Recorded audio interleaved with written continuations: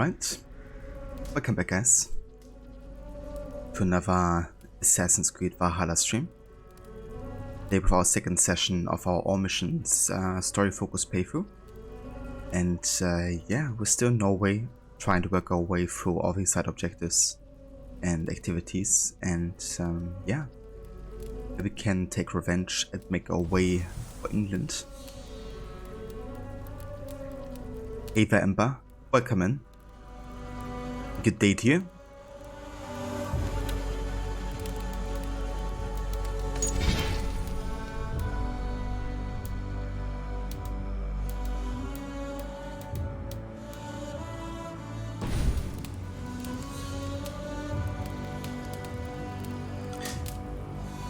Okay, hold on. I actually gotta do something here real quick.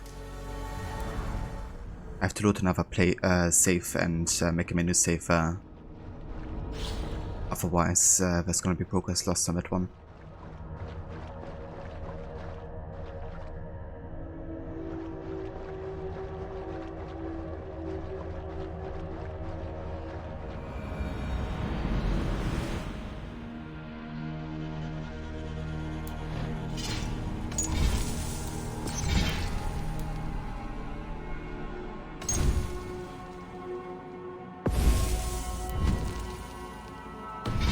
Okay, now we can load ours here.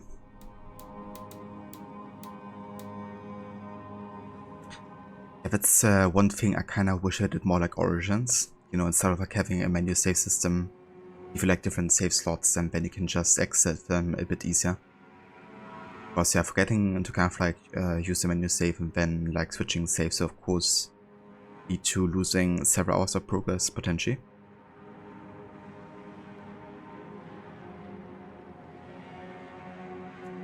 Hey Vimexi, welcome in dude. And how's it going? I hope you had a good rest of your birthday weekend.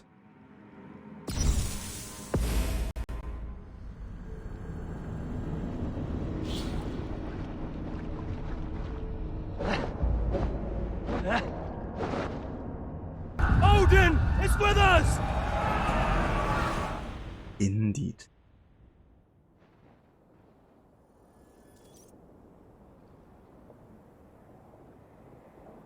It was good, thank you. How was your weekend? That's nice to hear, Maxi. But yeah, it was fun joining you for some Ghost of Tsushima, I have to say. Especially with Ketchup and Kylos. Was some good fun. But yeah, I had a good weekend, for sure. Very chill one. I mean, relatively chill with the whole moving thing. So, yeah.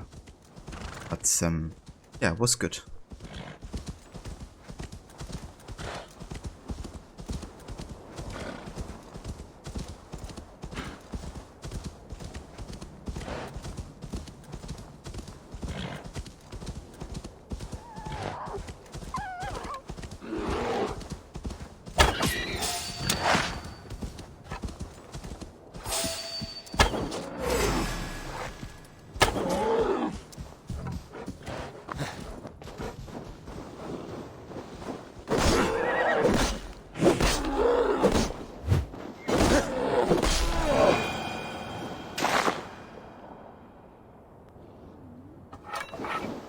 Yeah, we gotta do it again one of these days.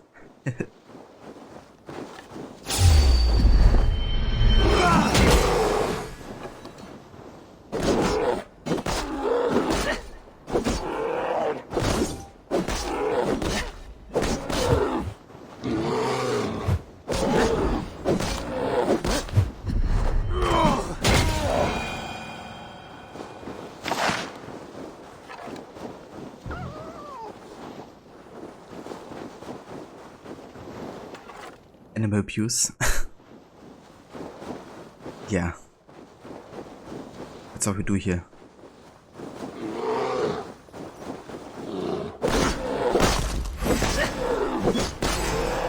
It's basically being a Viking, isn't it?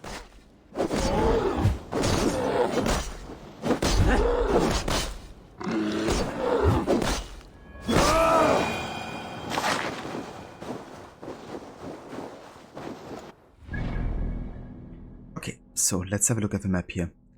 Basically, the next main quest is the one to fight Kjotve. He's the killer of our parents and kind of have the one that Ava wants to take revenge with. However, to kind of like prepare ourselves properly for that, I'm gonna go and do most of the side objectives until this point. Which means we're gonna try to do all the mysteries and most of the wealth opportunities, I guess. At least the major ones.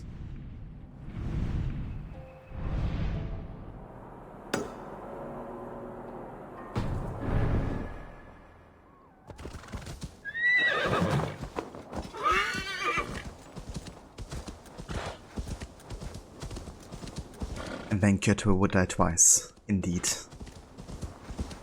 And so will his son. At least eventually.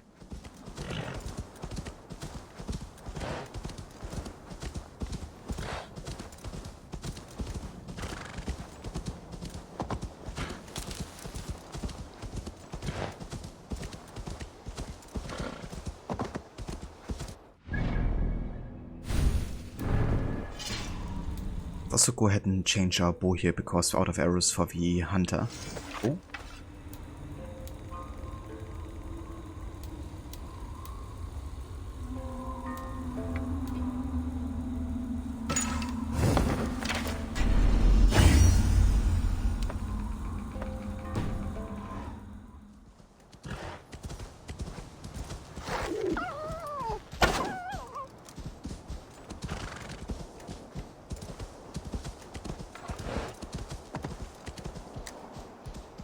Hey, the head pigs. Welcome in. Indeed. Odin is with us.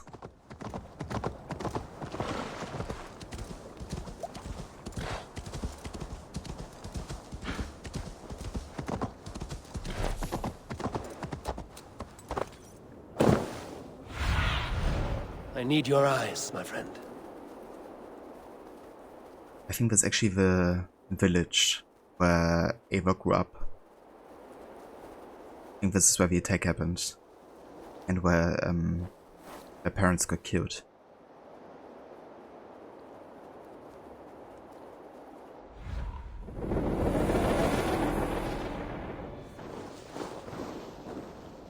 Are you going with the game? Yeah, pretty good. Just getting started for today, but last time we kind of like ended about halfway through the Norway arc, I would say. So still got a bit to go before we go to England. But yeah, I'm just taking my time and trying to take everything in. So that's great for sure.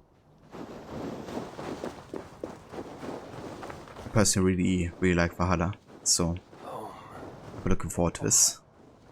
It was home once. Now it is nothing but bone.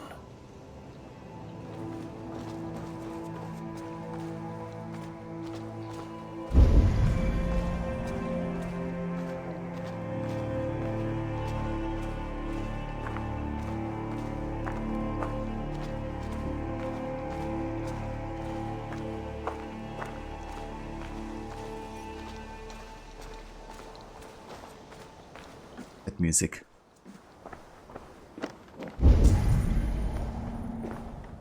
And yeah, around this home you will find like different interactions that are marked blue.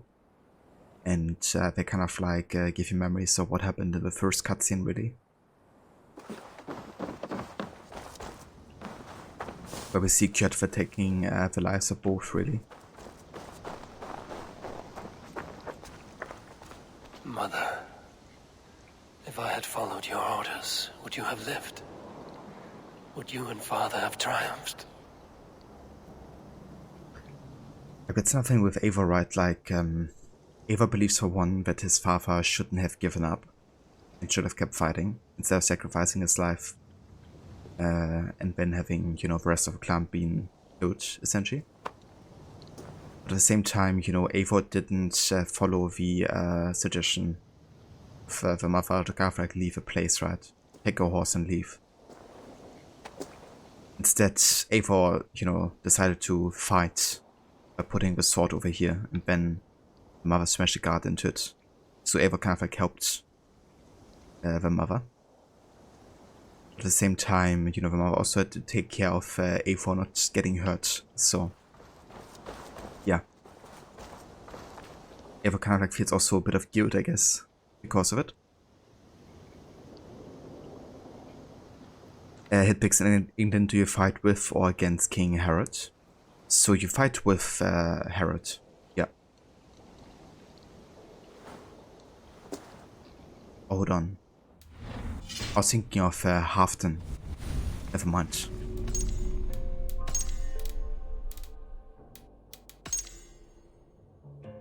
But yeah, Herod doesn't actually appear in England as far as I'm aware.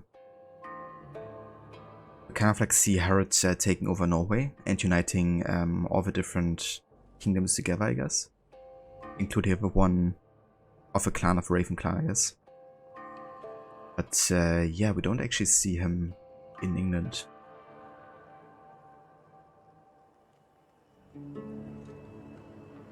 And I want to see what happens if you take King Harold's offer and stay under his turf. His character deck could have had a much better impact on the game, but he was written so poorly. I wonder as well what would have happened, to be honest. Probably not quite the exciting game. Because I really like the motivation of Sigurd and Eivor to leave Norway behind. Because that's the thing with Sigurd's father, right? He's like indecisive and he's just trying to secure his throne instead of like, you know, doing what's necessary. So just taking the safe route there, I guess. But yeah, would still be interesting to kind of like see what would be the outcome.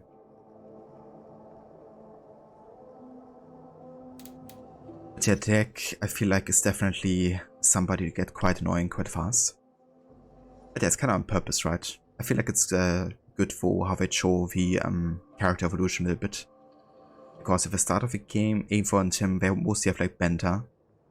Because deck, of course, being the right hand of Sigurd for a long time.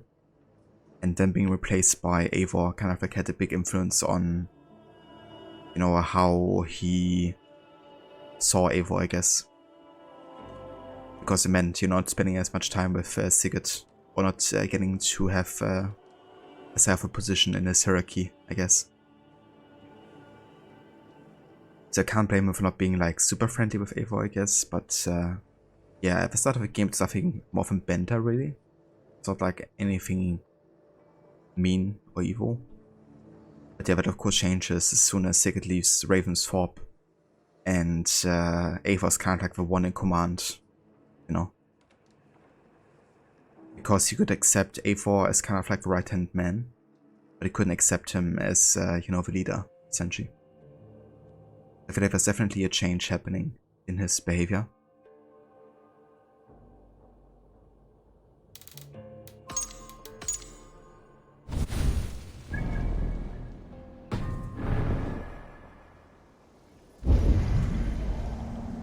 Okay, let's keep on investigating here.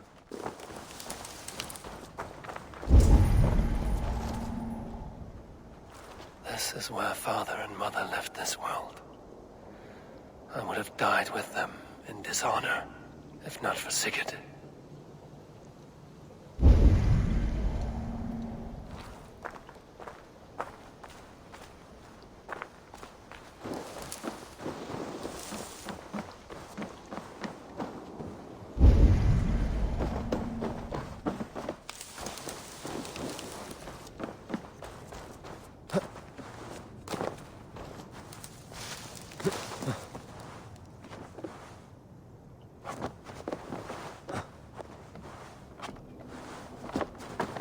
I loved climbing up here.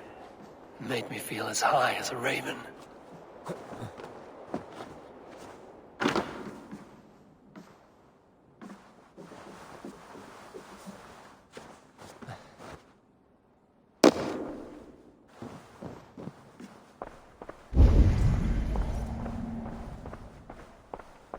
Mother used to sing me to sleep by this hearth. Her voice made me feel safe. I've not felt safe since then. Not really.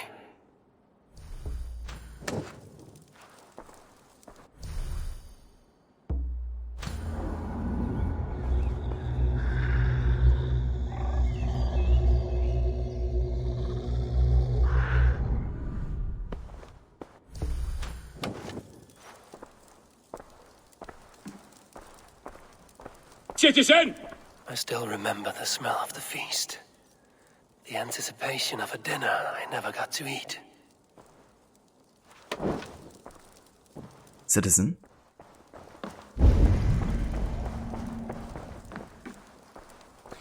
And the atmosphere is really well done, I think, for this place here, you know. You see like in all its glory and how lively it was, you know, full of people, meat and food, you know. Kind of like everybody really caring for each other, just having a great time, and then, you know, all of a sudden, all of it gets taken away, and this is like the aftermath right here, you know, seeing everything in shambles. This room, my old bed, they felt much larger when I was young. A lifetime ago, it seems.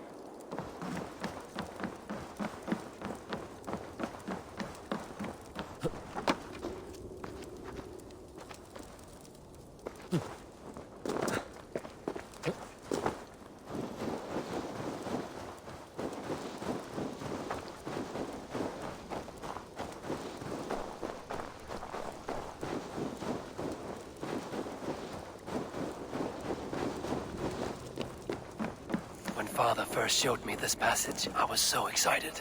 I won every game of hide and fetch after that. That's another good detail, I think, because it kind of like establishes that Evo has been, you know, really good at hiding, I guess, but also finding others.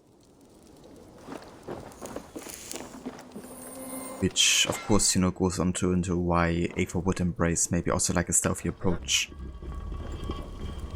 as part of the gameplay.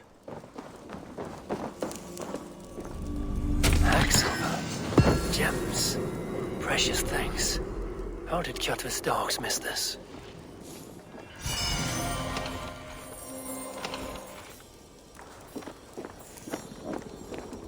Yes, here's Hipix. King Offred is also like one of the major characters as well in the story. Of course, because of his influence as like King of Wessex. But also like for the, you know, AC storyline. Is quite important.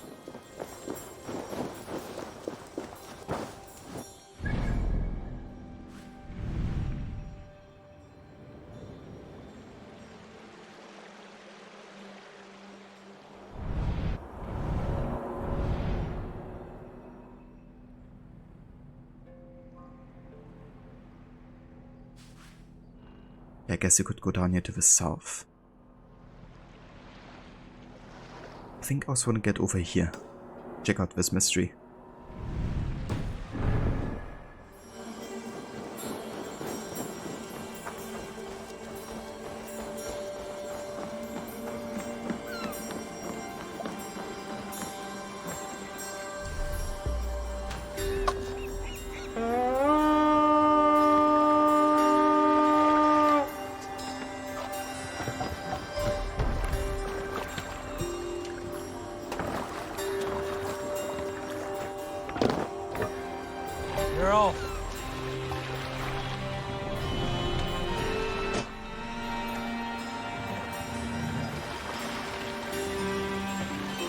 Run up the sail! Yes, sail! Let's hear a story. Not long before leaving for England, I made a solitary trek into the mountains east of Thornburg. I was looking for elk or deer or other game to bring home. But my luck was poor, and I could find nothing worth my arrows. Coming up over a rise, I saw a rounded mountain ahead of me, with a strange narrow slit in the earth. running left to right. There appeared to be gonna put fresh some water dirt in your this eye. crevasse, which was strange, for it was on its side. As I approached, the ground rumbled and the crevasse shuddered. Then it opened, as wide as a lake and ringed with color. Stepping back to take in the view, I realized with a shock what I was seeing. The Eye of Jormungandr, the world serpent. Yes, he sleeps near Old Fornburg, blessing us with his dreams. Oh, if we could return there now, I would show you the place. One day, maybe. One day I will show you the place. It's kind of funny and interesting because, I mean, there could definitely be a connection to the mythological word serpent, you know, given that some of the things from Norse mythology have been confirmed in this game. Obviously not like an actual serpent, but oh, maybe something akin to that. Give a Sean.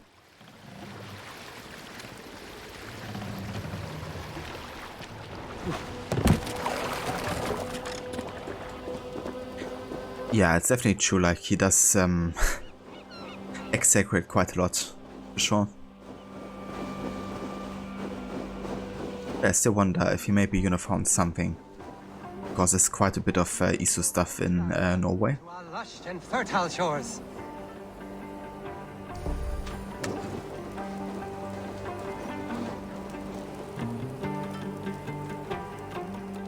Ah, very nice, Sean. Welcome, That sounds good. to our lush and fertile shores. What movie did you watch? I did not expect to find anyone on this island. And why not? This is England, home to a nation of Saxons and Danes. Our shores are open for trade. England? That is not what I expected. Many from Norway find the trip dizzying, but fortunately you have me to guide you. I know the land better than my own son. Are you all right? My son, nesting with the Picts north of Hadrian's Wall. Who knows what schemes they're hatching, or the sort of people they might send to spy on me. You said something about a tour? Of course, a tour. Follow me. This is the city of London, first built by the Romans during ancient times. We have not seen builders like that since. I guess they had to work with what they had.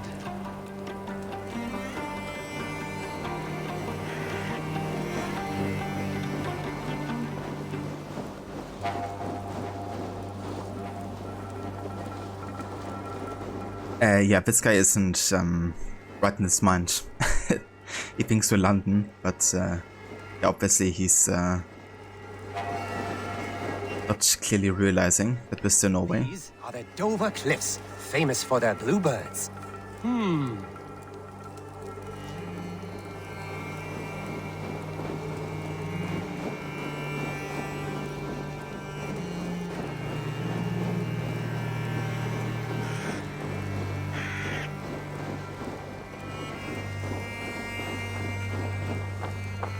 Here is Jorvik, the Dane city of trade.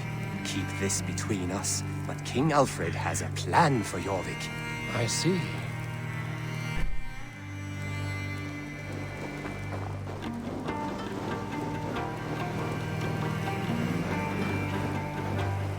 This is Hadrian's Wall, our last line of defense against the barbarous Picts.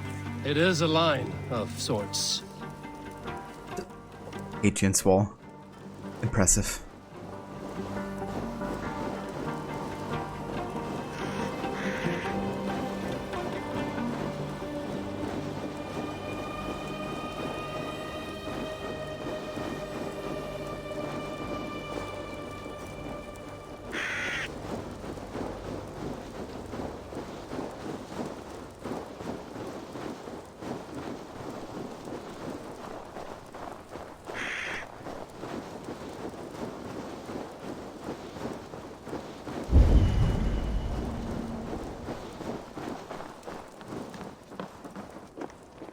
At the end of our tour is Winchester, the heart of Wessex, where Where is King Alfred?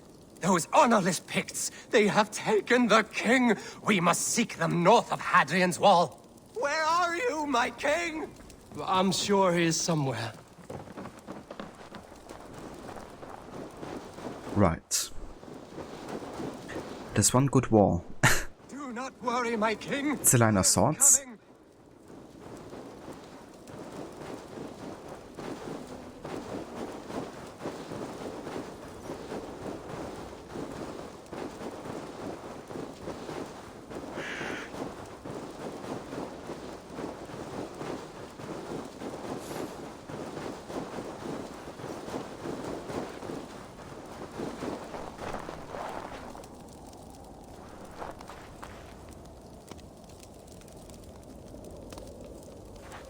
Yeah, it would be cool if you could Ember, you know, to kind of like have like a small tracking option and make it easier. Like if you have already explored the location but haven't followed up on the world quests, that you can still exactly see where the NPCs are located, since they can move a lot for sure.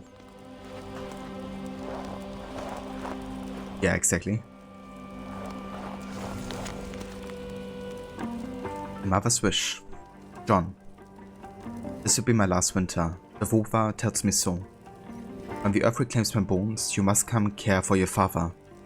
He's still the man I married, but his mind is not well. I fear he will be sent to some hellish place if he dies this way. Please try to make his final days peaceful. Some say the gods decide where we go when we die, but I think it is how we live. The reward will be great. Asa. Damn. So first he's losing his mother and then he has to take care of his, I guess, father with dementia or something.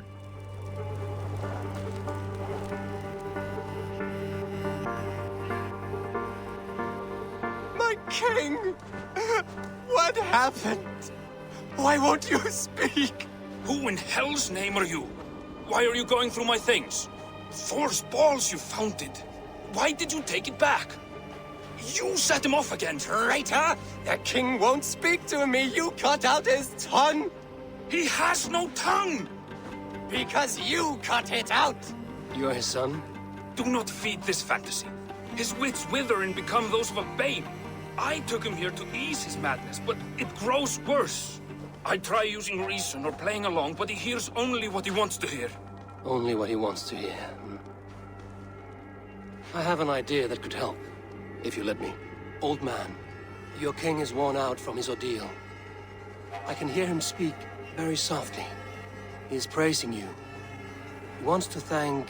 He wants to thank Hising for his loyalty to the crown. What else does he say?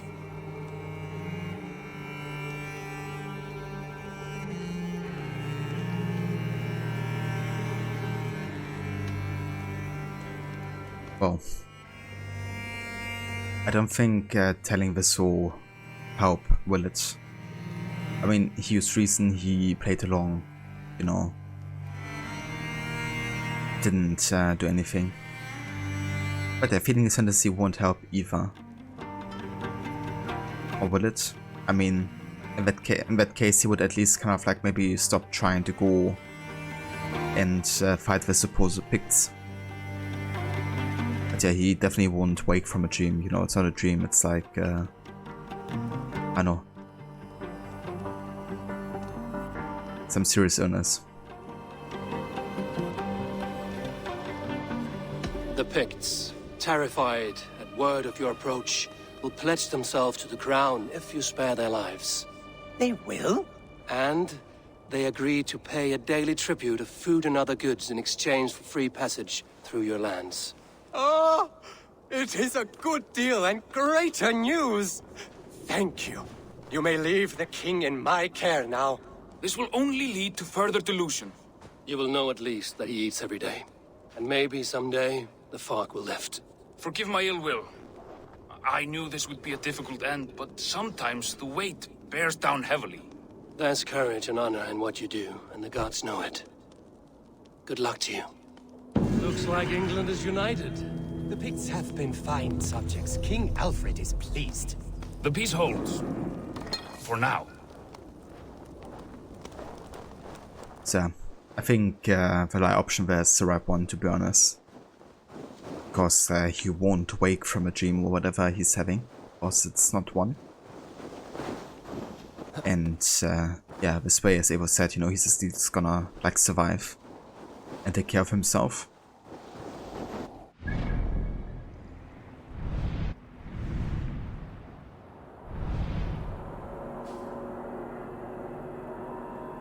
I don't think we can get this viewpoint yet, but let's have a look.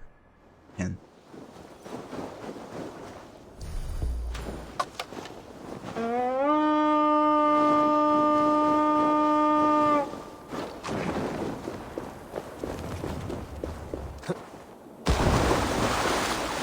My blood freezes. Hey!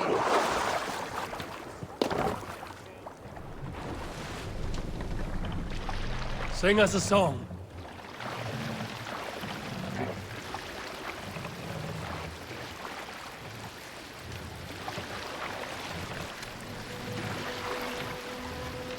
Is there a sea scald among you?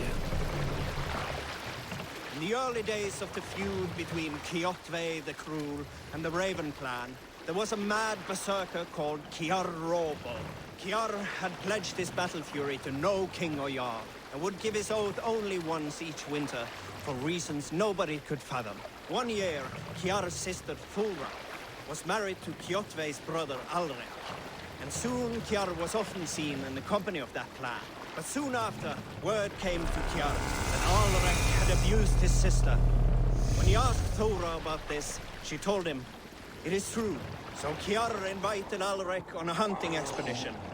When they were away, Kiar slew Alrek and pulled off one of his arms. When he returned to camp, Kjotve asked where his brother was. Kiar shook his head and held out his hand, in which was an arm ring. "Your brother bid me give you this ring, Kjotve." Confused, Kjotve took the ring, and with it came the entire bloody arm. "Your brother pledged his oath to Hell herself," Kiar laughed. Then he turned and departed. He was never seen in those parts again. Save it for later.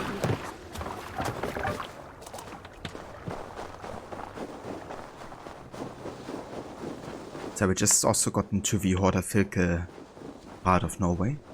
This is a pretty high level one, which means if we find any wild predator animals, they're gonna probably one-shot us. And some of the locations also have like very high level enemies. So we can't do everything just yet. I do want to give this viewpoint though if I can.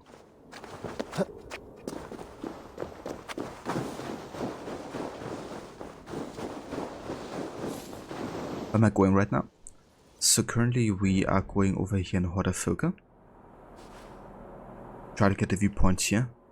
And then we're still working on Reykjavík and try to do the rest of activities here to the south. Before we go back to the main story to kill Kjotve.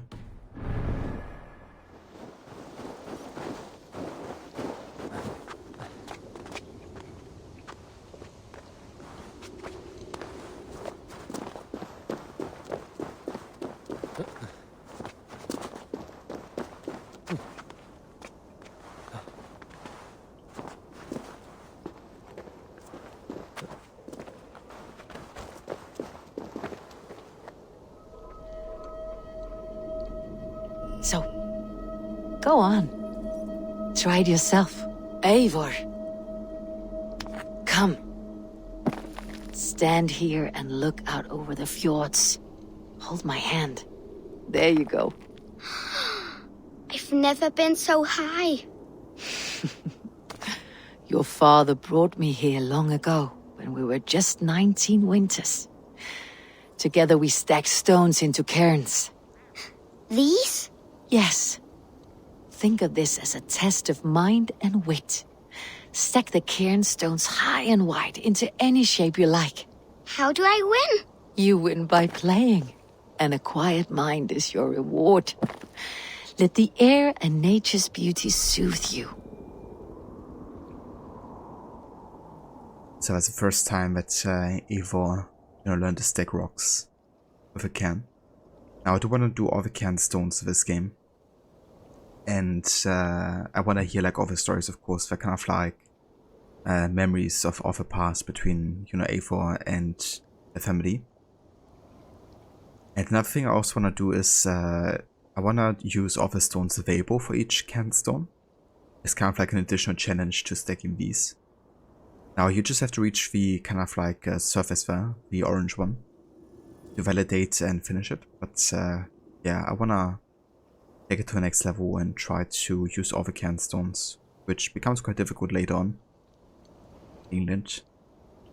But early on it should be alright, I guess.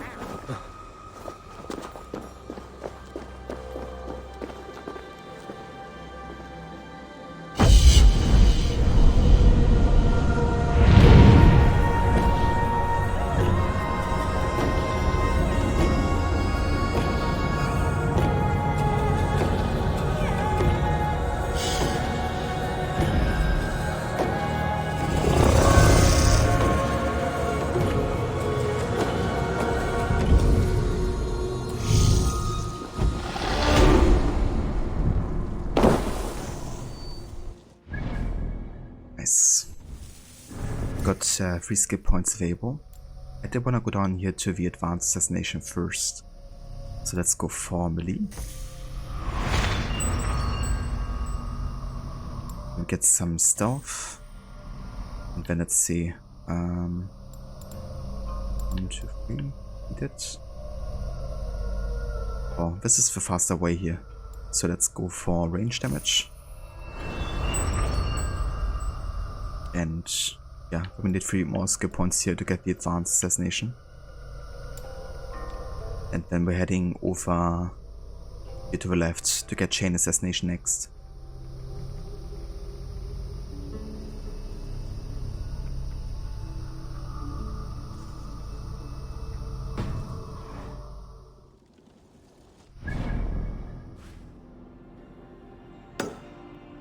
Okay, this one I'm quite sure is way too high level of a mystery. But I'm still gonna go and check it out, just to see.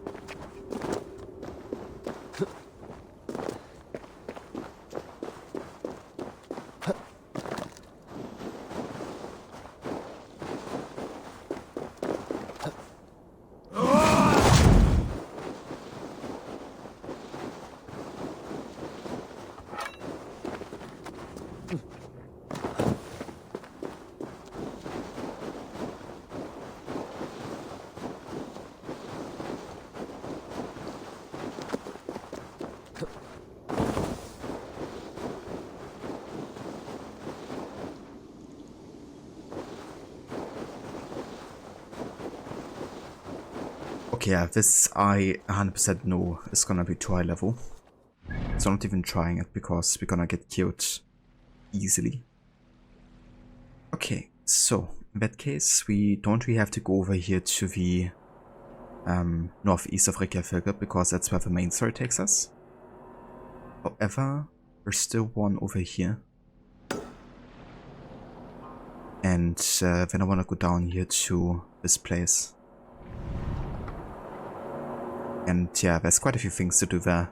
I think including Orlok and drinking games and stuff. We're gonna be busy quite a bit.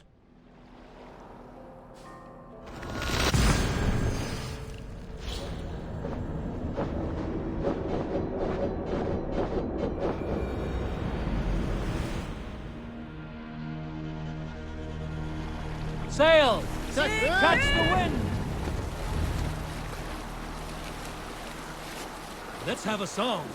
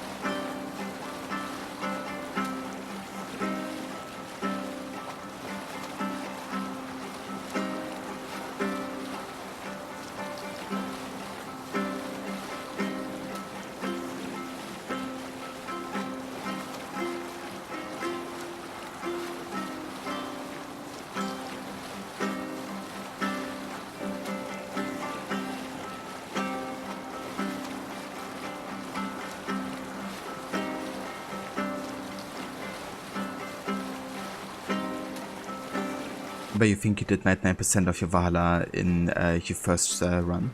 Nice. That's really good actually. Do you know what was missing for you to reach 100%?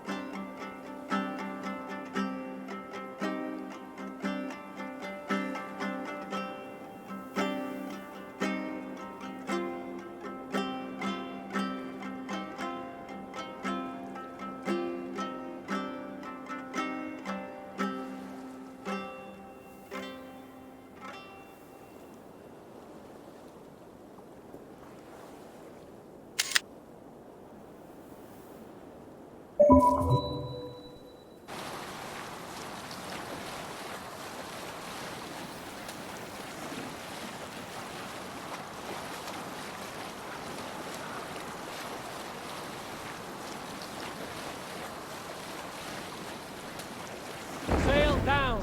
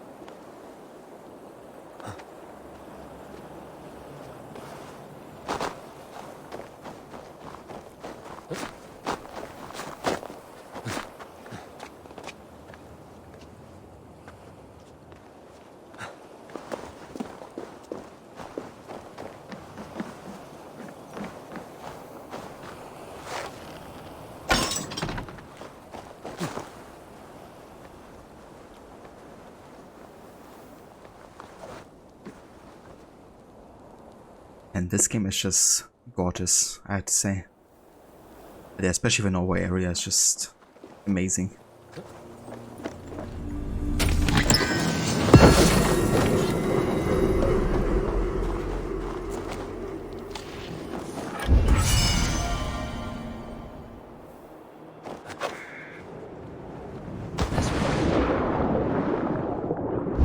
Whoa!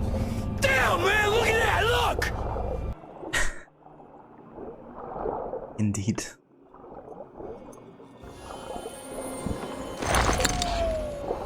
Nice. In the rune. Always good to have.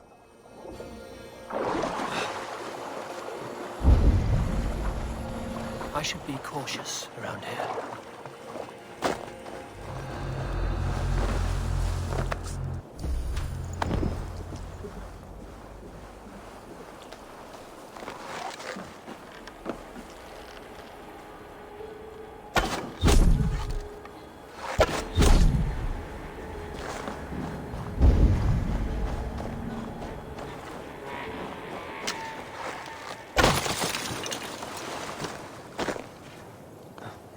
I'll turn twice if I stay here.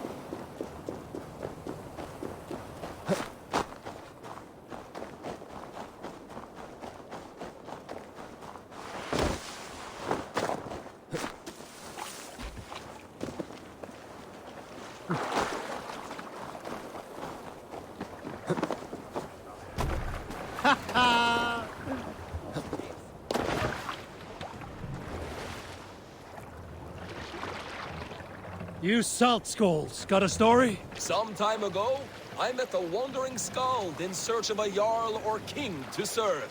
He had not composed a verse in years, and was fearful of losing his skill. I said I knew many such great Let the men. sail out. A few jarls, a handful of kings by name. But to my knowledge, all of them had many skalds of their own. This poor skald was disappointed, and thanked me for my time, asking my name as he departed. Dag Nithison, I told him. The skald's eyes went wide. Dag Nithison, he exclaimed. Of Fornburg? I nodded and said, the very man I am. The poor skald sung to the skies with joy. You are a legend among legends, he said. Let me compose a verse for you, if I may. Imagine my surprise at hearing such praise. But I agreed.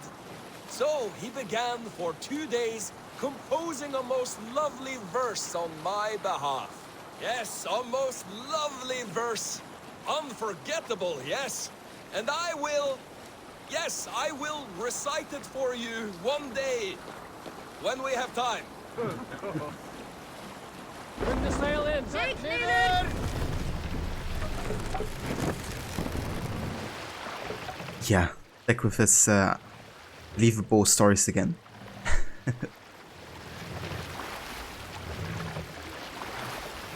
I'm sure it happened exactly the way he said it did.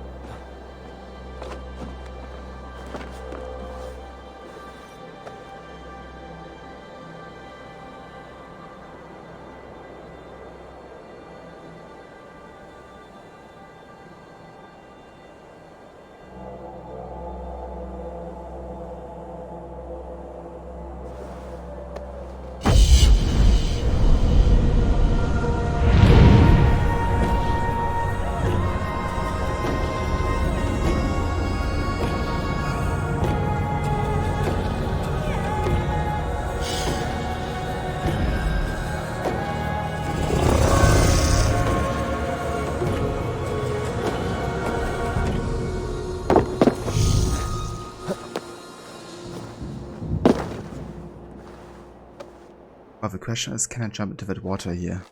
Or will I die? I feel like it's a bit too big of a difference.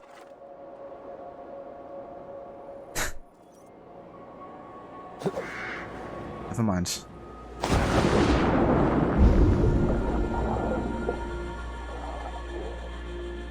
I guess I recognize as like a leap of faith opportunity. But we can't do it in Haystacks, of course, but into water we can do this jump already.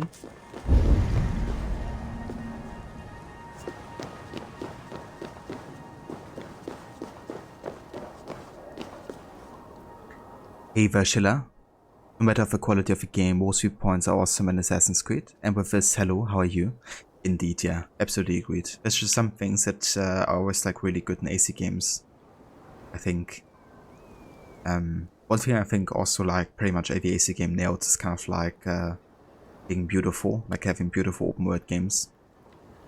And also like the soundtrack is really, really good for most games. But yeah, I'm doing good, thank you. How are you today, Sheila? But these relics will last forever. Live a charmed life. Welcome, warrior. Sulke Silvertongue offers wonders from across the 9 worlds. Rare objects, priceless artifacts. And yet you have put a price on them. Everything has value, wise one. And I ask only a fraction of its worth. What would you say to a piece of Christ's cross? Snakeskin from Ragnar Lothbrok's death pit? These items do not look very impressive. Like this old shoe. That belonged to the first Christian pope. Or maybe it was a saint. It brings the blessing of their god. They would need it with that shoe. And there's an old leather strap. A shield strap belonging to the hero Sigurður when he fought the great beast. Yeah, my mother had one embroidered like that. What about that helmet? That was the helmet Halfdan the Black wore when he died in battle. It will protect you and bring good crops. That is a lie. It was the helmet my father Baron wore the night he was killed. Eivor? I know you now, Sulke the Snake. And these are things from my old home. How much silver did Kjotve pay you to betray us? No silver. It was not like that. I was there that night, but I did not fight for Kjotve. I ran. Coward. I should cut you down. No! Leave me alone! You will answer for your actions.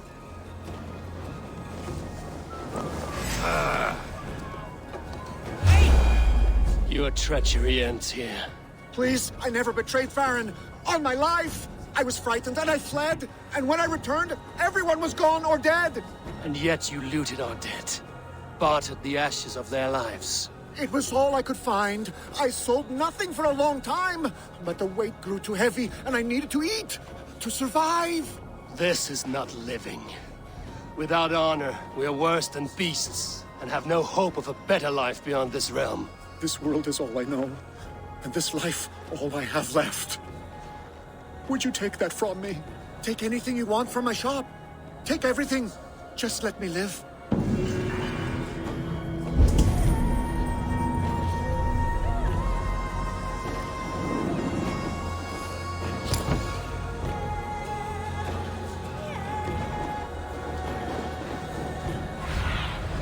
Go, Sunan.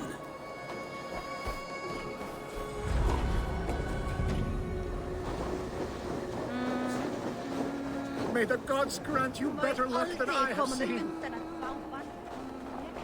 Að fólk átti að koma til ásjár annarra. Eigi fara í kring og ásaka mig.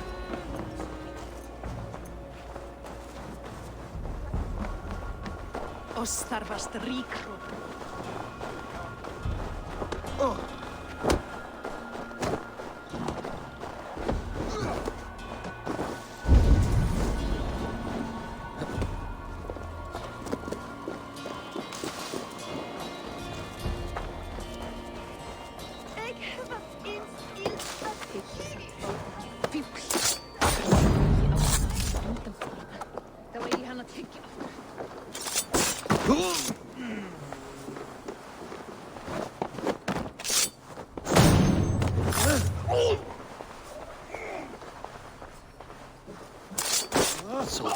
stay within the city.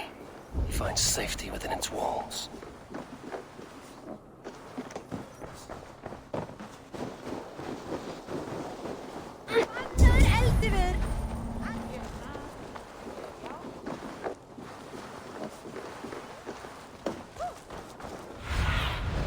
What see you, old friend?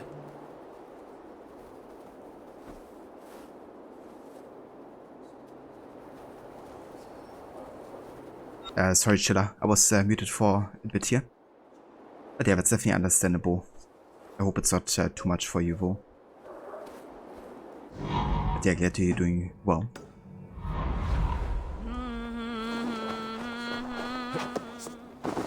Okay, let's actually go ahead and check out this underground entrance here. See if that leads to the wealth opportunity.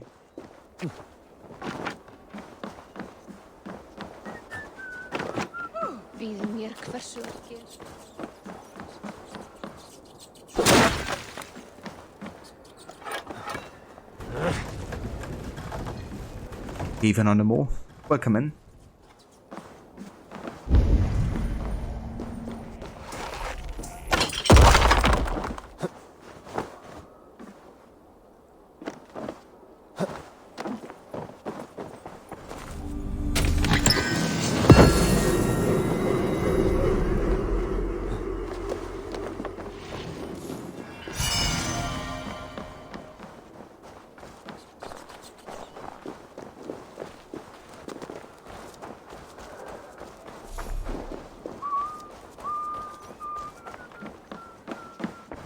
Come, don't be shy. You should always have some of these. Okay, let's go ahead and sell some trinkets here. Happy to lighten. Can I tempt you with something else? I will see you later, friend.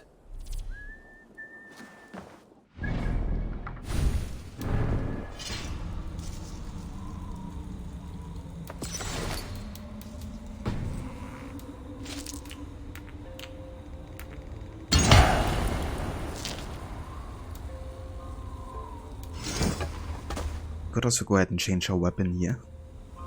I don't want to go with any of the weapons we've gotten through like Ubisoft Connect and Radar yet. We're going to do that once we get to England though. We did get a bone biter quite recently. It's a Dane X, which means you gotta use both hands to wield it. But yeah, let's go for it for a little bit.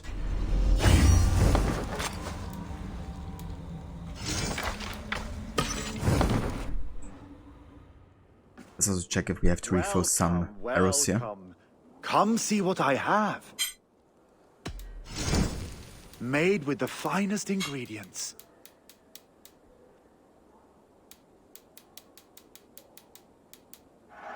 You couldn't have made a better choice.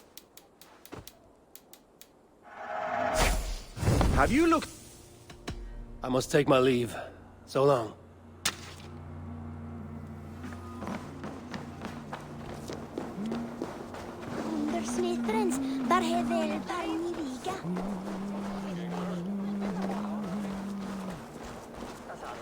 What tiny little child approaches? Me? Ah, many apologies. You are no child, simply a frail and fully grown fool. Do we know each other? I know you're a weakling. And you need only know my impressive scale and flawless build. Why do you speak to me this way? We are flighting. I've consented to nothing yet. Fine. Do you wish to fleet against me? Thanks for lurking on the mall. I do.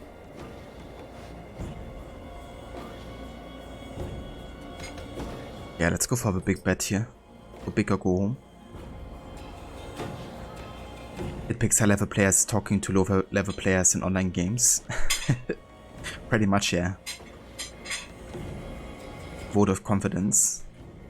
Here's my wager. I'm ready for you now.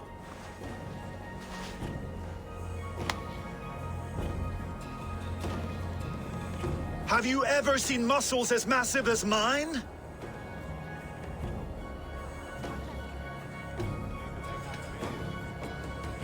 What you make up in muscles, you're lacking in spine.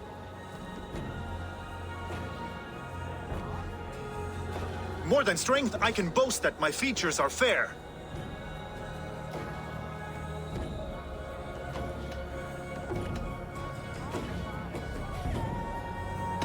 They seem perfectly placed to give children a scare.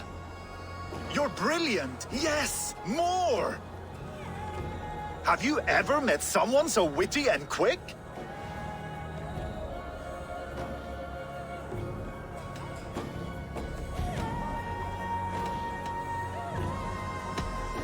No, you're quite like your arms, just incredibly thick. Brutal! I adore it! Wonderful! Rare to find someone with any fighting skill. You deserve every bit of your bet and more. I'll remember some of those insults. Happy to be of service.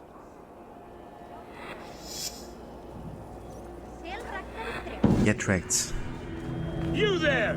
You look like you could handle yourself in a fight. Eivor Wolfkist, is that you? Rapido. Yeah, you gotta love him.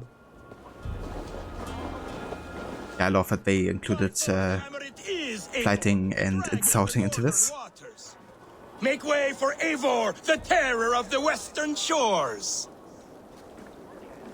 It is Rolf, yeah? We raided with you that one time up on the northern coast. I am flattered you remember. It was the first time Styrbjörn let us raid so far from home. And Sigurd was sure you took more than your fair share. You're still raiding at your age. We need to grab what we can before Harald has his say across Norway. But I only plan them now. I let others do the heavy work. In fact, I'm looking for someone to lead my crew. I would like to help you out, but I have my own crew now. I did not mean you, but I could use your help choosing a leader. I have picked out a few to be tested. Tested? How? If you want to see someone's true character, test it in battle. Huh. Show me your picks. My crew is gathered down by the docks. Locals mostly. Even a couple of farmers hungry for excitement. How do they compare to me and Sigurd? There is no comparing. You are building some reputation, Eivor. They're talking about you up and down the coast. Good talk or bad? Depends on who you talk to. Mostly good. Do not worry about the bad. No, they should worry about me.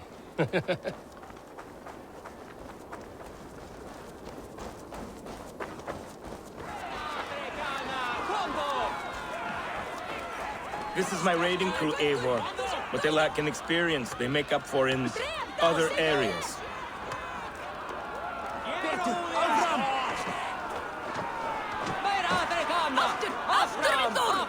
Together, we will hammer these lumps of meat into men and women of iron, into raiders. So which from this unlucky lot would lead your crew? See that big brute, Oddbjorn? He does not speak much, but he could power a ship by himself. That shield maiden is Ashild the Keen. Her blade is as quick as her wits.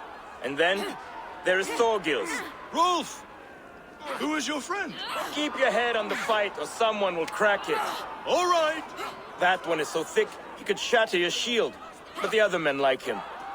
And those are the best of the bunch. So, those three, yeah? I've handled more. You want to fight them all at once? Why not? Raids are the stuff of chaos itself. They need a test with no rules. Challenge them, but do not damage them. It was hard enough finding this many. Listen up, you sea slugs. This is Eivor Wolfkist, who has killed more men than you will ever meet. Eivor Wolfkist! I have heard of you. This will be great! You want to lead my crew? You must fight Eivor. Best fighter wins. No killing, no maiming. Other than that, no rules. Understand? I am ready! Fight!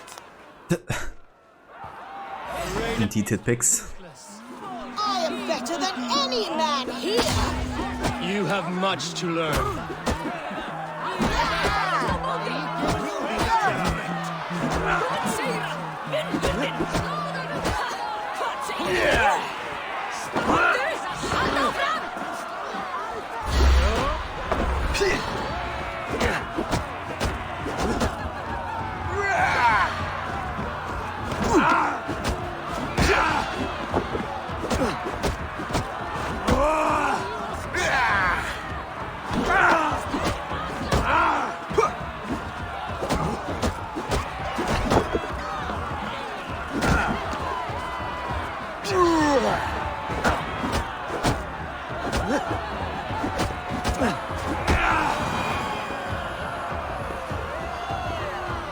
Have I won? You'll have to fight me first. Maybe you want to sit back down. No, I will be fine. And do not worry about me. Worry about yourself. Won't take long.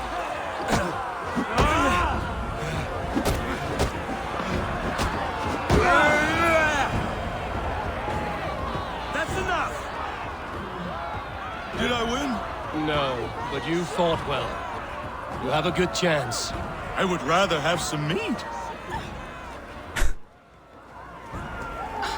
This Wunderschöne crew, he just wants to have his daily fill of meat. Did you see what you were looking for? Yes, I did not think Thorgils could do it, but he is thick-headed, like his old man. Wait, that is your boy, Tiny Thor. He used to barely reach my belly. He has grown, and now he will want to take everything from me. But such is the way of children. Take some silver for your trouble, and a little extra, for cheating you and Sigurd on that raid. Good luck.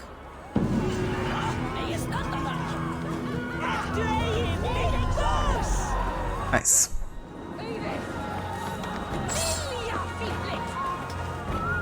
Kind of interesting plot twist that it turns out to be his son. But he's not picking any favorites. Okay, I think I'm gonna go ahead and play some Orlok here.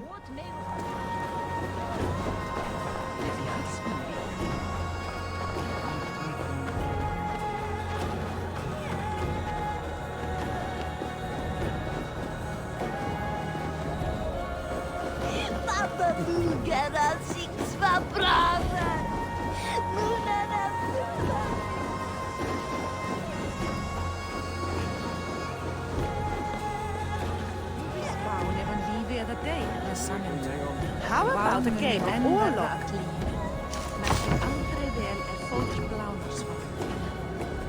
Ah, Orlok. I know this game well. Orlok indeed. Let us have a game then. Let us begin. I will not go easy on you.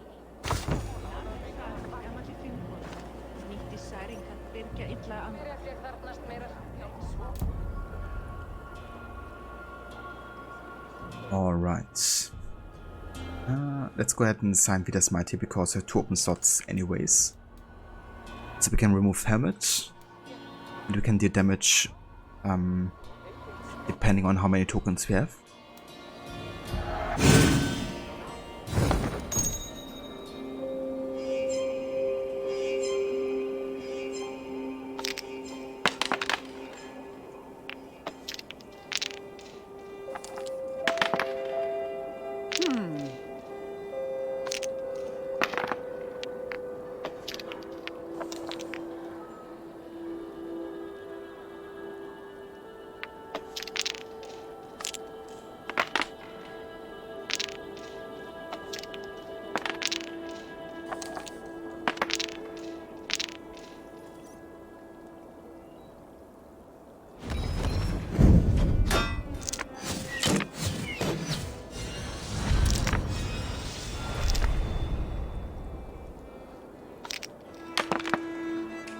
This will do.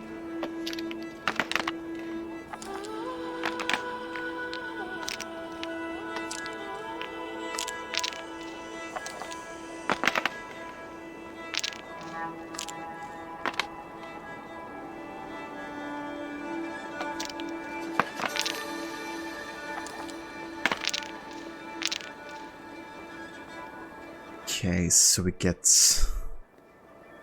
need 2 tokens out of this because she has 3 steals. But we're at least dealing 2 damage here. I'm gonna wait until I have 12 here.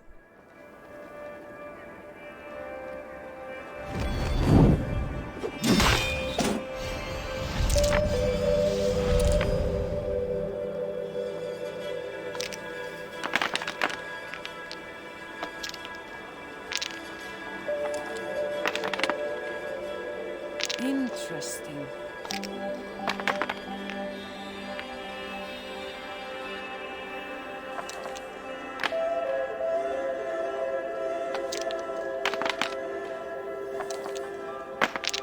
Pretty bad roads here, to be honest.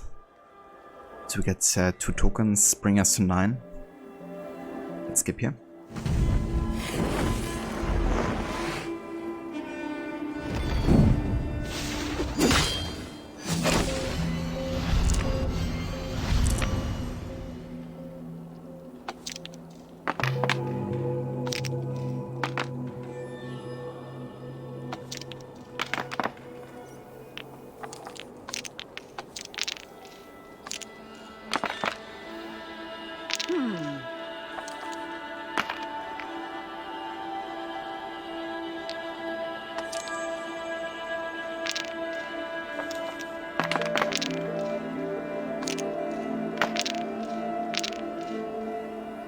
Okay, so we get 2 damage through. Is that right? Yeah, 2 damage, and we should have enough for 12.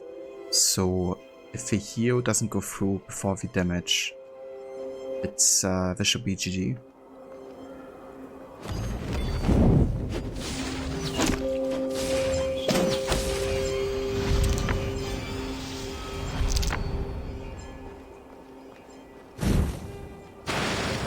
This will be over soon. Are you even trying?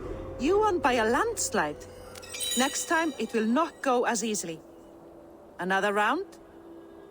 I have had enough of this. Oh, we got Idun's Rejuvenation, which I believe is the healing ability.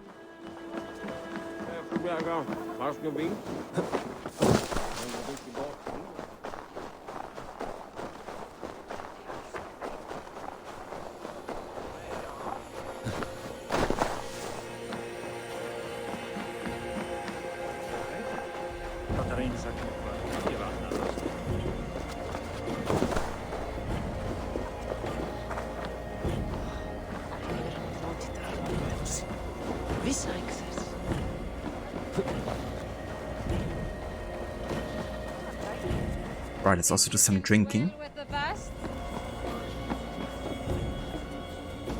Ah! A thirsty foe? Drink it down faster than me. You take the prize. Your silver. Let's see how much you'll risk. The horde it is! Man your horn!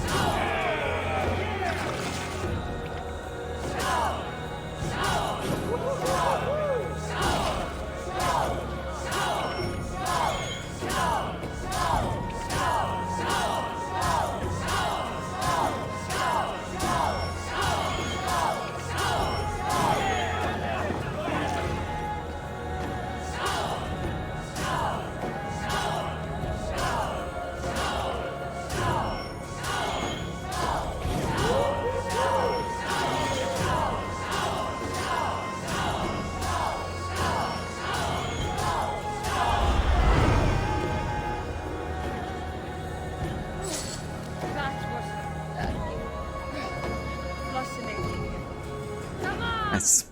200 silver. I take it. So definitely worth it. If you don't mind these mini games, that is. Alright. Let's make our way down here.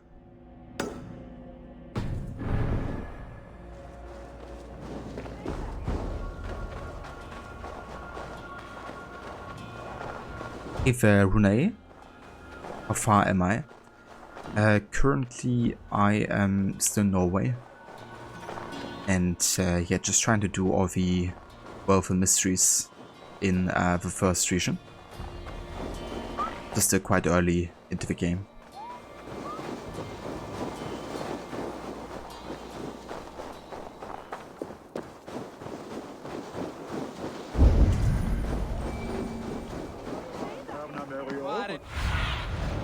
Stretch your wings, Sunan.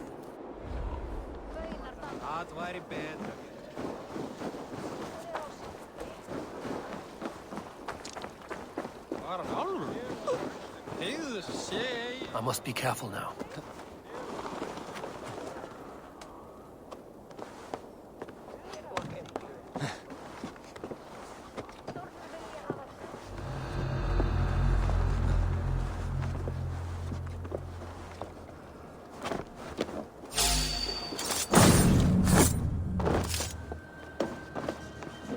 How long do I think the playthrough would take? Well, we're not gonna be doing completions like last time. So I would think this time around about 150 hours maybe, with everything in it, including the DLC.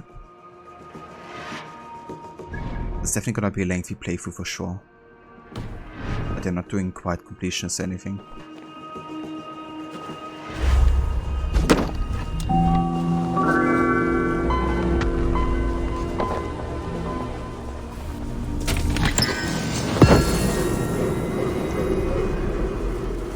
Thanks for the follow there, I appreciate it. Horde orders. Do not hide horde in just one house. Remember last summer. Kjotve will settle any losses with blood. Ricky Wolf.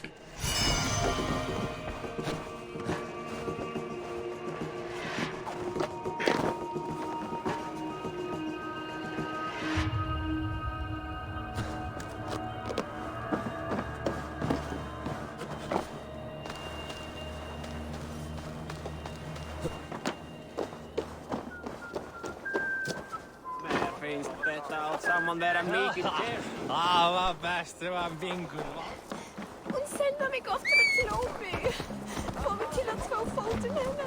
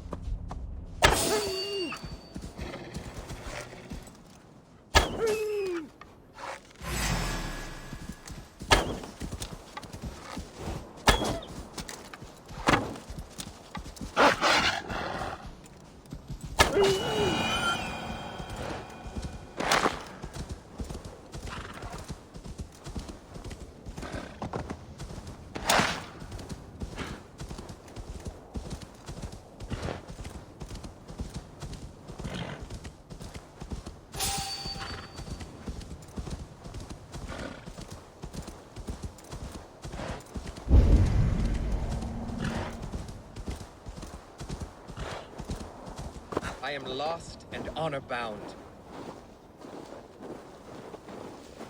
This quest will put me in the ground. You arrived without a sound. Are you a skald? I've never heard poetry shouted in this way. A skald? Oh no, not at all. I am truly looking for honor and have become lost as a result. You're looking for honor here? It's a bit remote. I am the seventh son of a seventh son. I am expected to bring great honor to my family. But everything has been done. My uncles and brothers have all had great victories, or even greater deaths. There's nothing left for me to do. The gods have been deaf to my pleas, but you are here. So you want a great victory from me? Or a great death? No! I want to live, and I could not possibly hope to win against you. That is true. But maybe you could lead me to a victory. I can tell by looking at you, you're not a great warrior. You know it too. There's no reason to deny this. I could bring you a chance at honor. An animal of some kind. Something you could handle. Yes. That could work. I could add a few details, nothing too exaggerated. Skalds do it all the time. So now you're a skald. Do not go anywhere. I will only do this once. I will be here. On my honor. Well, let's get a beast over here, but I'm definitely gonna help him because otherwise he's gonna die very quickly.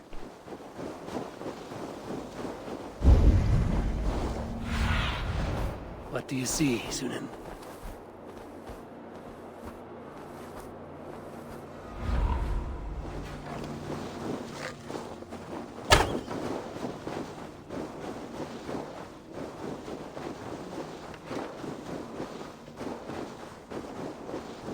Maybe could weaken the bear beforehand a bit.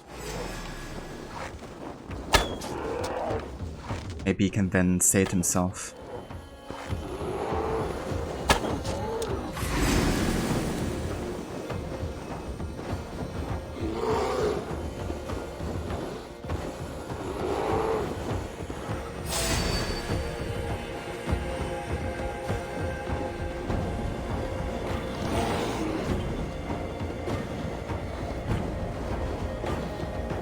Make sure to... Now, win your honor. They are much bigger up close. I do not think I can do this. I do not think I can do this. Come, Alan. Honor calls.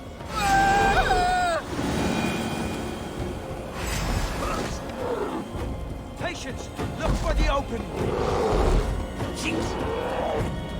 Not great, as far as deaths go, but neither was he. Wow. I mean, I couldn't have made it easier for him though. So no matter what happens, you basically have to kill the beast immediately if he has to survive. Oh. Well, that's good to know. I'm gonna reload though. I'm gonna take his death there.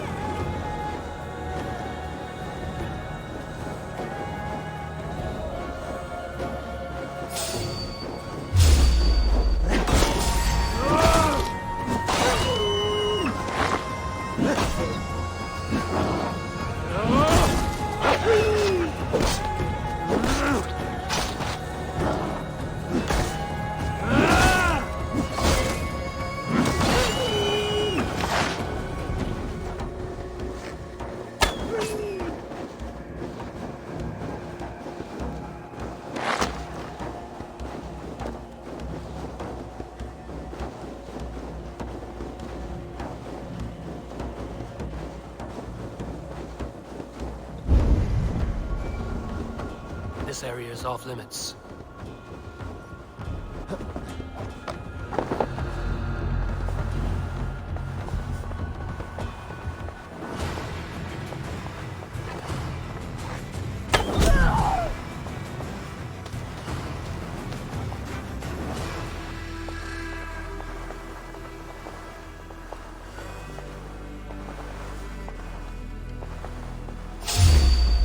Here's a rock for your skull!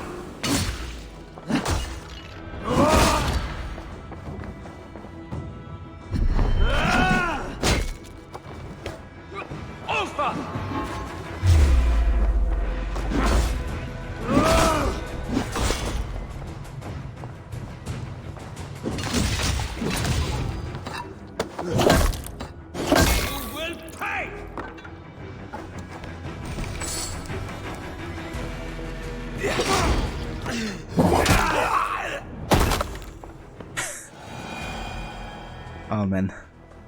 The finishes in this game are just amazing. Never get tired of them. Oh, nice.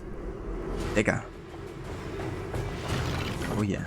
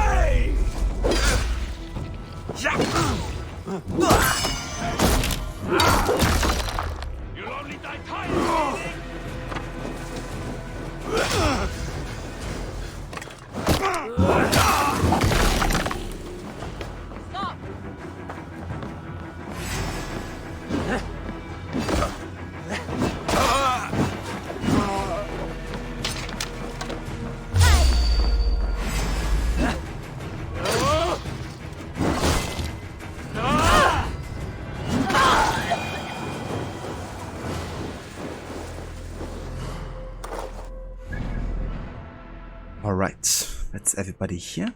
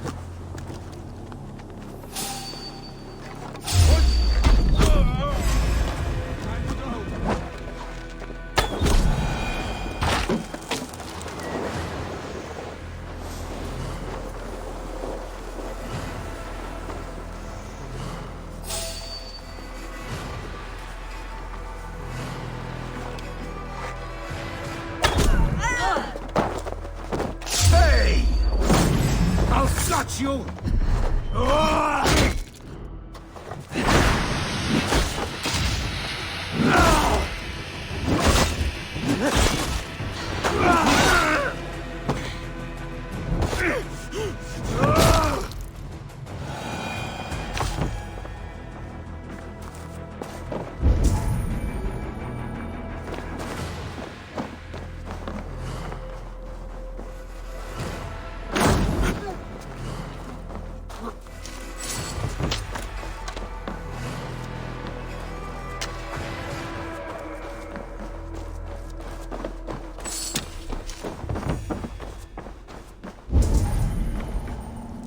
Alright, so there's some gear up here. Let's go up this house.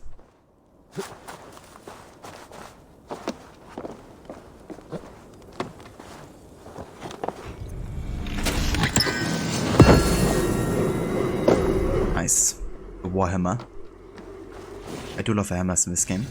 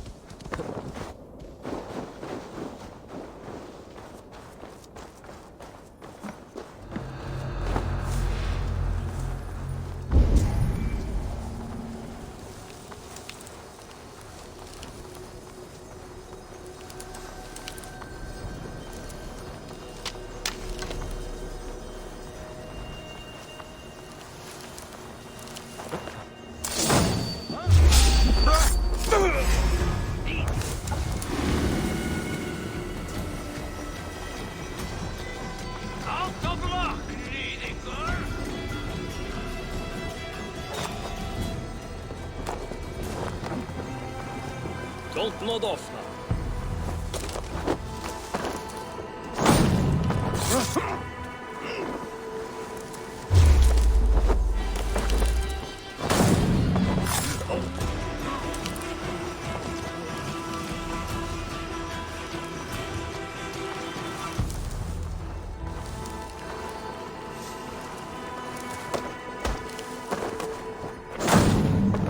Hey, hold on! I like how everybody's coming down to me to get assassinated.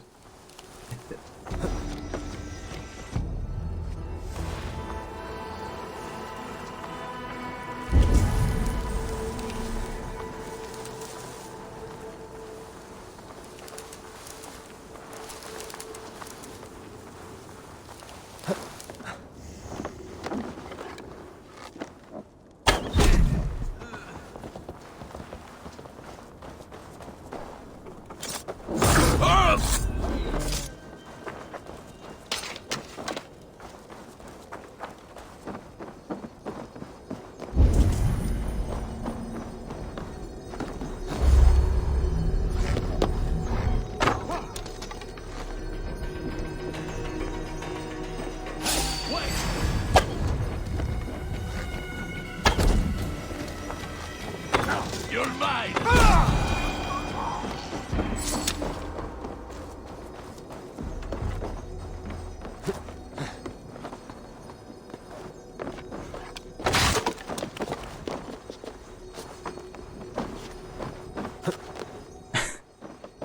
Alright, therefore, how about you go over here and take the ladder?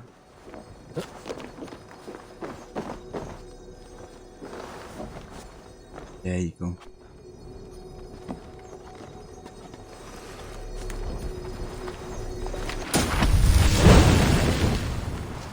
New ability with Fawn of Slumber. Excellent stuff. It's kind of like the sleeping darts in Origins, really. An arrow marked with the Swefton Fawn symbol puts targets to sleep almost instantly. That's also really good if you get detected and then you want to go back to stealth rather quickly. And it's also really powerful against, of course, like stronger health enemies. If you need to like double assassinate them or something. I also found some new enemy types here. The Archer. While a single arrow does not inflict a great deal of damage, archers can turn the tide of battle if left unhindered. Untrained in melee combat, archers maintain distance from their targets, often using height to rain down narrow arrows mercilessly. The Berserker. Highly energetic fighters able to maintain a steady, aggressive and nearly interminable combo X attack. After wreaking much havoc, they stop every now and again for a much deserved breather. The Warbringer. Elite Viking warriors of large two-handed double-sided axe. They really want to hurt you and take huge, deliberate swings. When injured, they furiously switch to bashing with hammers. Or, you know, getting their head smashed in with hammers. By Eivor. And the Slinger. Out of the element of the battlefield, these hapless swords are nonetheless annoyingly accurate with the O slingshot. However, no one ever trained them to really fight and they would much rather be someplace else. Fair enough.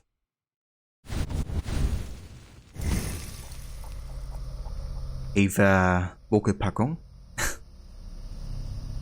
Welcome in. Nice name.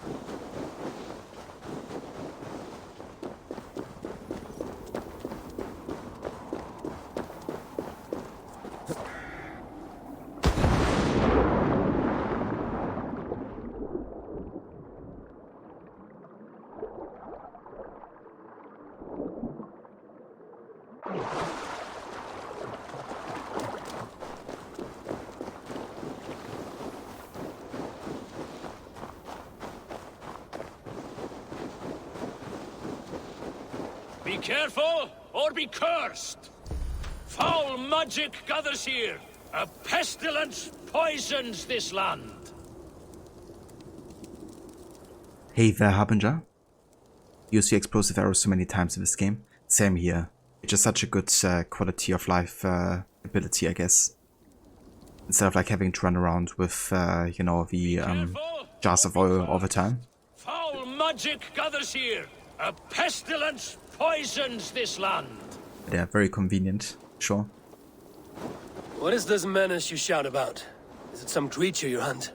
My prey is the most cunning of beasts, capable of vile deeds beyond the ability of any common animal. You are hunting someone, then? A warlock. One who once called himself a man, but has since befouled his hoover. his whole being, with twisted satyr magic. This has the feel of something more personal. The evil spider who squats in yonder hut poisoned my own sister. For that alone, it deserves to die. But maybe you would be moved to help by the bounty King Harald has offered for any warlock killed. Prophet can persuade where passion fails. I will weigh this against the effort. The warlock makes its lair down this road to the left. Keep an eye out.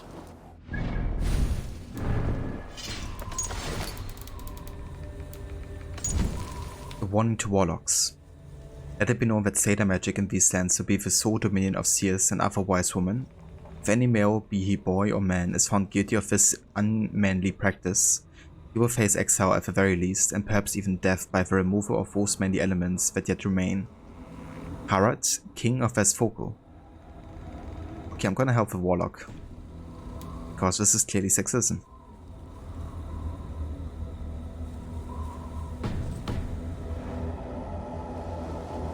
Because I actually have a choice in this quest. I can help either the hunter or the warlock. And I think this time I'm gonna go with the warlock side.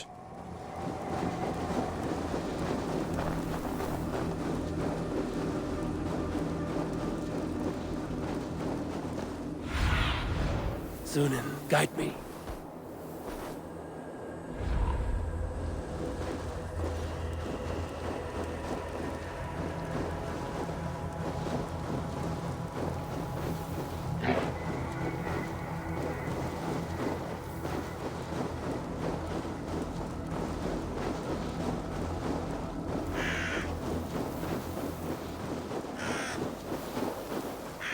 Have you come to face me, finally? Or will you continue to harass me from afar?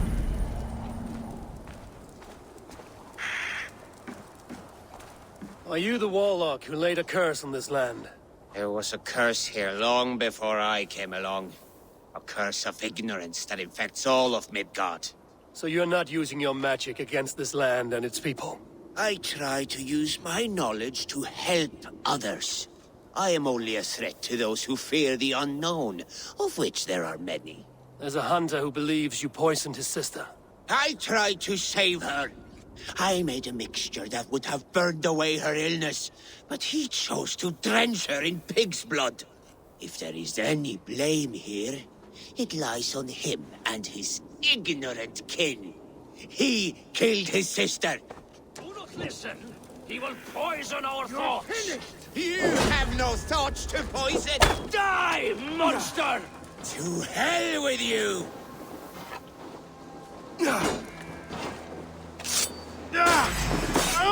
I'm cut!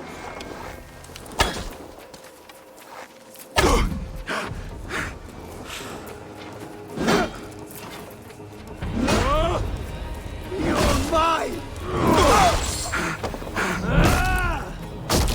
Men like this are more dangerous than any magic.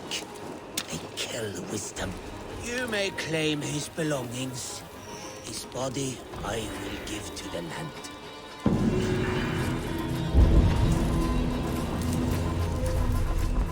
Yeah. I mean, he tried to help his sister, you know. Because it didn't work, he should have been killed. I don't think that's fair, you know. Like, only because he failed to save somebody who was sick. He tried his best. And it's also more about, you know, kind of like ensuring that men can't be allowed to be warlocks, you know. The job's only given to the seers at this point. I don't think that's fair either. Unfinished letter. Sadiq. Sometimes I despair at the blight of ignorance covering this land. I yearn for the warmer climes that worked my thoughts like a farmer's field, planting seeds of unimagined possibilities. Ideas that would find poor soil here. But then I see some old woman, so much like my own dear mother, and I am reminded of what my younger self would have given for someone knowledgeable in healing during that distant dark time. There's so much bad ends. So everything kind of like indicates that he's like, you know, actively trying to help people. He's trying to spread knowledge. But the ignorance, you know, of like the hunter and other people, it's kind of like standing in the way there.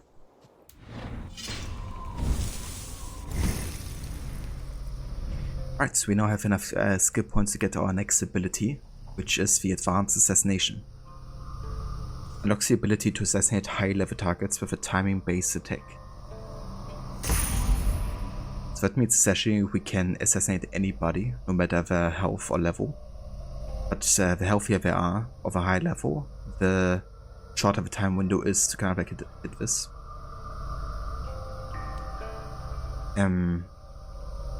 Yeah, there's also setting in the game settings you can basically ensure to have guaranteed assassinations if you want to have like a really old school AC experience. But personally I actually like the Advanced Assassination because it's kind of like a skill move, right? You don't lose time, it's just about having the right timing, which is I think the same thing that Eivor has to do, you know, doing like a lethal strike.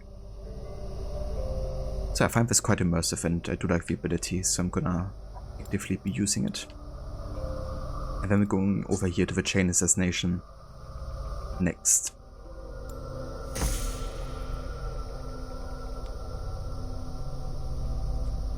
Why gaming in English, not in German? Pretty much because I enjoy playing the games in their original language most of the time. And I also like, you know, just connecting to people all across the world instead of just focusing on the country where I live in, where I can see people, you know, every day, obviously.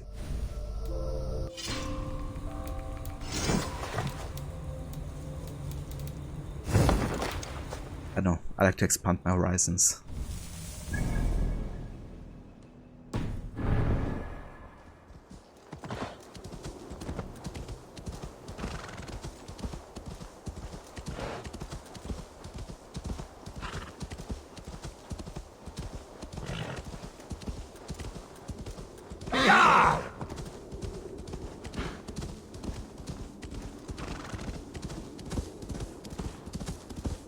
Yeah, I think this next one is a boss fight. I'm quite sure. I'm gonna go ahead and actually change my weapon loadout to go for something a bit more fast. Let's go double axes again.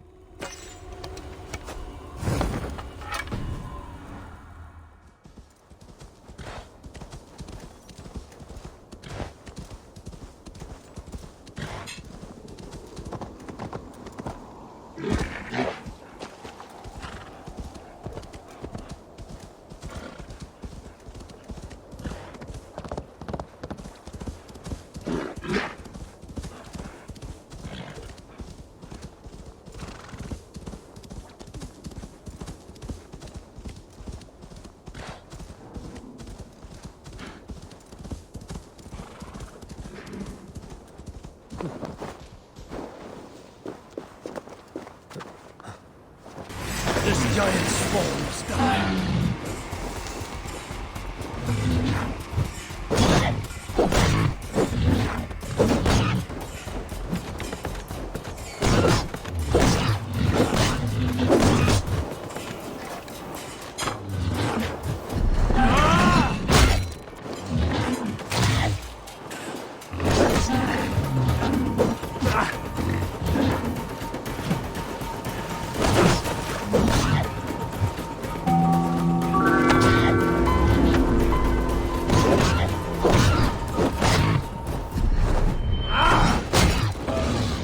So follow Mogelpackung.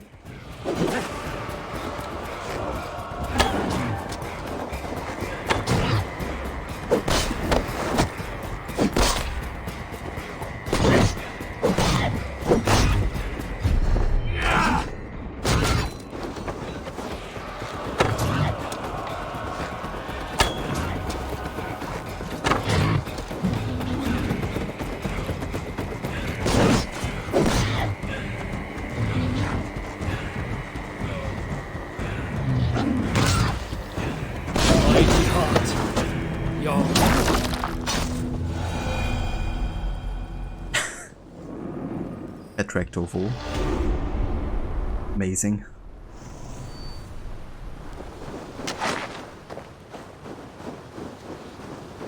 Nice. It does it. Our first legendary animal kit.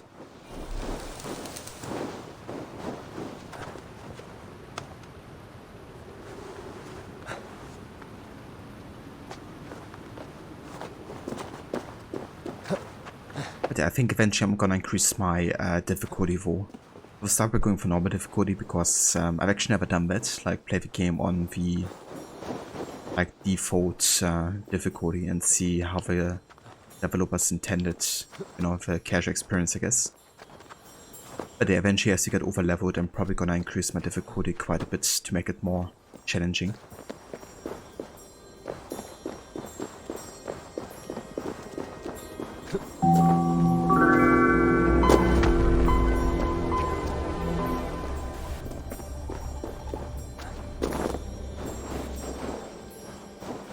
And hey there, Yam Samta, welcome in. Thank you for the follow as well.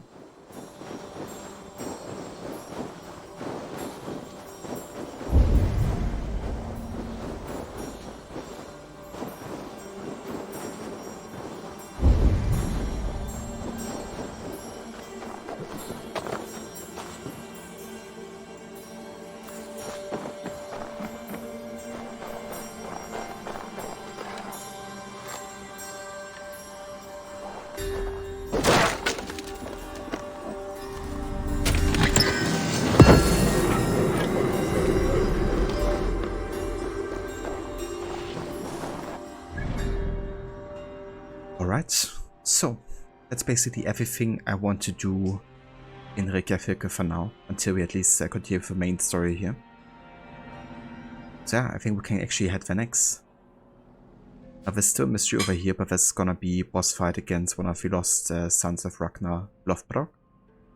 And it's gonna be like the most difficult fight in this part of Norway. So I'm gonna wait until later, until we've gotten like a bigger power level, I think.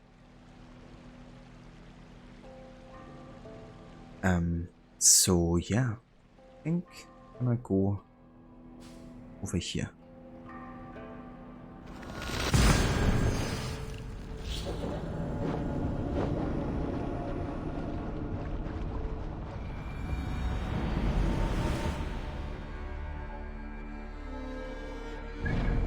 Another thing I'm gonna do is I'm gonna go and activate the Raven Shield. Kind of like represent our clan, also our parents, of course. Yeah, then we're good. I mean, we could technically go ahead and visit Gunnar, because there's some of the gear we could upgrade as well in preparation. Let's do that first, actually.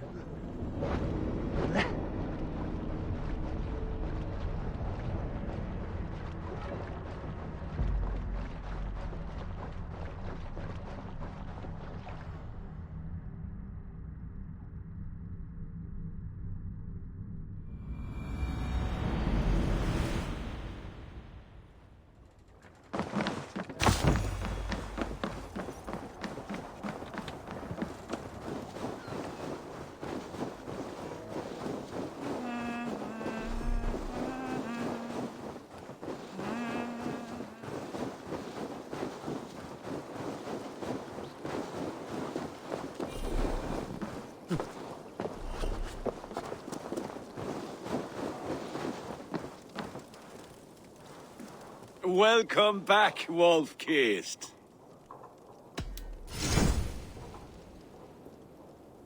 Alright, so we can upgrade the Anish bow. That's definitely useful. Can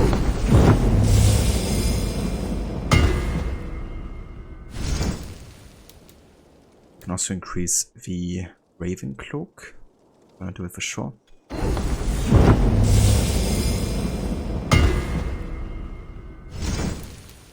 The Raven Clan armor.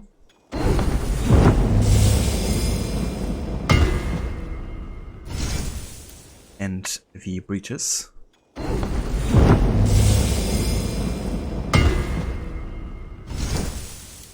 not gonna increase the Raven Clan shield for now because I actually quite like the look of it, to be honest. However, we could upgrade the Predator bow as well. That could be useful.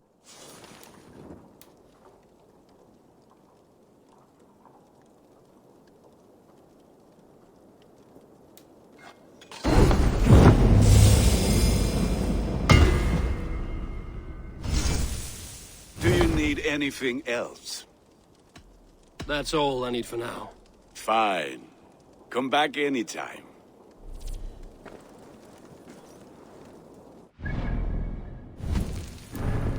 Right then, let's go ahead and further upgrade our gear here. Because we definitely have the resources. Oh, we still haven't gotten our father's helmet, but that's right. I think we get that after the next main quest.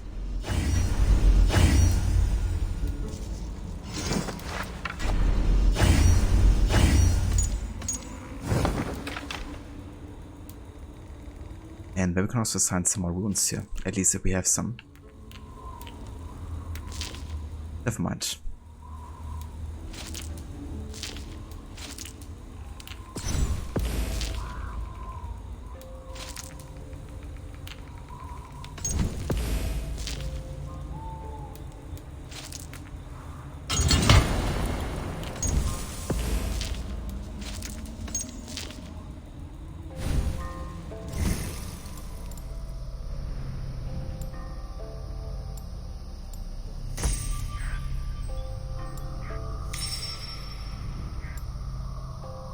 Nice. Almost a good point that we can get the chain assassination already.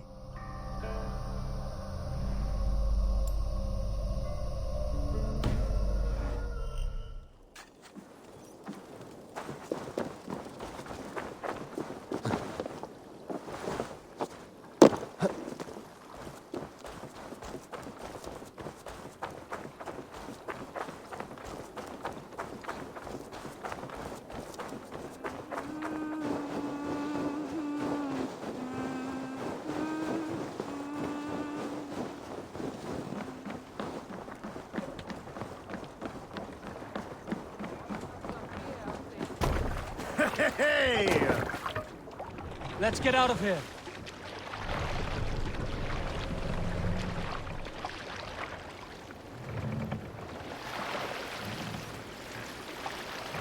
Strike up a tune.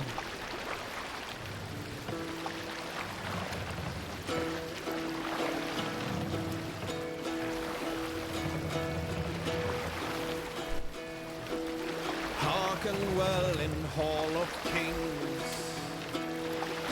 On ocean steed my words gain wings. Odin's mead I forth will bring.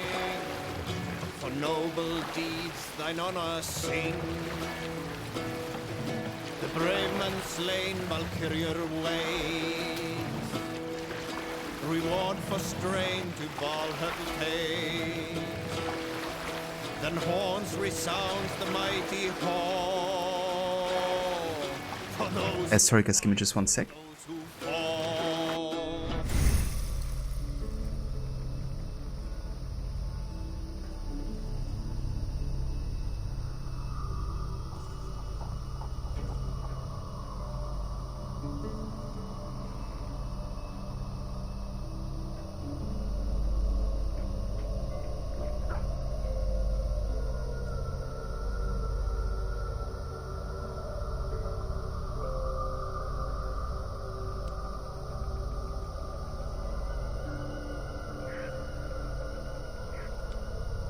All right. For those who fight, for those who fall. For those who fight, and those who fall. May horns resound the mighty hall. For we who fight, for we who fall.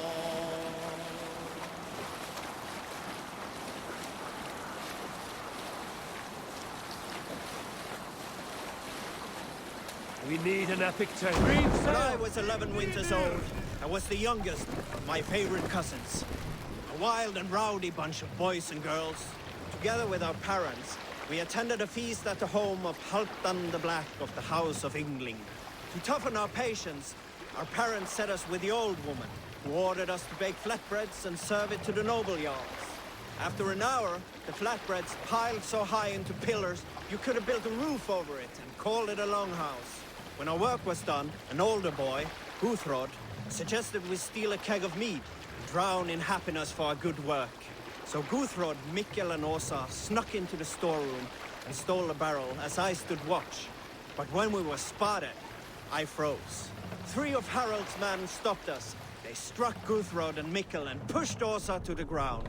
Whose idea was this? They asked. I stood and said... What's wrong with you? The idea was mine. The mead is for me. One of the men eyed me and said only, "That is not true." Then, they moved on. Right. Hush now. Seems legit. Just moved on, you know, they didn't take away the meat or something.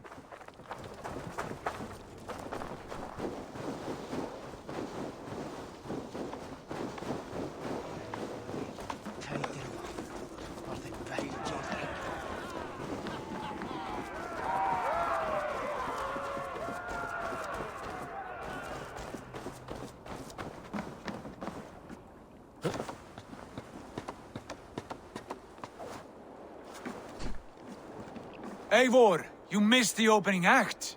Kjotve's forward camp melted like a spring thaw at our approach. Is it from here we launch our attack?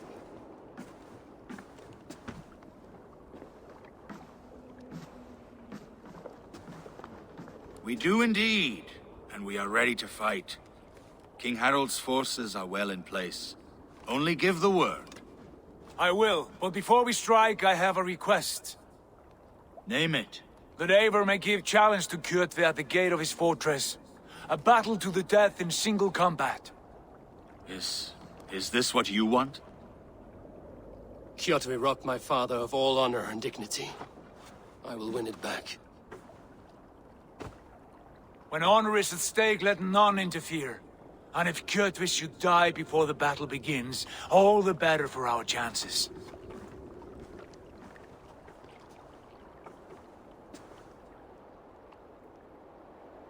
Indeed.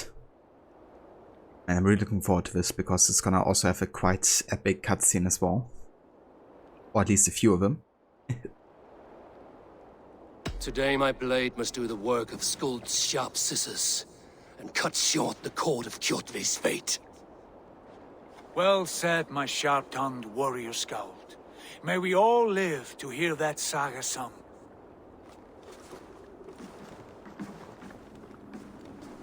Eivor, a word! Basim, Hytham. This feud is not yours, yet you fight it all the same. I find that strange. You find it strange because you are wrong. Our clan, the Hidden Ones, have been fighting with Kjotve's order for centuries. You came from Miklagard to kill Kjotve yourself? We did. Or rather, we came so that Hytham could kill him. My apprentice has been studying this target for many months. Is Kjotve's reputation so great outside Norway? Not his reputation alone, but the order to which he belongs. Something of a rival clan to our own. Hytham, I mean no disrespect to you or the Hidden Ones, but Kjotve is mine. My family's honor is at stake. I understand. All that matters is that Kjotve dies this day. On that, we are agreed.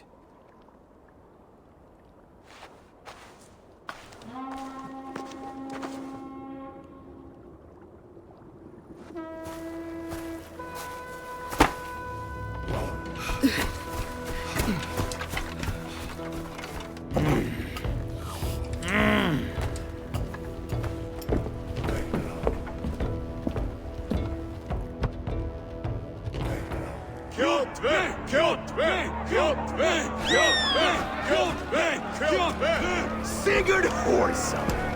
Slink around my walls like a thief in the night. Face me here now. The fight is mine, Kjotve. Sigurd is only here to watch me feed your innards to my raven. Look at this! Once again, Abel Wolfkiss appears to take a swipe at me. This is my father's shame.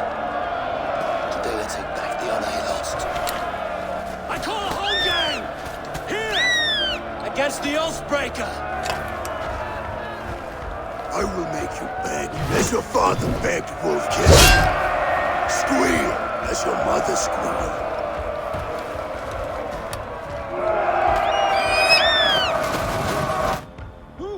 You destroyed my life. I will take yours. You are weak, like your father was weak.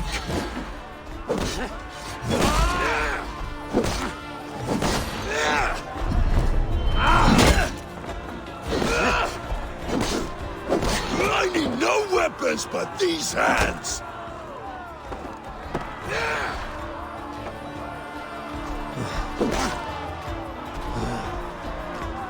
Right, no weapons but his hands. A few seconds later. Drink your blood. Your flesh will feed my wolves.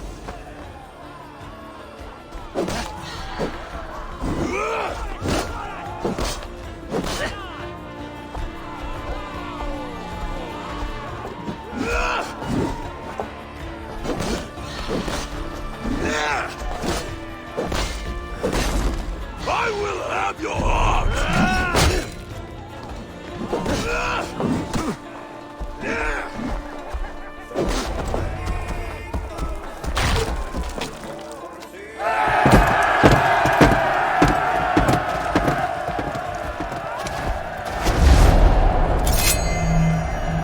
Hide them!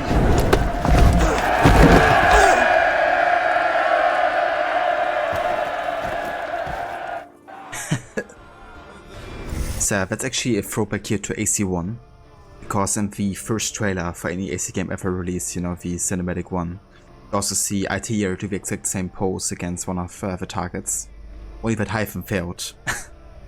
It's also partially because of Eivor, you know, because Eivor of course wants to have the kill for himself, and kind of like does warn Kiev a little bit by saying Hyphen's name. Basim will have my head for this. Exactly. Yeah, you know, that's kind of like adds to Haven not being successful there. And he also takes permanent damage, you know, like he kind of like gets injured and isn't fit enough to be a proper like assassin in the field anymore after that one.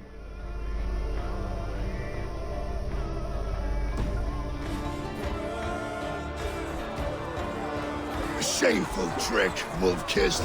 You are your father's child.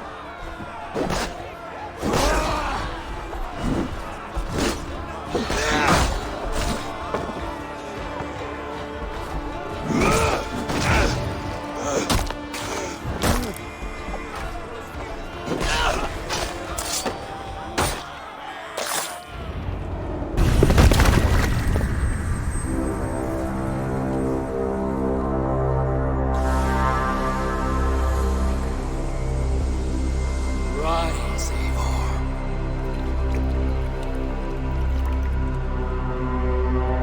And awaken. Odin? What do you want of me? You won your prize, Wolf-Kissed. The glory of my death.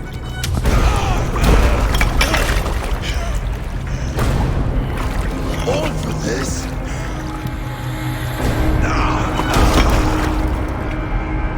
The coward father is empty sacrifice.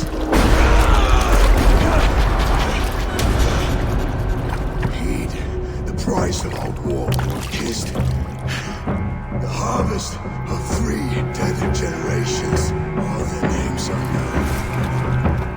It all means nothing. No. My clan will not be forgotten!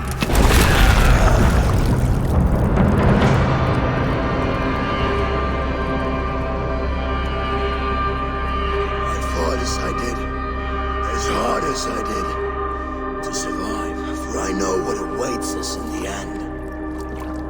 Only darkness.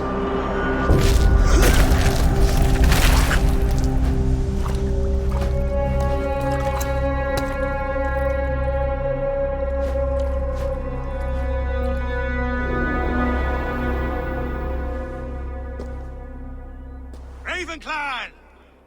Your lives are forfeit. Come forward if you must. Into the crucible of your doom. Your father is dead, Gordon! His debt repaid! Open the gates and you will be spared! Wallow in shit, wolf-kissed! Archers, take aim! Ravens! Show no mercy! Archers! Fire! And that cutscene with Kjotve, just damn amazing.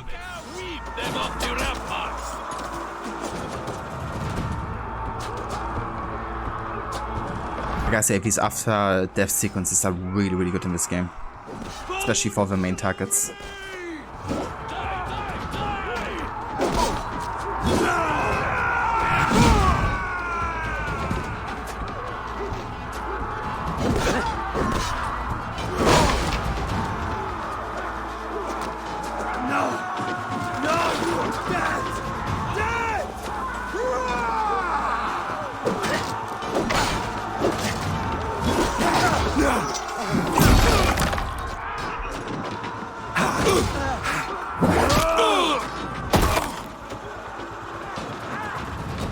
Asgard can wait!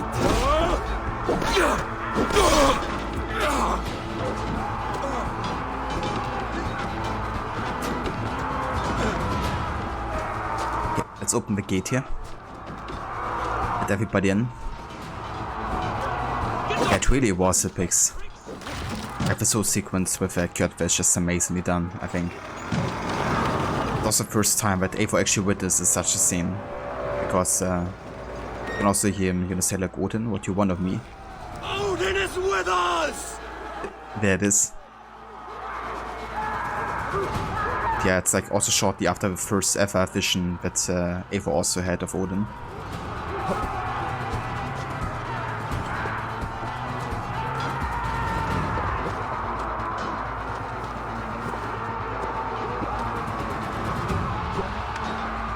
Get over that wall! Take down the gate!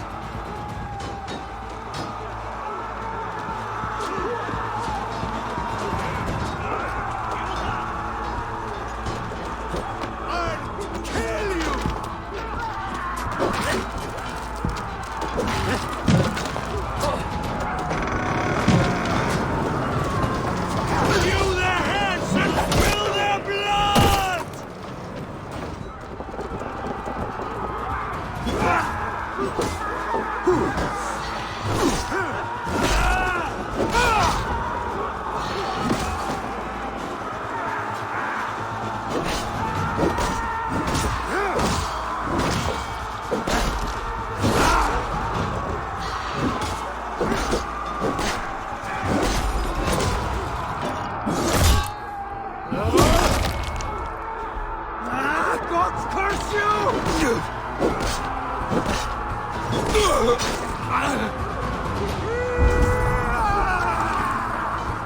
Throw the dog or strike!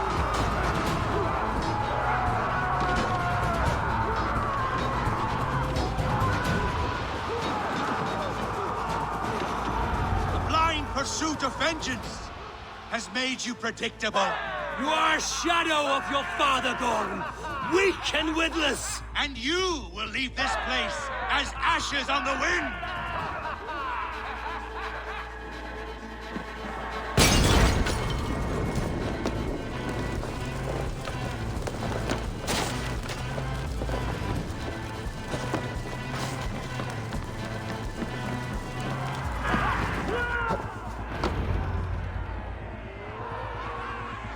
The coward Gorm flees. His father dies twice today.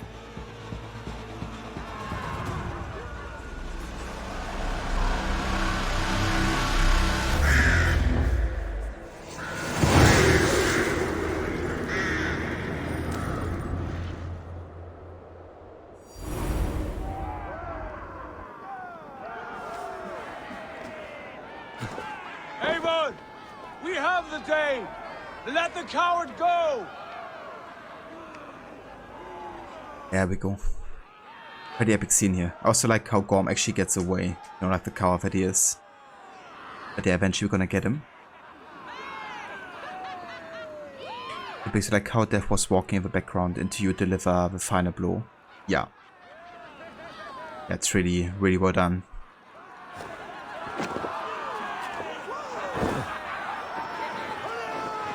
Eivor, the breath of battle rises from my brow. The scouts will sing of this night.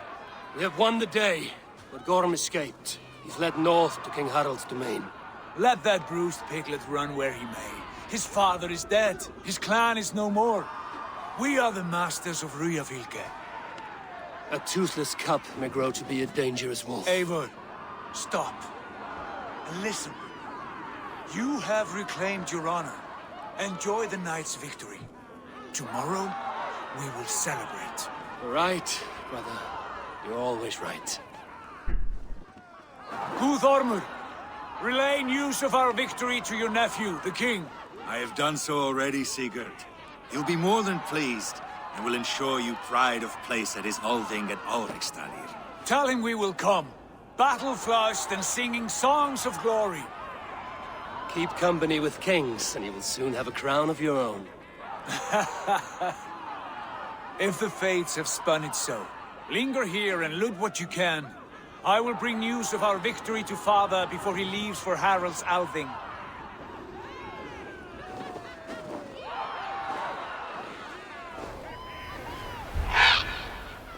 I know, Sunan. Another time.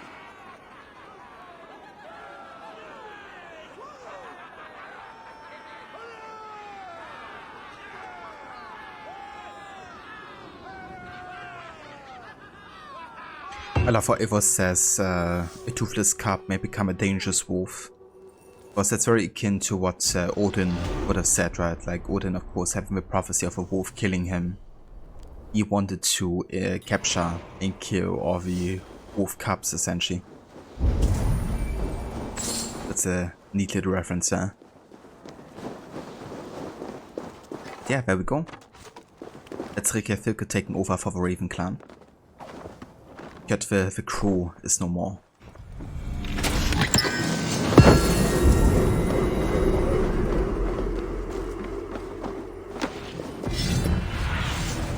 Show me what lies ahead. I'm gonna go ahead and collect all the loot around here. Let's get up here. And also we can get now the advanced assassination, or a chain assassination, can't we? Indeed. After performing a successful assassination, throw an axe at the second NPC standing in close proximity. Oh yeah. Then next I'm gonna go over here to get this adrenaline slot, which means you can use 2 abilities at a time.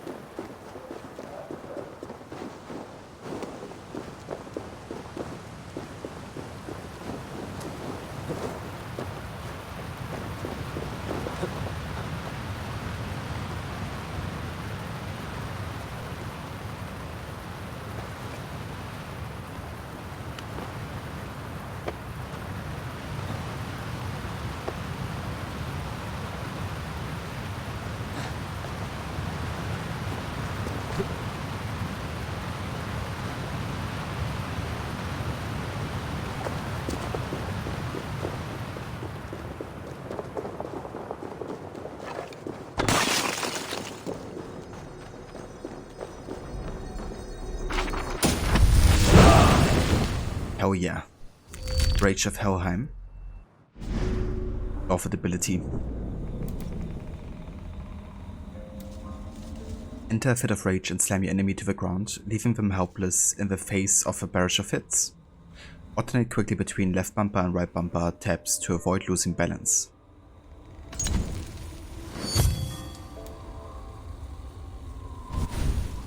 That's really good in boss fights because you can deal lots of damage this way.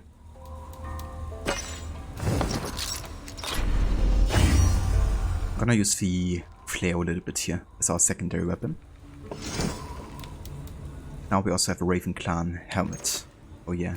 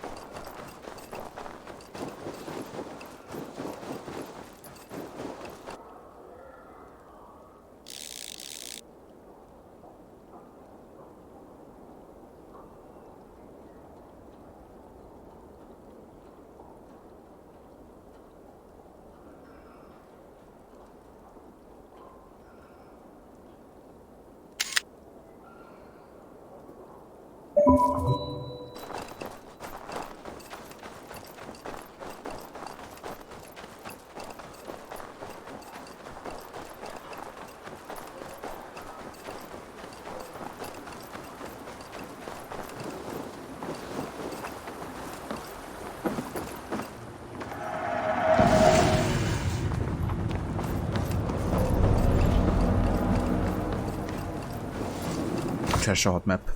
So those ones I'm not gonna be doing, at least definitely not all of them. Maybe if I come across one of the locations by accident.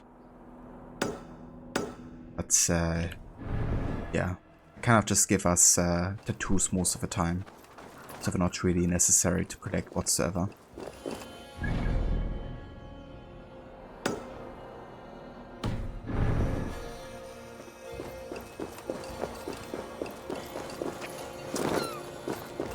I usually only use very few tattoos anyways, so yeah, I don't mind having like less of a selection. And they also don't give us really anything like story relevance, so it's definitely going to be something I'm skipping on, also to save a bit of time, you know. With the game being as long as it is, I really just want to focus on mostly story related content. I'm gonna still get most of the wealth opportunities, I think, because getting unique items and abilities is definitely cool for gameplay purposes. But yeah, definitely not going for the small wealth opportunities though. Just kind of like filler content most of the time. Although it can lead to some really cool letters and lore bits and pieces, so I'll try to find as many of those, of course, if we come across them. And of course also read them as well.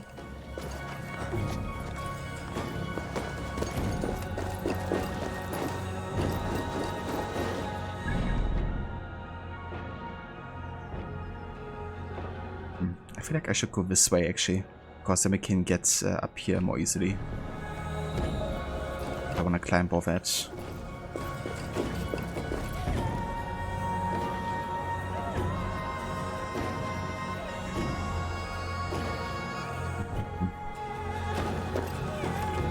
I mean, at this point, doesn't matter.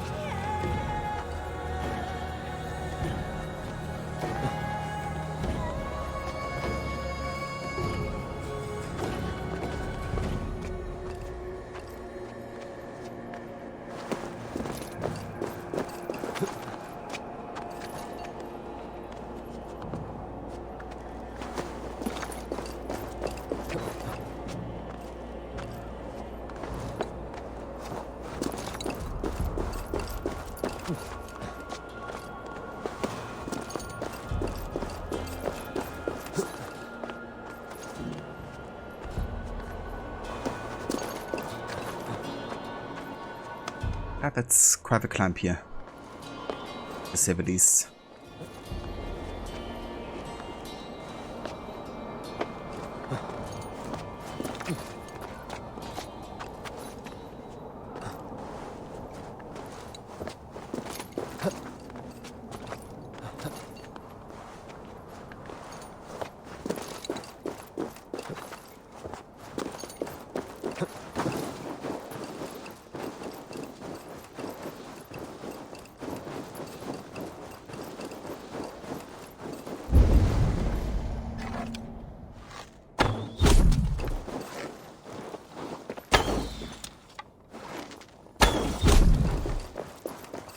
This place is heavily guarded.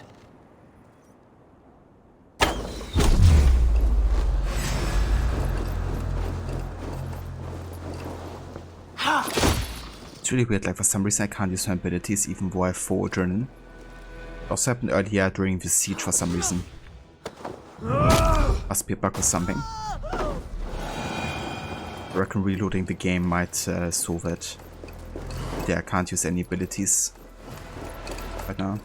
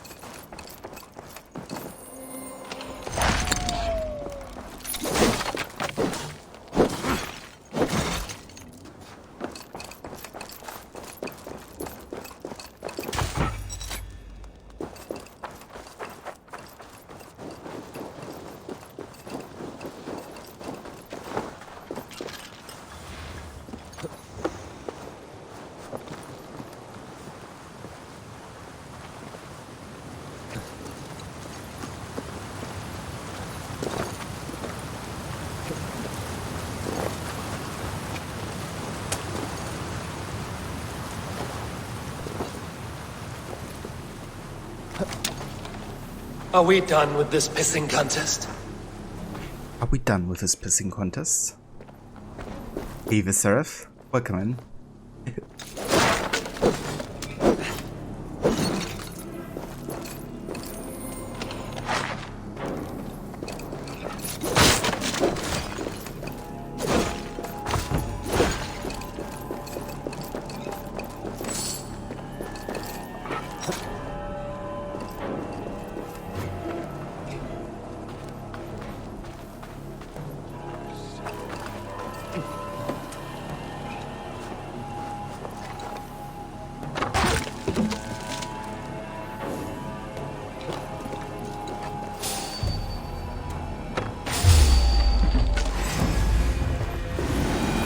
Bye.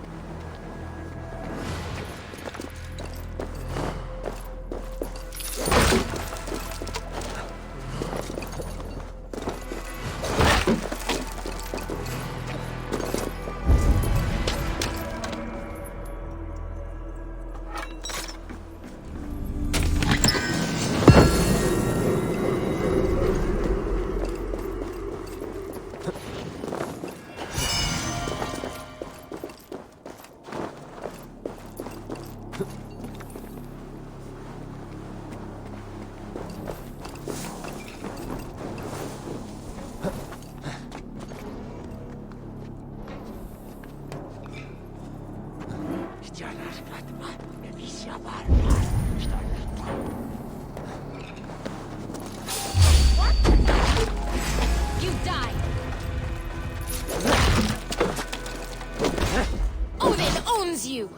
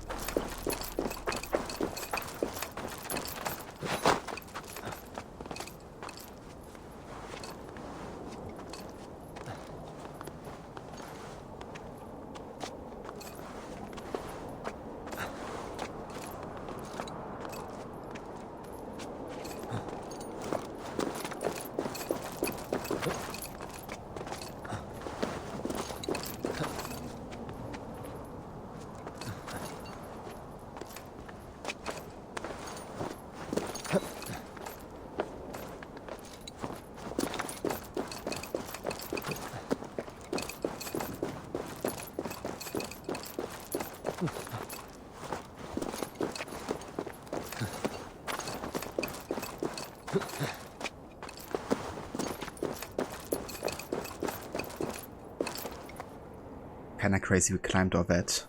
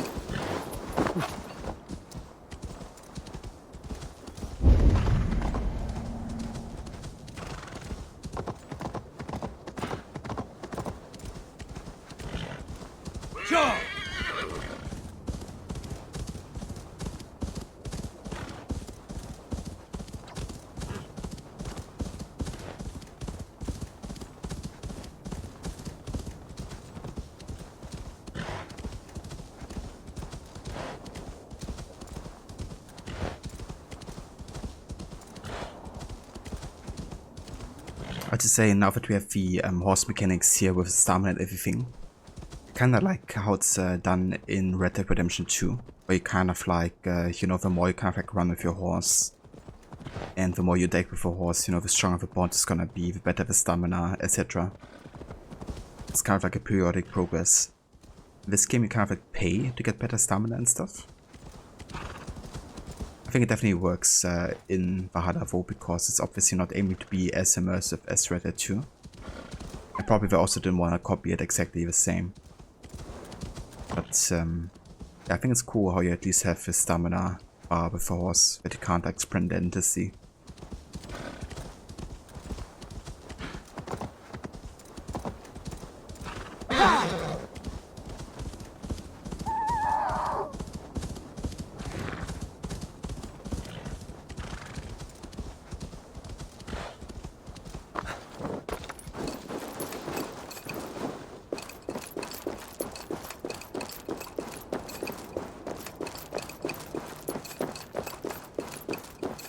They will attack on sight here.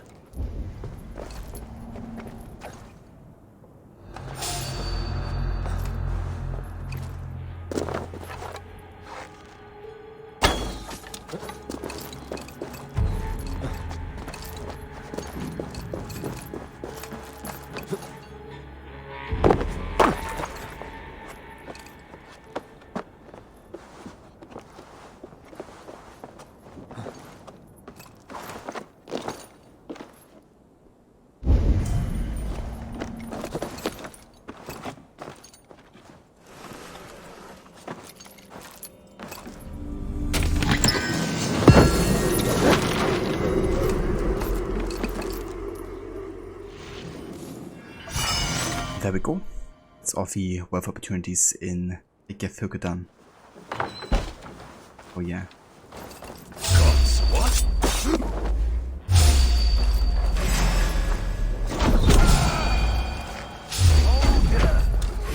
Won't take long.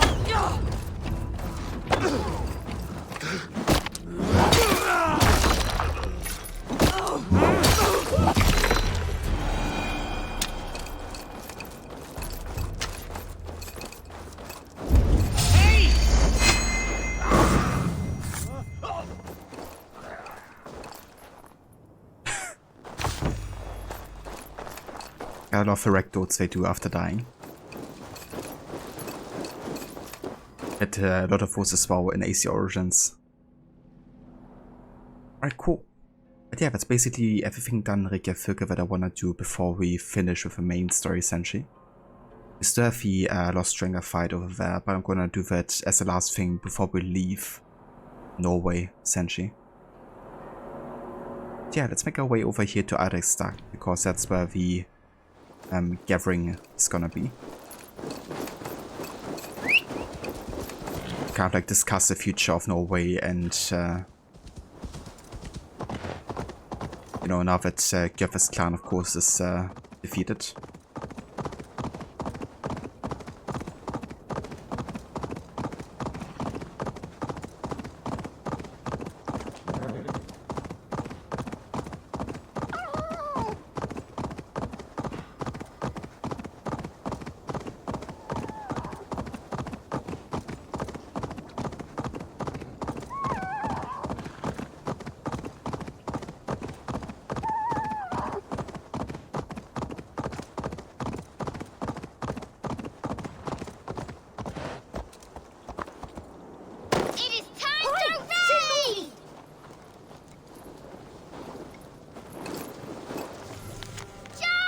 Report to raid.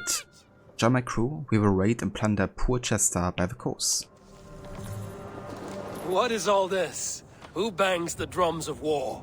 Look at you! A battle-hardened Vikinger! Just what we need. Oh, and what do you need this battle-hardened warrior for? One day, we will be the greatest warriors beneath our banner.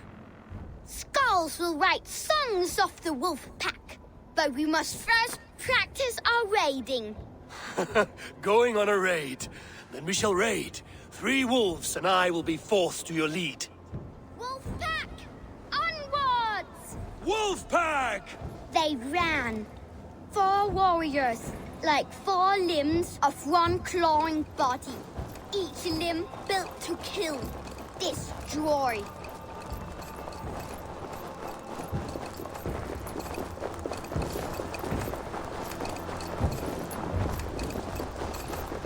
They arrived at the village. Torches, axes, and blades at the ready. Ready for the slaughter.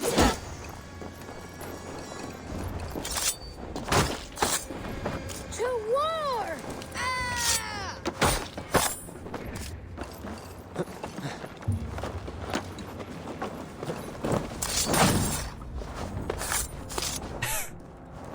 Falling direction. Full of lust for blood and battle. The big wolf smashes pots and bodies alike.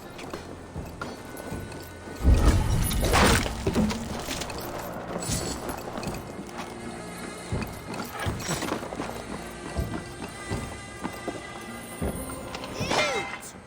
Beauteous loot! Hack silver is stuffed into the big wolf's purse. Together, the wolf pack stands in the wreckage of the enemy village. Nothing remains but thralls to be taken and flaming carnage. Come and kneel before your raid leader, Big Wolf.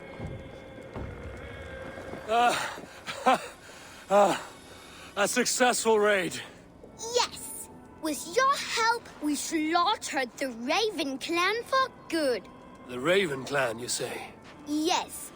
Just like Chotve Jarl's stories. One day, I'll be just like him. That camera. Amazing. Gutless young raiders. I'll see you wolves on another battlefield one day. Yeah. There's a bit of a serious undertone here, you know, considering that they are part of Kjötve's clan originally.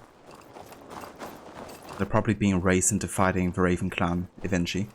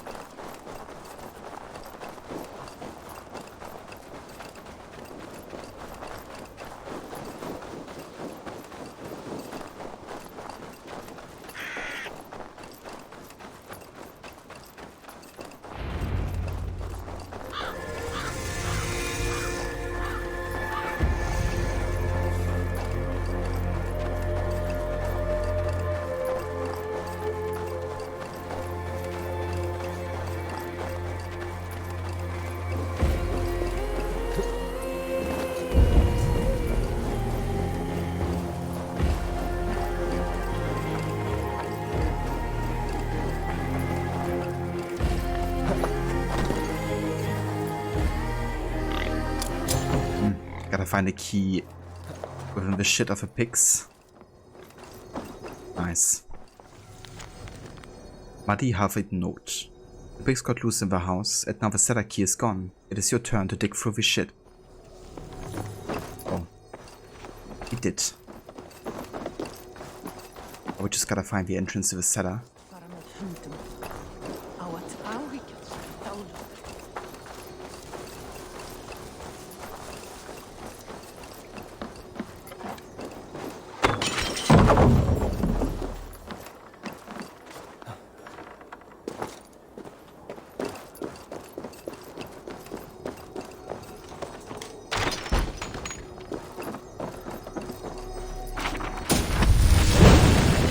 ability, Mark of Death.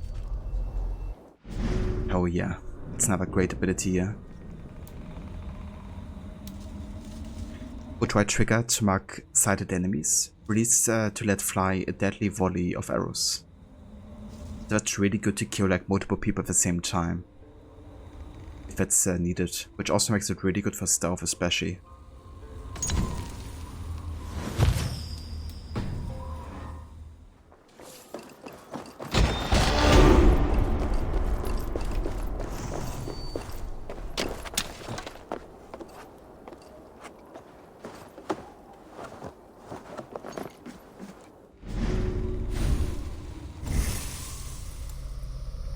Right, then we can get another adrenaline slot here. What do we have over here?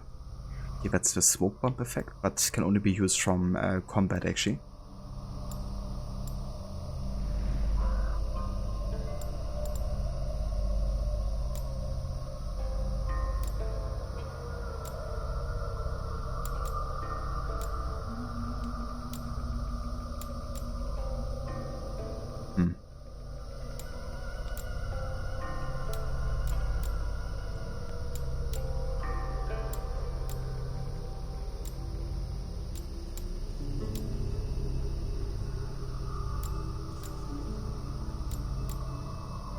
Okay, I feel like going over here to stealth adrenaline would be quite good, because it helps getting this, especially if I wanna keep on being stealthy and use abilities like Mark of Death or Fawn of Slumber. So I'm gonna go over here to emergency aim, I think, next. And then work my way over here.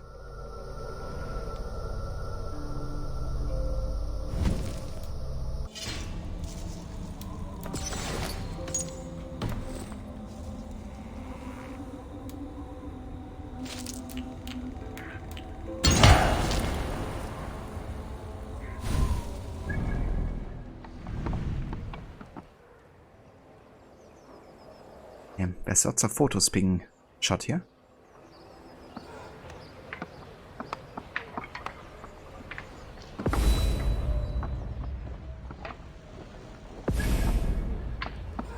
I like how that guy just killed the Harad soldiers, because kind of like your allies at this point at least.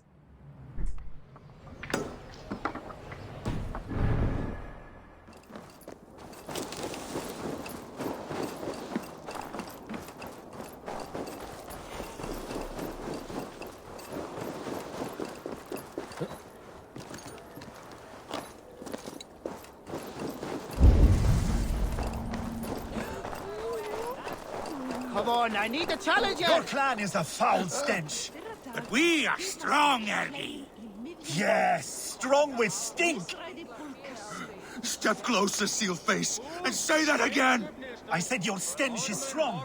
That's your only strength. Your stench. I will feed your teeth, wrapped in your tongue, Backraut. Hver vissa hvar hann hinn gamli bí?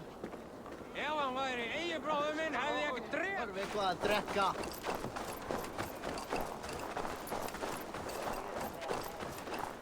Lambakjöt þykir mér allgott.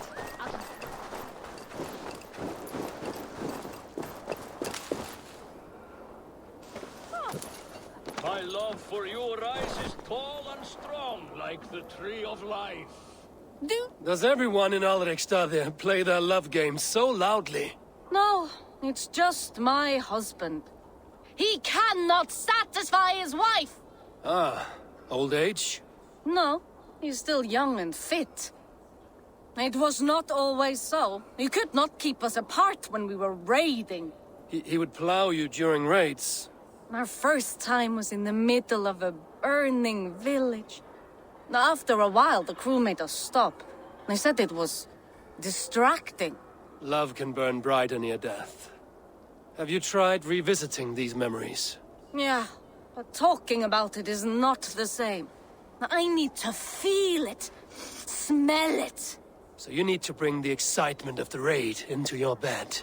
You could help us pretend we are raiding. That will make my water flow. Come, we must tell my husband. I was only, well, all right. Grab your weapon, you big, strong Vikinger. Today we raid. A raid? Now? Join me in the blood dance. Fill me with your battle lust. It is amusing, but not arousing. Yeah, it does not feel real enough. Maybe you need more fire, like your first time. Yes! Burn down our house! Burn it to the ground!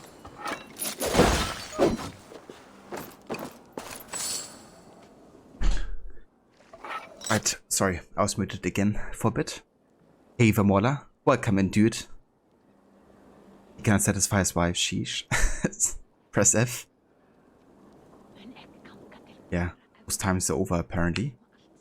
How's it going, Mola? Hope you're having a fantastic Murder Monday so far.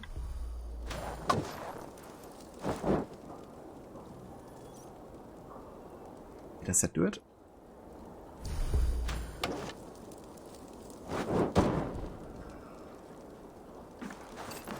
Maybe I have to start the fire from within.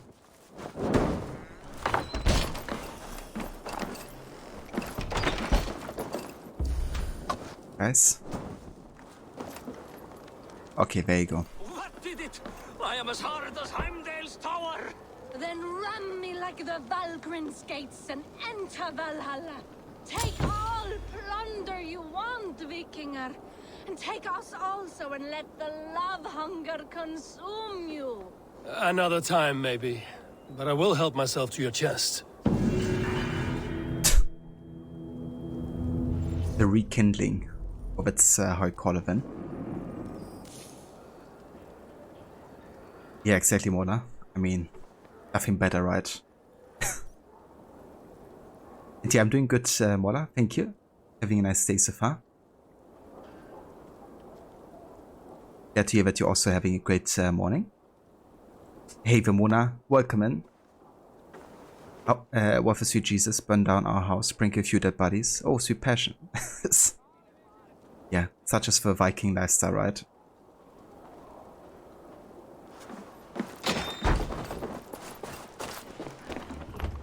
Yeah.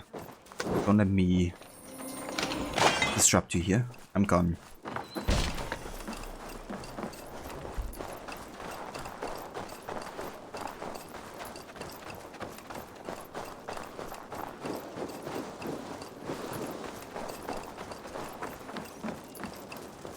So Mola, how far did you get in your Valhalla playthrough that you've been doing like off stream?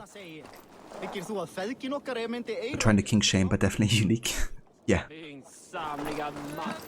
No kidding, Mona. It's like do what you must, but yeah, that's something. Ah, a thirsty foe. Sink it faster than me. You are the winner. About 80 hours, maybe. Damn. That's definitely some good hours there. Let's see your silver. What's a drinking game without a prize? All in. Skål! Ha! We drink.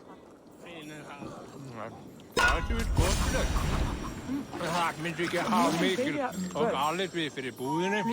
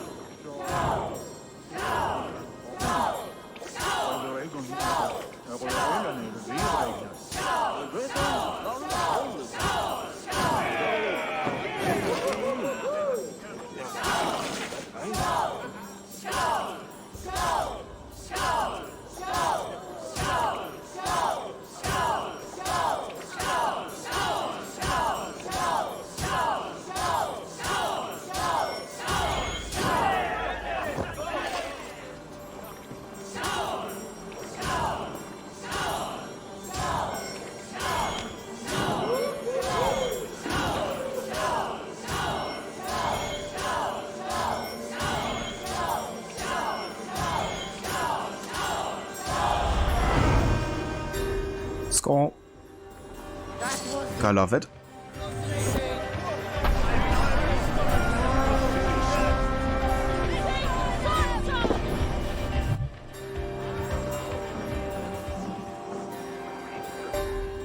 And Haverod, welcome in, dude. Thank you so much for the raid. Welcome in, raiders. I hope you had a great time today with GTA San Andreas, was it? Ava Lucinda, welcome in. How's it going? I hope you're having a good morning so far. Ava Anglo, welcome in as well. Ava Outlaw Gaming, how are you today? Welcome in. Ava Ronnie, howdy partner. What's the plan today? But you have 191 hours in Valhalla. Damn. Yeah, that's quite a bit.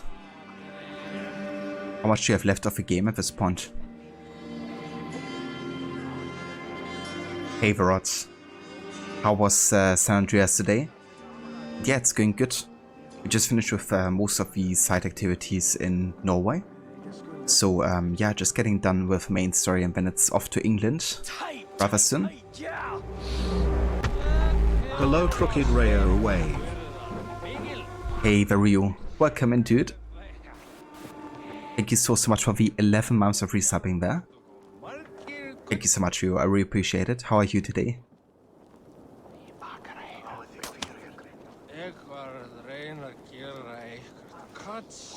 It says 99% completed, Ember. I gotcha. Right, yeah, you mentioned that.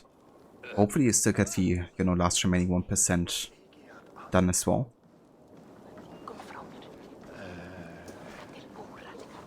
Only hopefully the Artemis 1 rocket launch goes well. Okay, so where does it launch actually? I haven't read up on that or something. Going well, Rio? Nice. That's great to hear, dude. But nice progress on Norway Cine, leaving the ice court soon. The stream went well, thanks dude. Making lots of story progress. Had one mission which was damn pain to get through, but got it done eventually. Yeah.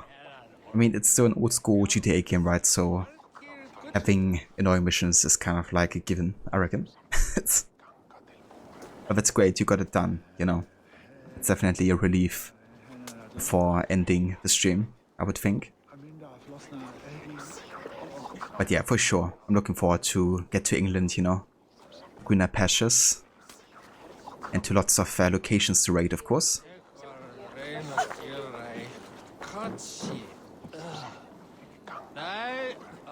But that's true, it's part of a formula at that point of a series. It definitely is, yeah. And also a frustrating checkpoint system. But yeah, at least it's gonna get better with time.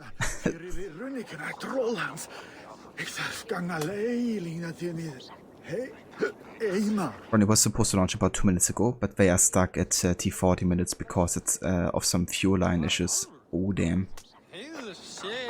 Hopefully they're gonna resolve it soon. I hope it doesn't create like any, you know, major issues.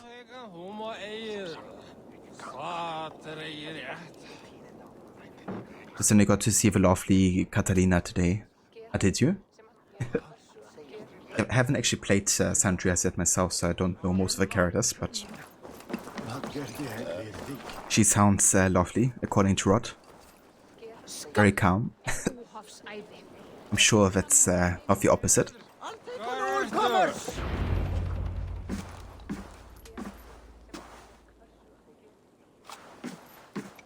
You have just won your heart's desire, Eivor. Yet by the look on your face, you have lost your will to live.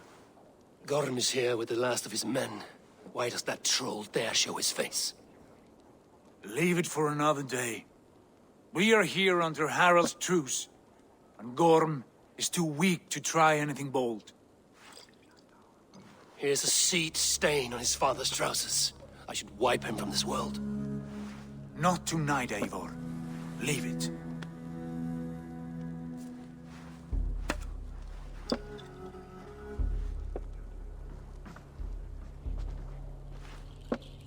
Basim, watch over this one and see that he warms himself with drink.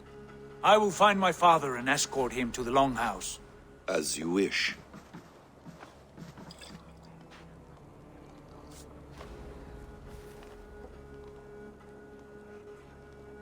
Is Hytham well? He will heal, but never fully recover. It is fortunate that you were able to succeed where he failed. My resolve was strong. When you slew Kjotve, did you see a sigil on him? Silver, the size of my palm, bearing the symbol of an ash tree? Take it. Trade it for what you can. I know where Gorm is camped. If you wish to see him without anyone the wiser, there is a trick I can teach you. Already looking for another princess? All right, I'll bite. What do I do? Use your cloak to obscure your face. Blend into the crowd. Divert attention. Hide in plain sight.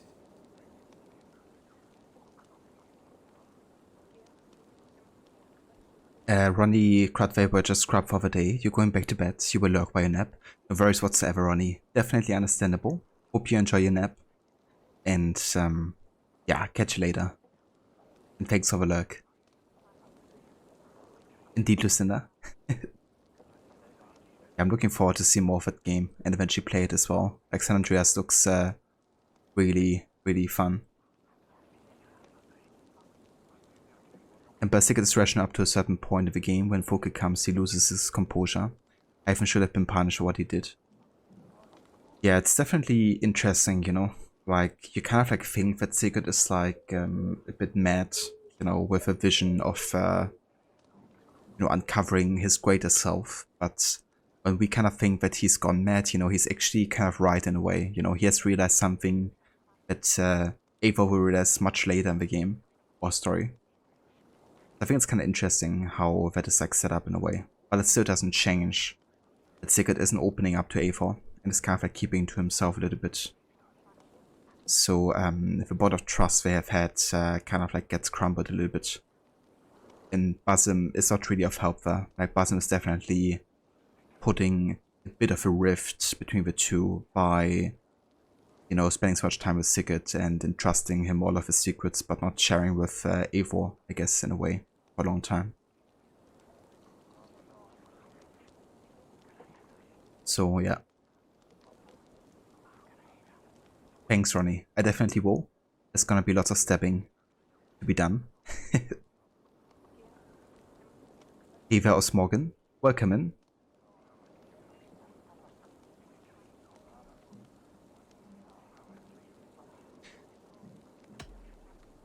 Is this how your Brotherhood operates? You sneak around in the daylight, stabbing your victims where they stand. Said like that, you make me blush. We are seekers of justice, shepherds of man's will. We work in the dark to serve the light. I suppose there's no shame in using deception when honor is at stake. And Gorm is a stain on that honor. Then let's see what can be done to cleanse that stain. Give it a try.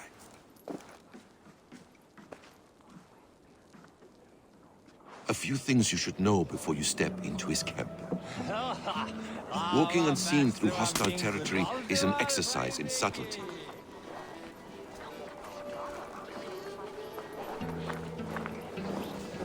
Time to learn social stealth. Forgettable, dismissed at a distance. Time for the hood. Remain far from watchful eyes, and you will be invisible to them. Do not draw blade or hammer, for these and other sudden movements can break your disguise.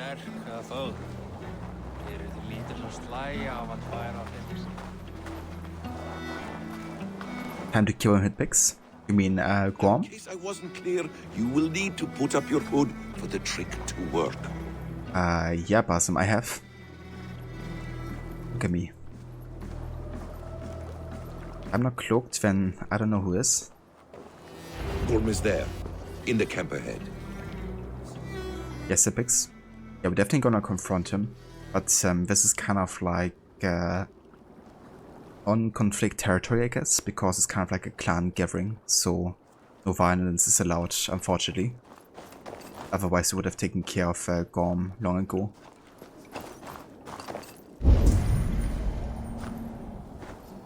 So there's a couple guys here. So the slower we go, the less likely it will be for us to get detected here.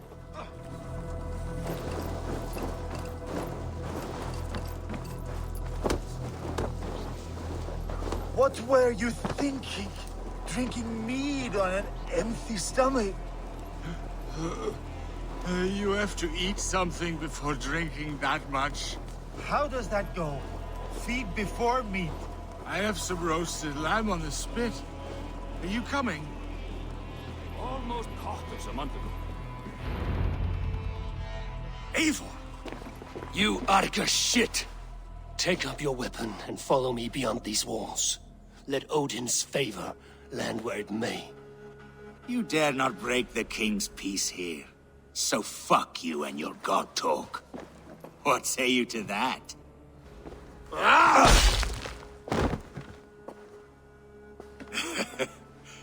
You can beat me, but you will not kill me. Not under Harald's truce. You are all subject to King Harald's truce. Break his peace and you will be cast out of Alrikstad. I will give you no trouble. You were shat into this world without honor, Gorm, and you will leave as a turd dumped into hell's deepest ditch. Keep crowing, Eivor. You only make yourself an easier target. Office insults and the burns. The old thing will have started. I should find Sigurd.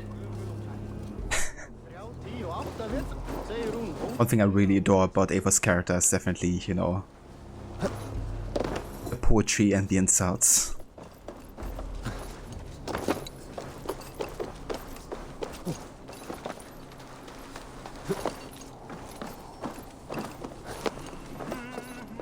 Are we done with this pissing contest?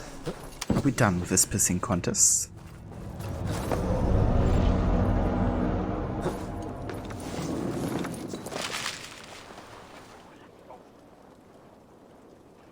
That's how it's tough, so will be problematic to do anything. Yeah. Exactly, like with a truce, you know, we'll be kind of like signing a death sentence, essentially.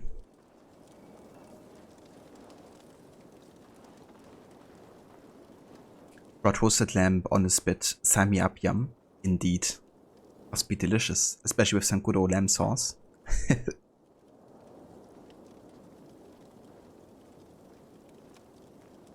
Hitpix, you're trying out Twitch on your PS4 and it's so bad because you cannot see your moving emotes. Oh, really? Where's the lamb sauce? Come on, man. I just need a... This is the lamb Where's sauce. the lamb That's the lamb sauce? Right here, chef. Lamb sauce is coming up. Yeah, where is it?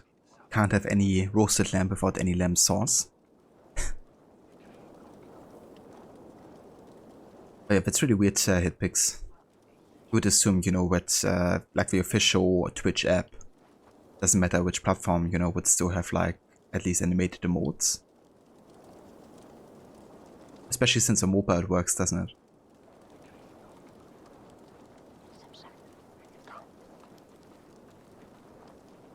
And yeah, that's fair, Ember. I do have to say I do love Magnus Brun's voice acting quite a lot, and it's also my, like, I preferred over the, female Eivor, I think, overall. But I still enjoy both greatly. But yeah, Magnus Brun, I think, really does a great job with this game. Hello, friend. Come see my wares. The best part of it, Rod. For sure. Yeah, no kidding, but I love lamb sauce, especially the one that my mom makes. It's kind of like on a tomato base, and it's super delicious. Kind of like Mediterranean style. Hey Versider, welcome in. Howdy. How are you today? These are locally sourced. Alright, let's get some anti-arrows here. Wonderful! No refunds. Also buy some iron ore, Made leather. with the finest ingredients. We have enough money here. I'm sure I can find it. You sure there isn't something else you wanted? I'm off. Be well, friend. It's so weird you can watch my stream on your phone and PS4 at the same time. Yeah. Funny thing if you do that is if you have both sounds on, and then it's gonna sound like an echo.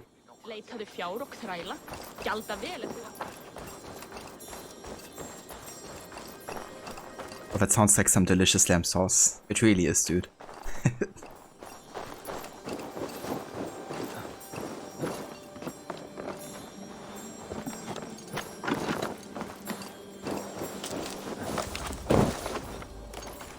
Alright. But yeah, guys, I think this is where I'm gonna go ahead and take a break before we go and continue with the main quest here. But yeah, we're almost done with the main story in Norway, so it's not gonna be too much until we leave. Within Eirik-stad, there's not anything left that I wanna collect necessarily. The tools are not needed. So the only thing left side stuff wise we're gonna be doing before we leave Norway is gonna be the fight here against the Lost Renga of Ragnar Lothbrok. So yeah, it's gonna be very soon until we leave for England. Odin is with us!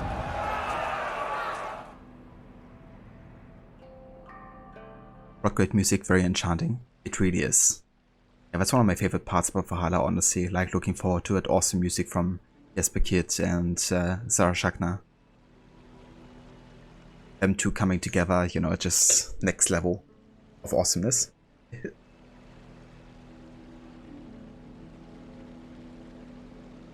One on the rest for the wicked, indeed. Or do we? I mean, they're not wicked, so I think we're good to take a break here. Thanks, Rod. I definitely will. The very reason you bought Valhalla was the music, Ember.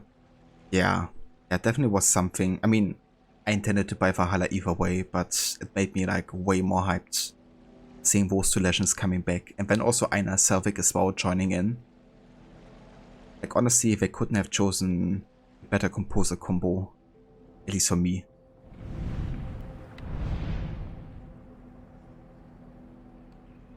Hey Vaora, welcome in. Citizen. Good morning. I hope you're having a good start into your week so far.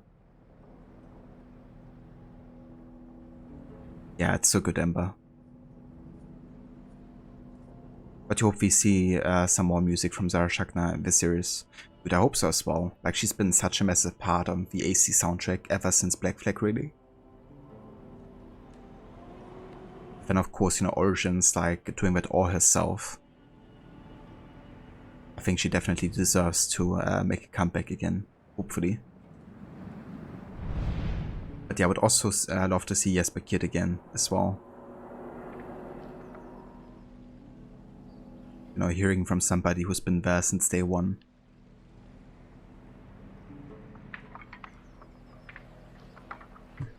But yeah, before I go and go to my break though, I want to give a couple shoutouts here. If you guys are looking for some more streamers to catch when I'm not online, for instance.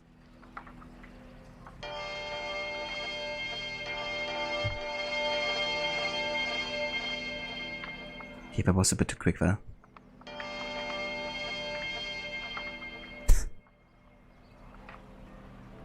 Mubot, would you please?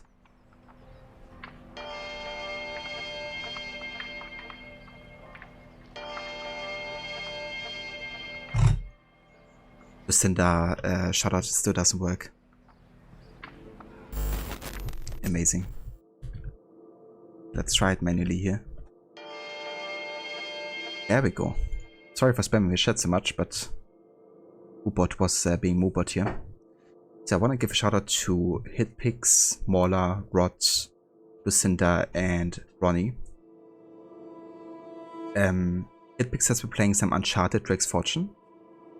Mauler's currently doing his Mauler Murder Mondays. Every Monday you can catch him in the evening time European playing through the Desmond Saga. Currently he's on to AC Revelations, playing through that for the first time ever. We also got Rod, who's also a big fan of Assassin's Creed. Every weekend he's playing through the AC games. Currently he's also onto AC Syndicate, doing a no damage challenge. He just finished the main game, and is now onto the post-main game content. And is then also going to be playing the Jack the Ripper DLC as well, I believe. Also check out Ronnie. Ronnie has just finished playing Red Dead 2 recently. It is now on to Ghostbusters, the video game remastered. And also check out Lucinda as well. She's currently playing a Fallout 4 harder difficulty playthrough, which is also slightly modded. So yeah, check out that as well if you're a fan of these games. Thanks, Aura. It's my chat, so do what I want. Enough. If that's a verse for the shoutouts as well. More than happy to give you guys some. And thanks for the follow, Osmorgan. But yeah, I'll be back in like 10 to 15 or so. I'll take care of a couple things. And then we will be back with the rest of Norway. So catch you guys in just a few.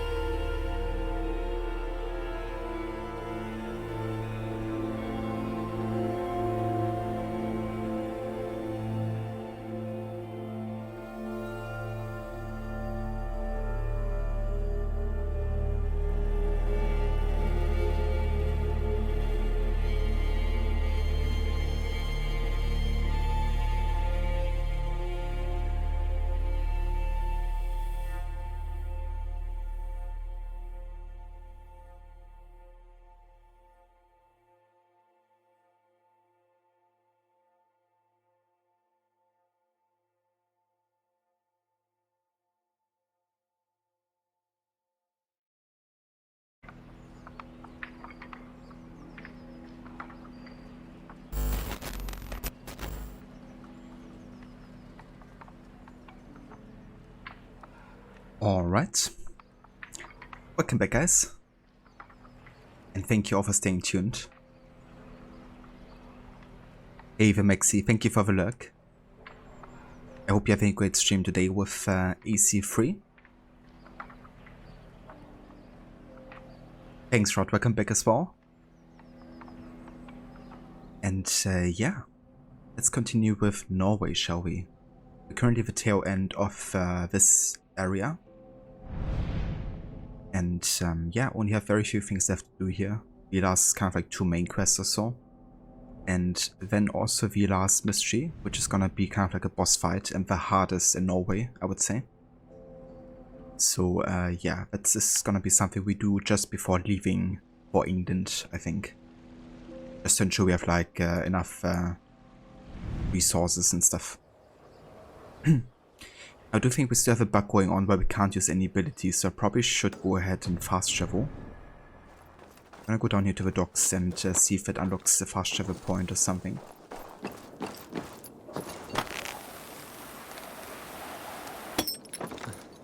Thanks, Smaller.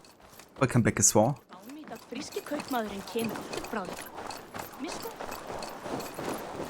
Indeed, Hitbix. I'm looking forward to get to England. Because as much as I love Norway, it's definitely quite a contrast. So yeah, it's gonna be cool to see something fresh.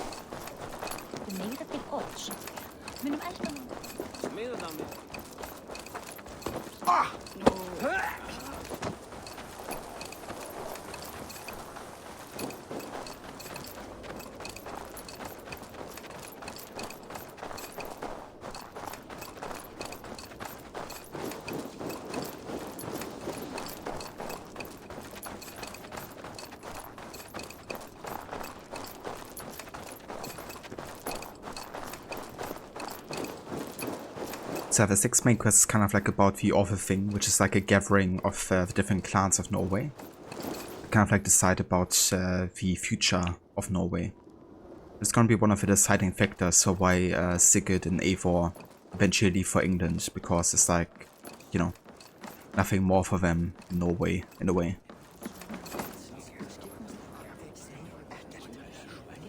Eivor is definitely pretty slow and heavy. But honestly, it's one of the things I like about Eivor as well, because I know it feels like fitting, I guess, for the body, I guess, and for being like a bit bulkier.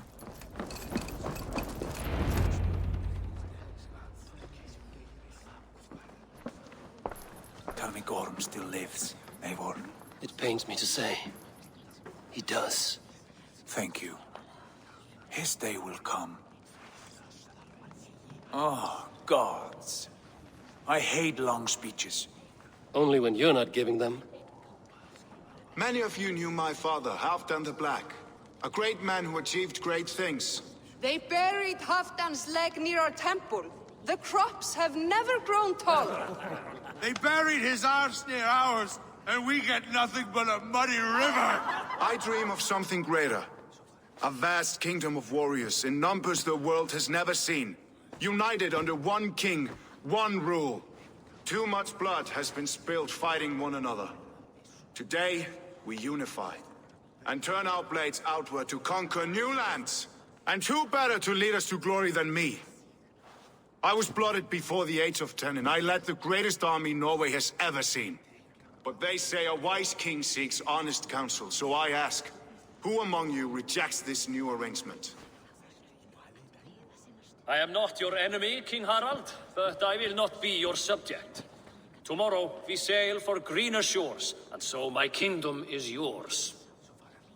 This saddens me, noble Jarl. And does your wife agree? Is she not tired of limping ever westward?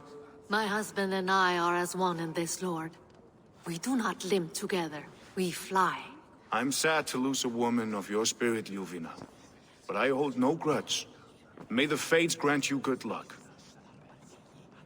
My king, I offer you my axe and my oath, ironclad. Gorm Kjotveson, you dare show your face in this hall. Did not King Styrbjörn and his son Sigurd rid our lands of your foulness? The Raven clan dishonored me, great king. They poisoned my father, Kjotve. They made a mockery of his honorable death. Background! You lie! Hold, Eivor. Let it play out. This is a serious charge, Gorm, and a false one at that. My uncle saw your father die. Eivor Wolf-Kissed, you are Kjotve's slayer. This man has slandered your clan. What shall I do with him? Well, I would say banish him, because that's kind of like what happens canonically as well. And I'm gonna make a decision because it is ours to decide his fate, I guess.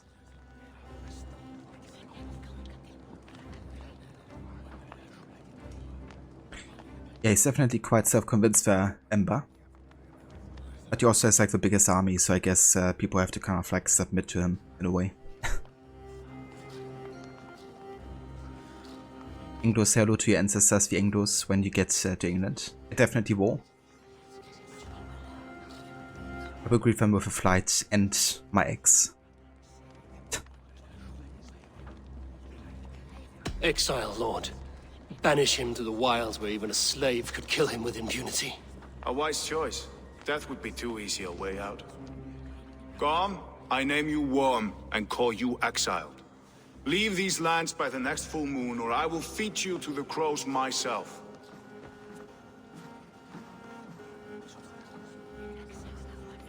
King Harold, may I speak? The floor is yours, King Styrbjörn. My people have held our land since the days when Odin himself walked among us. My kingdom is humble, but we have paid for it in blood. Our victory over Kjotve is proof that we will not lay down without a fight. All here have buried friends, brothers and sisters, sons and daughters. And I, for one, have had my fill of death. Let those who seek war look beyond our shores. If King Harold brings peace, then I am happy to bend my knee to him. What? What in hell's name are you doing, father? Securing a lasting peace, Sigurd. Our days of fighting are finished. You said nothing of this to me. Not a word. And I will not yield a title that should be mine by right. Then war will continue. Men will die, villages will burn, you foolish boy. This is our only way towards true peace. You will die a thrall. You'll drink addled cow. Alone and toothless in a bed of straw. Forgive my son. He is ruled by his emotions. I take no offense, Styrbjörn Jarl, and I thank you for your fealty. It is natural to fear change, to resist it. But all things change and all things end. The lessons of Ragnarok are clear. We will speak again soon.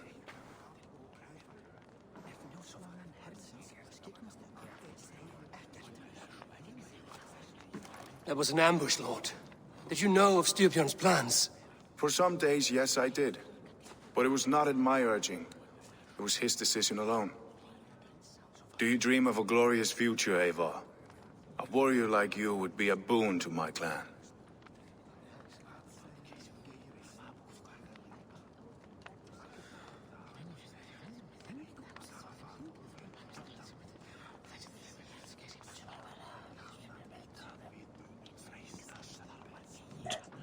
So yeah, the Vinland arc is definitely the connection there to AC3, like Ember says. And that's why Gorm can't die yet. You know, being the son of Kjotve, he's also part of the Order, and he's kind of like drawn to Vinland to find a very specific piece of Eden there that has already been shown before on the AC series. All victory, sorry, where were you again? Yeah. It's like, you know, you did nothing of a sort. You just at the head of an order, basically, of a clan. But, you know, you didn't really do anything to secure victory whatsoever. But it's unfair to Sigurd what his father does here. Yeah, like denying him, you know, kind of like the throne. That's like, is by right, you know. And also considering what Sigurd does for the clan and, you know, him like taking basically all the responsibility of a leader already, you know. Like Siobhan is just making the political decisions because he's having the role. But Sigurd really is like a leader to the clan, much more.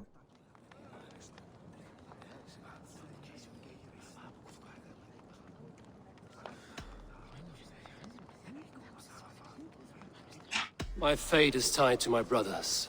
Where Sigurd goes, I follow. I wish I understood you better.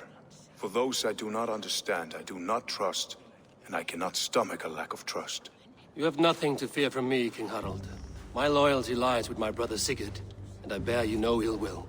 Then know that if you stay in Norway, both you and your brother must serve under me. Take tomorrow to think on this. But let us leave these matters for another time. Tonight, we will eat and drink like gods and wake in a kingdom made new.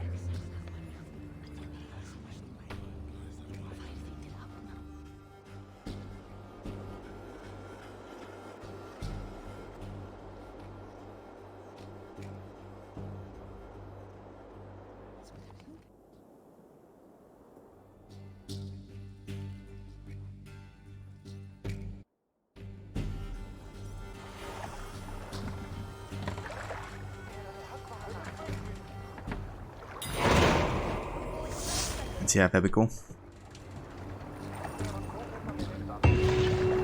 Back in Formburg, and as you can see, all of these Harald soldiers. If you wish to have words, come closer. Are kind of like guarding the place now because they have essentially taken over the Raven clan territory, right? So is it really our home anymore? You know, kind of like taking the place of you know, people like Eivor in a way.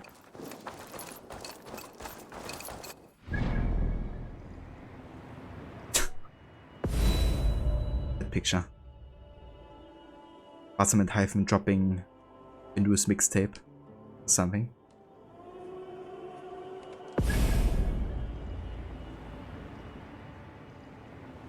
Okay, so before we go ahead and actually continue with the main story here, which will make us leave for England, I'm gonna go over here and do this last boss fight against the son of Ragnar Lothbrok.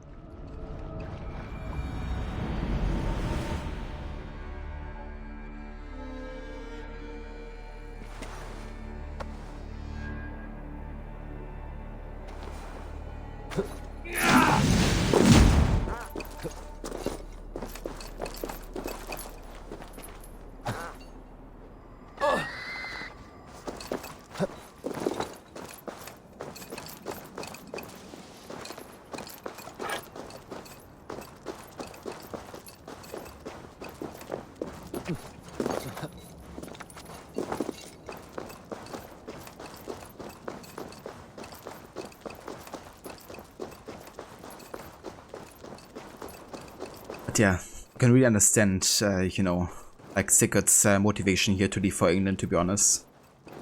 You know, his entire life he kind of like worked to become, you know, like leader of a clan of the Ravens. Only to them, you know, be denied his destiny in a way as he sees it, you know, because I think also it's not only like something he was promised, it's also something he believes, you know, is part of his like saga, really. So now he takes, you know, the saga into his own hands by making for new kingdoms, you know, like Norway's kind of like spent at this point.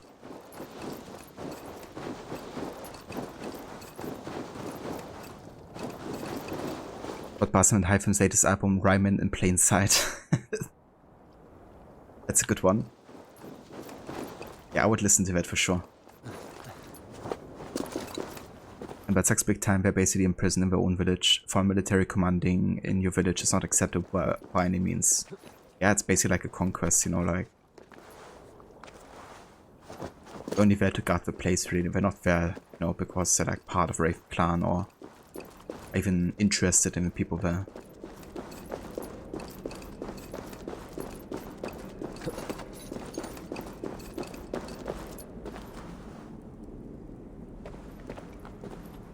Yeah, I wanna see if I can actually use my abilities now, because I will need to do that. But yeah, it's fixed. Like earlier I had adrenaline, and then I couldn't use any abilities for. Which in this boss fight is probably needed, to be honest.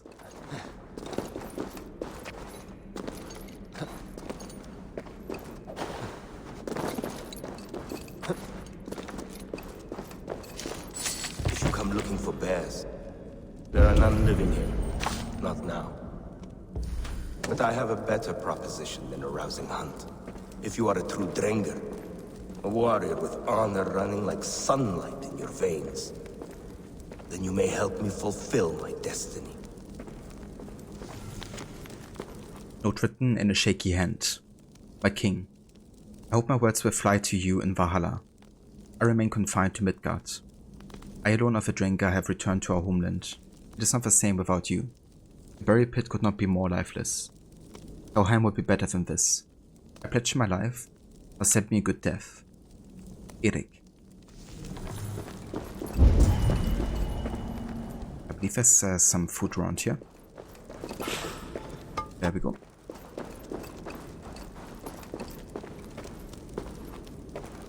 Some rhymes, if you know what I mean. I do.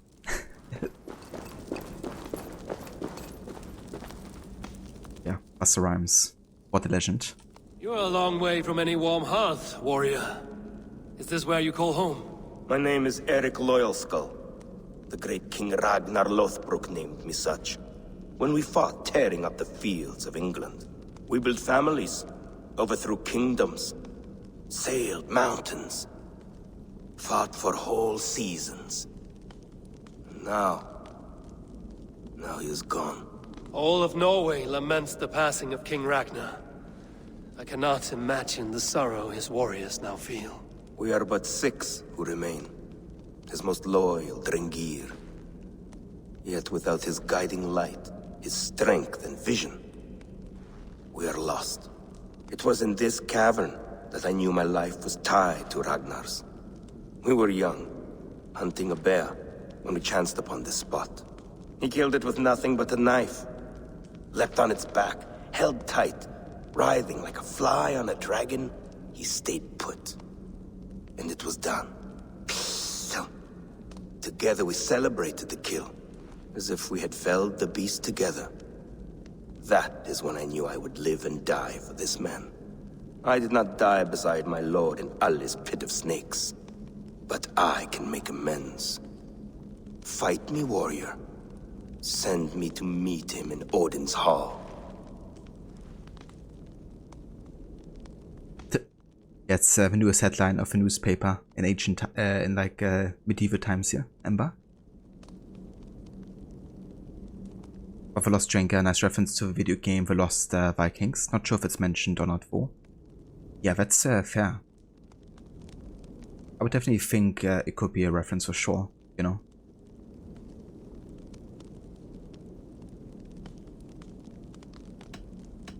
Right, it's time to take on this fight here. I want an honorable death, and hopefully we can deliver. It is with great honor I will fight a true Drenger. When you're ready. Very well. For Ragnar Lothbrok, the true king of Norway. For Ragnar, for glory, for the wandering Drengir do I raise my blade.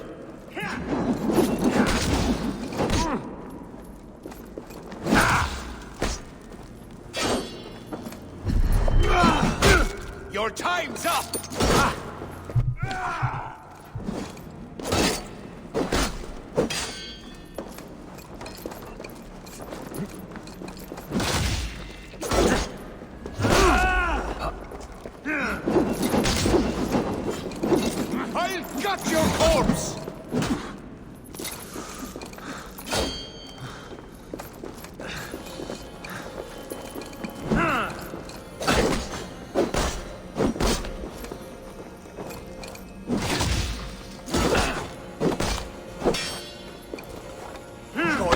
honor me with your skill and ferocity.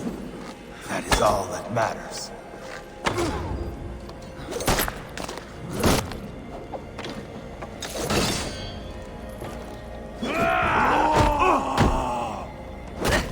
You bleeding! You are true, Drengr.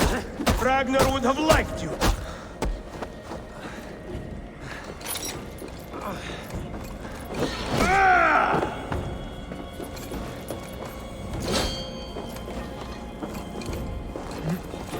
Your souls for Odin!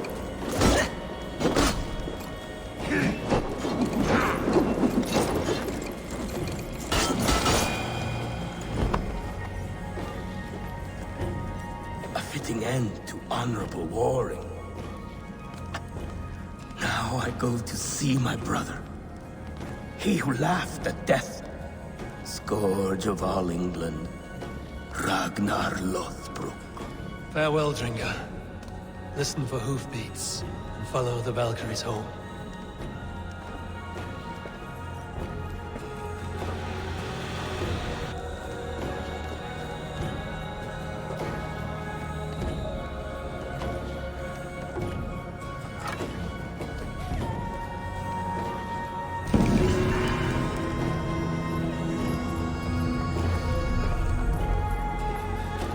And there we go. That's all the mysteries done.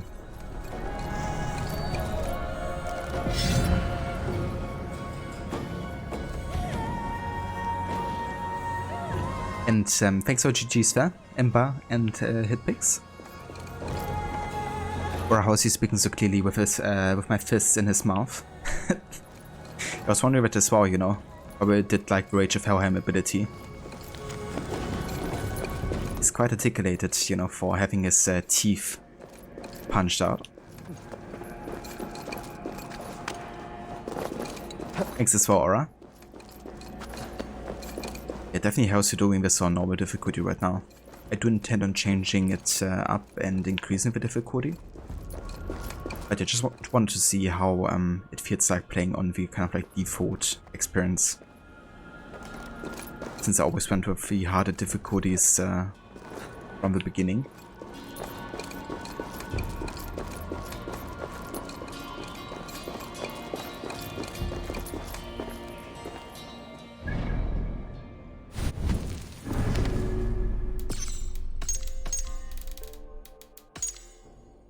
Lost Drengr of Ragnar Lothbrok. Drengr is a glorious and honorable warrior, one willing to go to the ends of the earth, seeking righteous glory. The term can be literally translated as badass, based on my research. These were the elite and would have stood by Ragnar no matter the circumstance. Now they're somewhat lost, but still crave Valhalla. And yeah, there's like 7 total, I think, in the game. And by ending all of them, you can actually go to the place where Ragnar died. And also receive a pretty good weapon as well.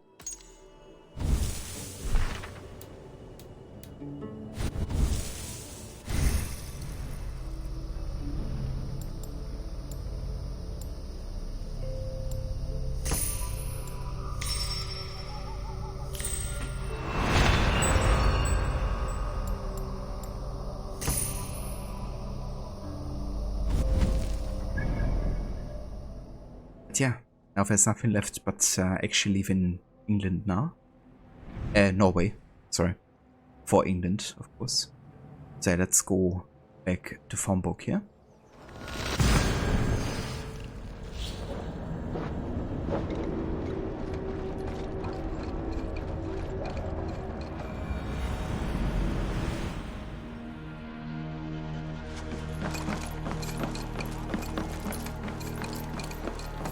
Are you one of Harald's men? I am. The king wishes to make a survey of the land he now rules. Nothing more. Let me ask, are you one of the conquered? Did Harald take your lands as well? No. My family has lived under his banner since the days of his father, Halfdan the Black. Well, welcome to Fornburg, warrior. Riksdaler has a nicer feel. More lived in, more built up. Ah, it's not that bad here. You could have been sent north, beyond the White Fang.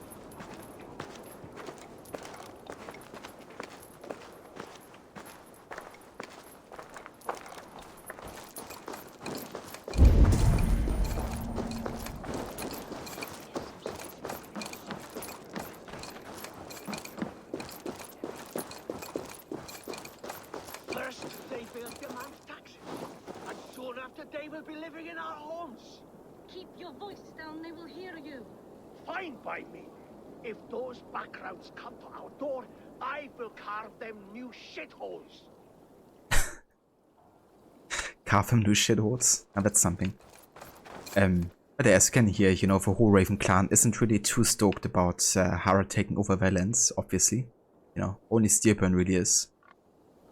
They couldn't care less about, you know, having like a potential conflict if they can secure their own, you know, back home, essentially. So they're kind of like united in the thought, you know, that they have to find maybe a new place they can claim for themselves. It's Eivor. Open the door. Come in, but keep your voice down. We will alert Harald's men.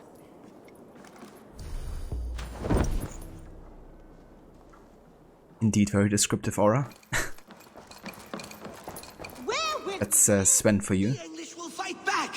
The wars will never end. Or they will push us into the Christian ways. Quiet all!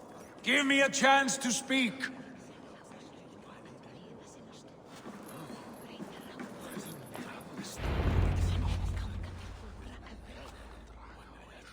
Two days ago, we rid this land of Kjotve and his dogs. Yet today, we do not celebrate. Today we cower under a cloud of fear. But it need not be like this. We are not the heel-trodden subjects of a boy king. We are the Raven clan. Our destiny is our own. Did you know about your father's oath to Harald? I did not. And for that my anger burns hotter than any man's here. But I will not let that drive me into despair. We cannot stay in Norway. Not under Harald's boot. Not without fueling more war. So we push forward to newer lands. To England. And there make a new home. A kingdom of our own. The sons of Ragnar Lothbrok have been in England 8 winters already. Is there any land left for a clan of our size? More than enough, wife. Of the 4 kingdoms of England, only one is truly pacified. I have no desire to wear Harald's leash. I like this idea. A saga for the ages, I agree. It will take time and resources to build ourselves a new home, but the riches taken from Kjotve's raid would suffice. No. That belongs to my father, as a fair compensation. In England, we must start anew. You would start us with nothing? In a land we do not know? Among people who hate us? Kjotve's riches would go some way to easing our passage, Sigurd. I bested him. It is within my rights to claim his goods. Our leaving must not be an assault on my father. It is a time of renewal for us. So believe it or not, but this choice is actually quite important because taking the resources will kind of like give you a bad potential ending for Sigurd. Because he really believes in this like new renewal in England and you know, doesn't want to kind of like be in the guilt of or debt of his father, you know, by stealing from him. So there's like no bad blood in his mind, you know, leaving and having a fresh start, I guess. And yeah, it would just be fair, I guess, for Styrbjörn not to be without any, you know, riches. So yeah, I'm gonna go ahead and leave resources here for Styrbjörn because it will lead to the positive ending, which I wanna have, I guess. And I think it's also the right choice, to be honest. Like, you can get enough riches in England, you know, there's like plenty. So this little bit here is not really worth it. Unless you want to actively go for the bad ending. I think that's an easy choice here.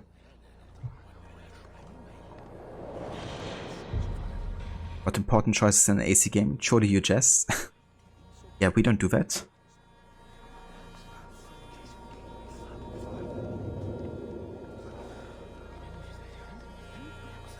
If you object, I understand. Let your father keep Kjotve's riches. England will have riches and cargo enough for us. Good. I did not want this cloud hanging over us. It is a wise leader who considers the need of others. To England then, before the day is out. Pack what you need, but no more than that. And tighten your lips. The last thing we need is the attention of Harald's troops.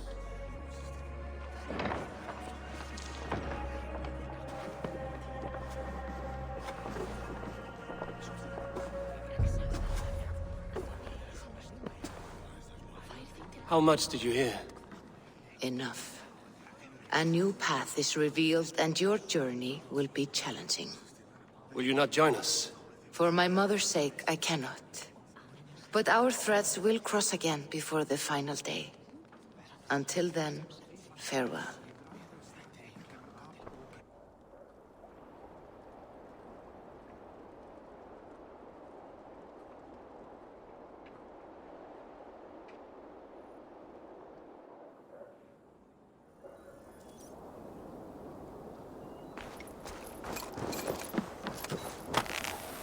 Well then, time to speak to Sigurd and finally leave Norway behind.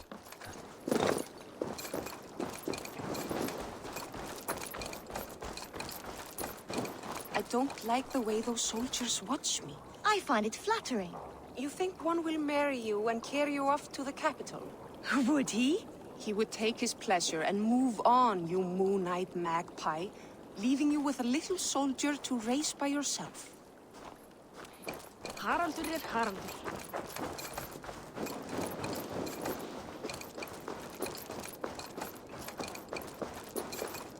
Eivor, the wind favors us. We should set sail without delay. You made quick work of packing. Well done. The dream of new lands is a powerful lure. As is the promise of glory. But the act of leaving so beloved a home, there's a sadness to it. Having doubts? No, not at all. The die is cast. Then let fate guide our journey. Are you ready? I'm ready. Let us take to the water and leave unbothered while we have the chance. That chance is past. Look! Fate flies on swifter wings than we. King Harald's banner.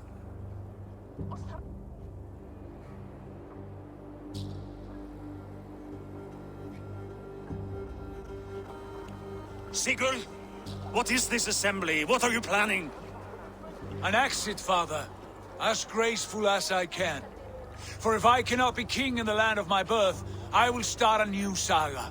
In England. Nonsense. Your place is here, son, at my side. There will be other victories soon. Other glories. My choice is made, father. Do not hope otherwise. Styrbjorn Jarl. Our men were killed as we patrolled nearby. And the word is, Eivor swung the axe. If the dead could speak, what would they say of their deaths, wolf-kissed? They would tell you how they offered us insults, and how I slew them for it. As the dead cannot defend themselves, a vergelt is wanted. 50 weight of silver for each life. By law. 50 weight? You will have it from me. A parent must pay the price of his children's folly. That was generous, Lord. Why England? Why throw away all you have for such an uncertain future? Here you could be a king's hero, Eivor. Your name known all across Harald's many kingdoms. No. I will not be captive to another man's gaudy design. My destiny is my own to weave. Eivor speaks for both of us, father. You gambled your honor, and you lost your family. I hope the trade was worth it. Anger and sadness wrestle for my heart, but I am glad you'll leave this place alive.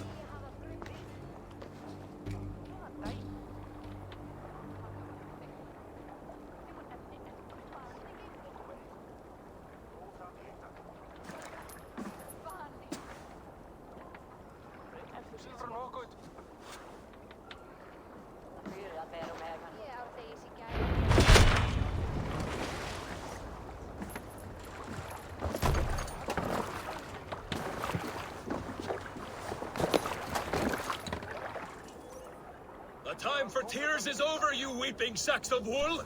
Put some muscle into those pulls! Ration your strength, dog. We have an ocean to cross. All right, you lazy backrout. Sigurd, what's our course? The sons of Ragnar established a settlement near the coast. We set sail for them. Ragi, sing a song to lift our hoof. To rouse the gods! Inspire a mighty fart from Thor to speed us on our way! An ocean lies before us, Eivor, and on its far side, a new kingdom awaits. You know England well from your travels. I spent a season in their kingdom of Mercia, a temperate land, lush and wild. By now, the sons of Ragnar will have claimed its heart. Do we mean to join their army? They will join ours. In time, all of England will know of Ravenclan and the glory we brought to that fractured land. So to England! Glory and destiny! To England! To England! For Valhalla!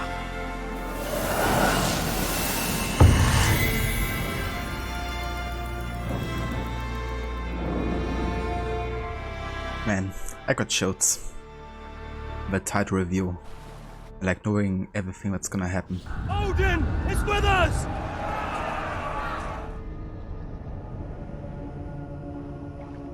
Also the music, you know, really adds to it.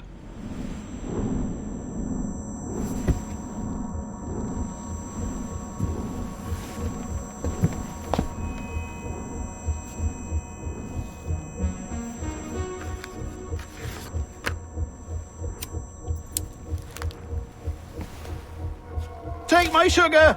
Take anything you like!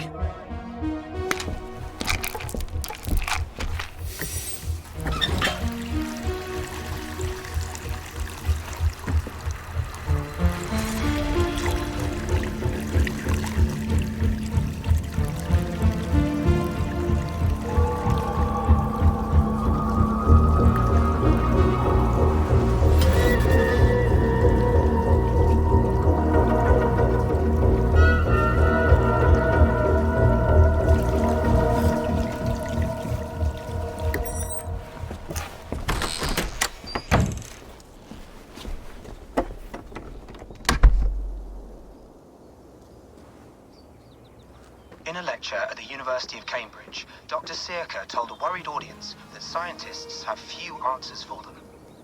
Since the mass coronal ejection of 2012, the strength of the Earth's magnetic field has increased by a factor of 50,000. This has resulted in huge disturbances in radio and satellite communications, dangerous bands of radiation around the poles, and as we can all see from our window, an aurora borealis that never burns away.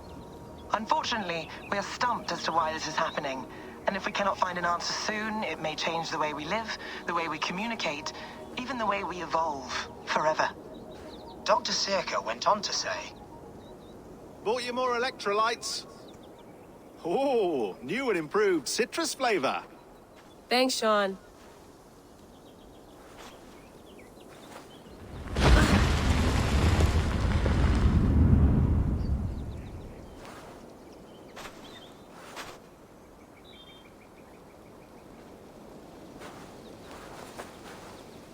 How do we fix this? How are you the key to everything?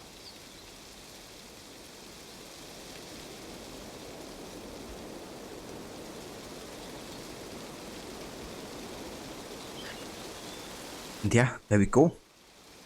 Back in the modern day with Layla Hassan. The protagonist from Origins, Odyssey, and now Valhalla as well, in the modern day. And yeah, this of course after the events of Odyssey. And what's happened there. Indeed. Odin is right there. Or at least part of him. But yeah, essentially this after the events of Odyssey, where Layla's taking a hold of the staff of Hermes Trismegistus, which kept her alive, but also made her being corrupted in a way, and doing things she wouldn't be doing usually. You know, like, for example, getting into rage and killing one of her friends, essentially. And yeah, this is now in Valhalla kind of like the aftermath, you know, like she's completely... I mean, not looking in her best shape, I guess, or circumstance. And yeah, she's kind of like dealing a little bit with what she's done, I guess. And we also have Sean back. Got us some new improved citrus flavor electrolytes. The absolute legend. But yeah, if you didn't see it in the database. I guess it was kind of like his handprint. Then this is like the final confirmation that he's also part of modern day. And yeah, Hitpix, you can actually go back to Norway if you wanted. Like at any time, once you get to England, you can fast travel between all the different parts of the world, really.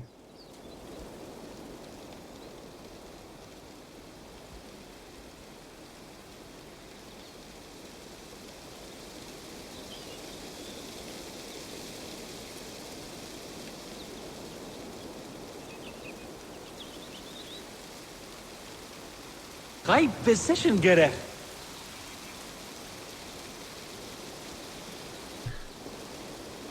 Yeah, it's definitely a redemption story for Layla Rod, for sure. You know, and it's good how the team of UB Montreal really decided to, you know, work on the issues that were like largely created in Odyssey. And what, you know, Layla has done there. So it's really good how it connects in that regard and makes her kind of like redeem herself and become a bit more likable again, I would say. What happened to what Hitpix?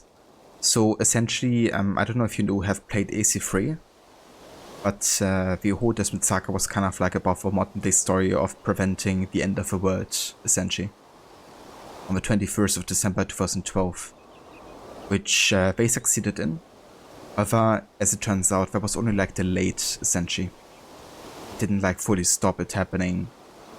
It just kind of like delayed it by another few years. And now like 10 years later, you know, it's like about to happen again.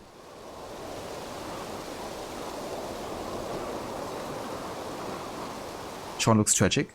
Yeah, they all seem to have not aged very gracefully.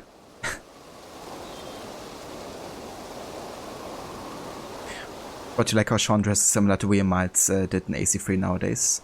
That's true, actually. I never thought about that, but yeah, it's a very similar style. Also look-wise, you know, it's quite more similar. It is a very well-preserved skeleton. Yeah, I mean, all of the parts here. Also considering it wasn't even dug up that deep.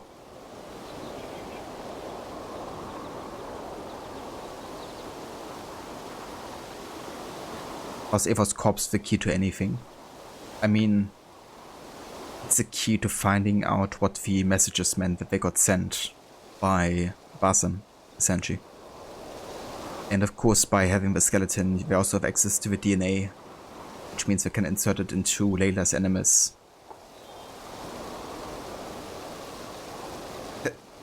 Yeah, no kidding, Seraph.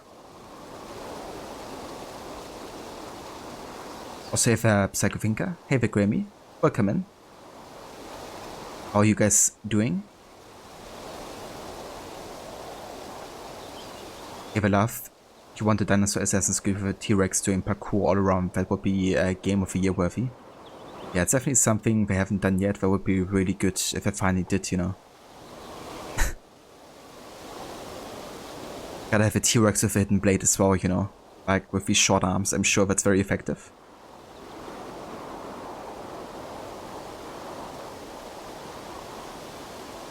The big thing is in the next Assassin's Creed game we'll use the, we'll fix the word again. Yeah, I mean, it's definitely the question what's gonna happen in regards to that note that's, you know, supposed to happen. There's definitely some development in that regard in Valhalla, but I don't wanna spoil you in case you still wanna play or watch that.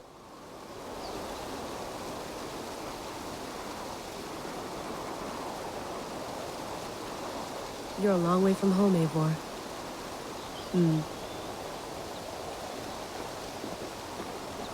Got some excavation tools here.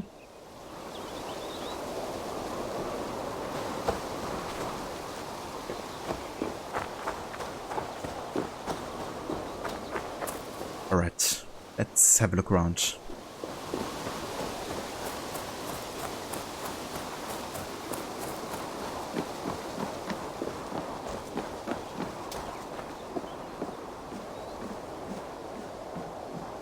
It's beautiful. That's not normal.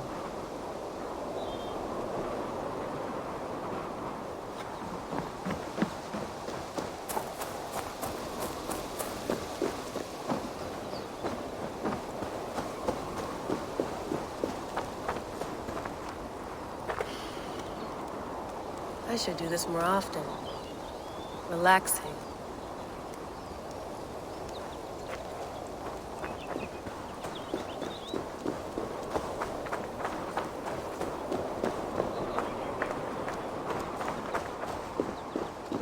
I'm not going anywhere. Not yet.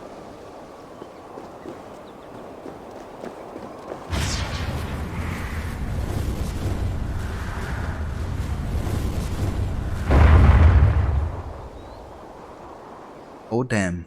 Another satellite. Damn. Yeah, no kidding. So it happens on a regular basis now, apparently. Probably bought this at a coffee shop somewhere in Concord. Concord, so there you go. That kind of like gives away the location where we are. That's of course very close to AC3's setting and location. You know, Concord being one of the cities you could visit in the game.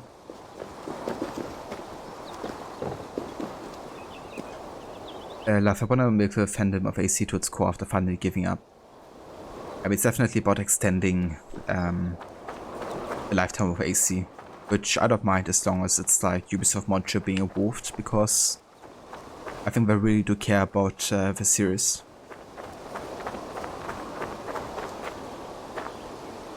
It picks out to the Templars get out of the world ending. So they don't really want the world to end, I guess. They also just realize, you know, it's kind of like almost inevitable. And they plan for, you know, that circumstance by building, you know, lots of bunkers, for example. And yeah, like their plan is to basically get as many pieces of Eden as possible before it comes to that point, because then they can come out of the bunkers essentially and take over the world completely. Last time a catastrophe happened, it killed like 99.9% of our population. So yeah, that would be like their chance to be like, you know, the actual creators of a new world, I guess. At least that was the original plan.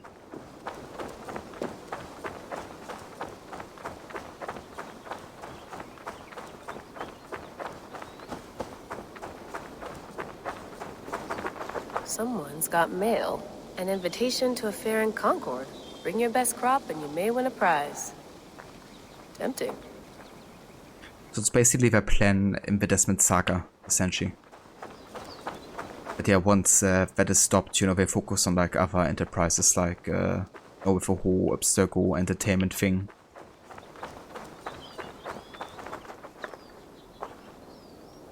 But you wonder what they have cooked up for that final Ava content releasing the end of the year sometime. Yeah, I wonder as well. Supposedly it's like about finishing Ava's story arc. So I would think maybe we have like a sequence about you know, North America and why Ava ends up here. I feel like they have to give us an answer, you know. But yeah, who knows.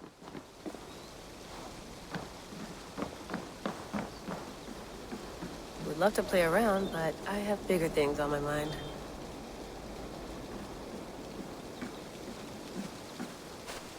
Did you get my tea? Some quality stuff here. Oh, mint tea is not actually tea, Bex. It's an infusion. It's really just dirty, minty water. I don't care what you call it, Sean. Did you buy any? Of course I did, love. Hey, sorry about pulling you out. The generator was sputtering. That's fine. I needed air. How is the Animus data stream? Comfortable? Felt pretty stable after a while. Good. Just give me a sec and you can jump back in.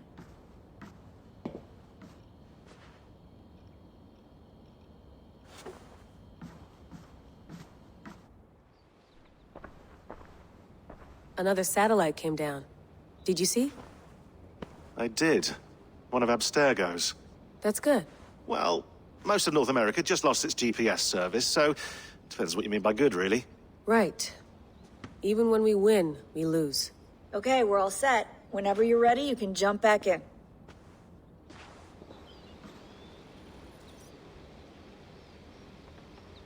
Yeah, there's gonna be more Ava content. Apparently one more kind of like free DLC. It's not gonna be super long, I don't think, but it's supposed to kind of like finish Eivor's story arc.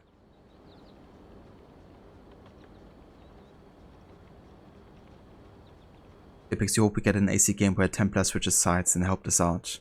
I would actually love to see that, you know, like not an assassin turned Templar, but the other way around.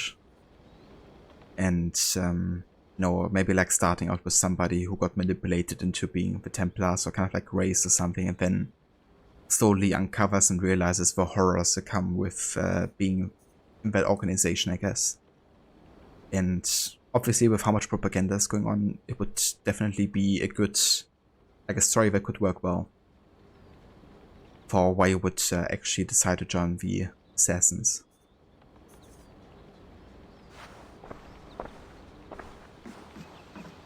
That's quite nice. Soothing.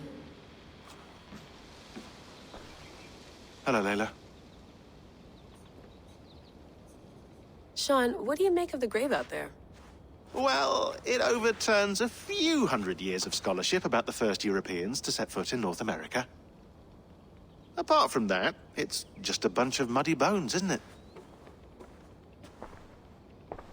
Can we talk about this thing on my neck for a second? Ah, the mood stabilizer. Yes. It's not harmful, is it? I mean, I feel good, but I want to make sure there's no side effects. There shouldn't be. It's only blocking outside signals, a passive effect, so the staff doesn't, you know, mess with you. Sean, what happened last year, I had no control over that. I tried to resist. I understand.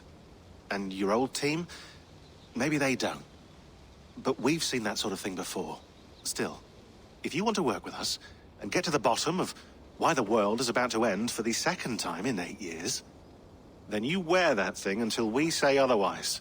William's orders. I know. It's not a problem. It's just a few more weeks, yeah? Just until we figure this out. You're right. I know you're right.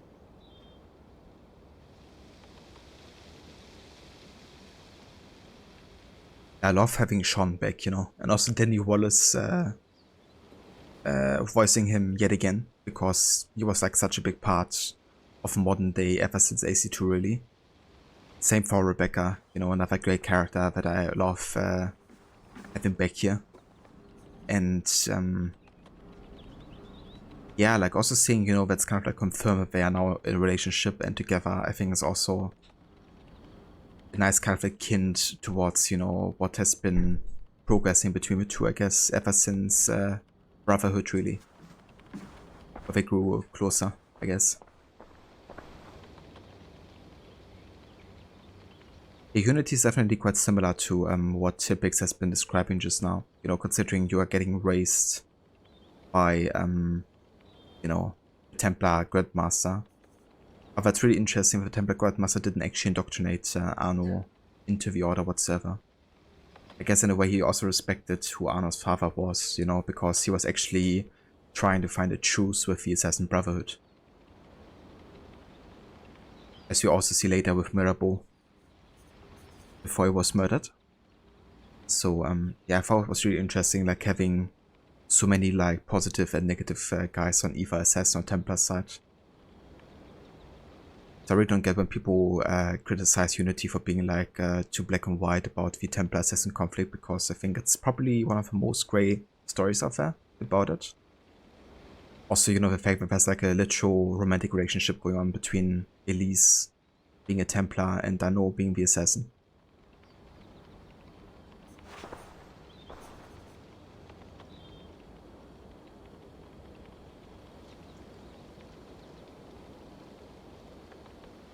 It is said that Leif Erikson came to North America first. So do you happen to know when that was, like, year-wise? I think it's about 200 years after we get there in Valhalla, isn't it? Sean has been busy. Strange message. An audio fragment sent from an unknown location to our encrypted servers. Nothing was stolen, nothing corrupted. Just a quick deposit and gone. Got lucky this time. So what is it? A cryptic sound file, voice unknown, with a signal beneath it. The signal was a code. Led us to the precise spot here in New England. We dug, and good lord, we struck gold. Well, silver. Dominant currency in the Dark Ages. Point is, it was a grave site, a Norse warrior dating to the late 9th century, early 10th century AD, a few centuries before the earliest known settlements. This is big news if we have it right. Questions remain. How did these bones get here? And why?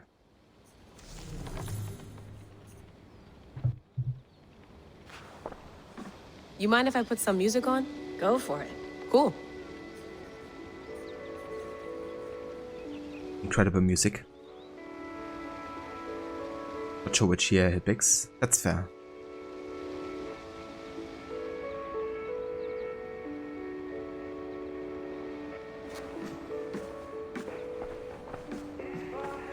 I went through hell to bring you here. It had better be worth it. So from what you understood, he said to arrive in like 10, 20 or something like that. I gotcha. So quite a bit earlier then. But not unthinkable, you know, that it couldn't have happened, I guess. Feeling okay? Better. But I'm worried that it could happen again. The 2 data streams. I can't promise it won't. I barely understand it myself. It felt like 2 minds, fighting over 1 brain. It hurt like a shotgun to the head. Right. There's something about this Viking's DNA sample that feels dense, noisy. Could it be the staff? Interfering somehow? How do you mean? My headaches, my temper. They started the day I got that thing. I hope you're not making excuses for, you know, your friend. Jesus, no. I'm not. Sorry. Just take it easy. And if you feel yourself slipping again, let us know. I'm trying. I really am.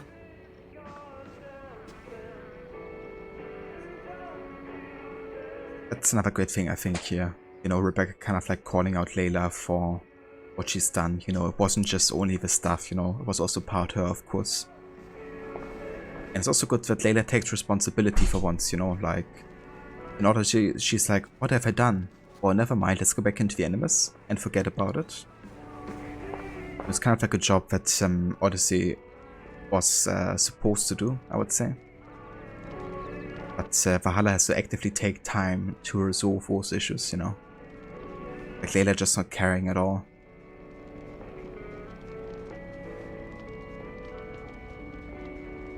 Or never do the modern word stuff, so you didn't realize I gave Layla the mood stabilizer thing. Very interesting. It really is, yeah. What's also interesting about it is it's kind of like located at the same place where we have the Mark of the Sages, you know. This wall.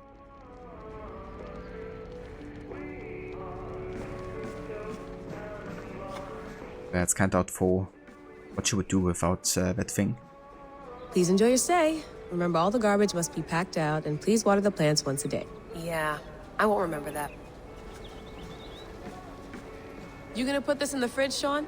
Of course. In half a minute. Remember, tomatoes go on the counter, not the fridge. Okay, so now the only thing left to do is reading some of the modern day stuff on the laptop. I'm gonna do that in a bit, however I'm gonna still take another short break here of a few minutes. Also gotta help prepare something for dinner tonight, real quick. But yeah, shouldn't take much longer than just a few minutes. So I'm gonna just leave Layla here, listening to some music, and then I will be right back in just a few.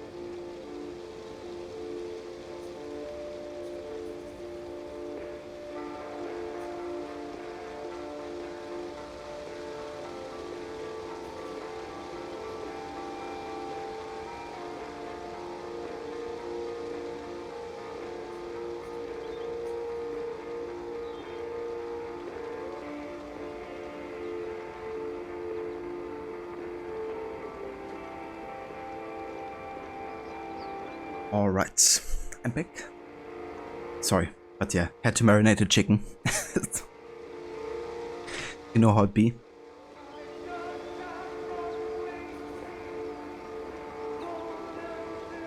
The various hit picks. I hope you have a good night. Thanks for being here. And yeah, have a good rest.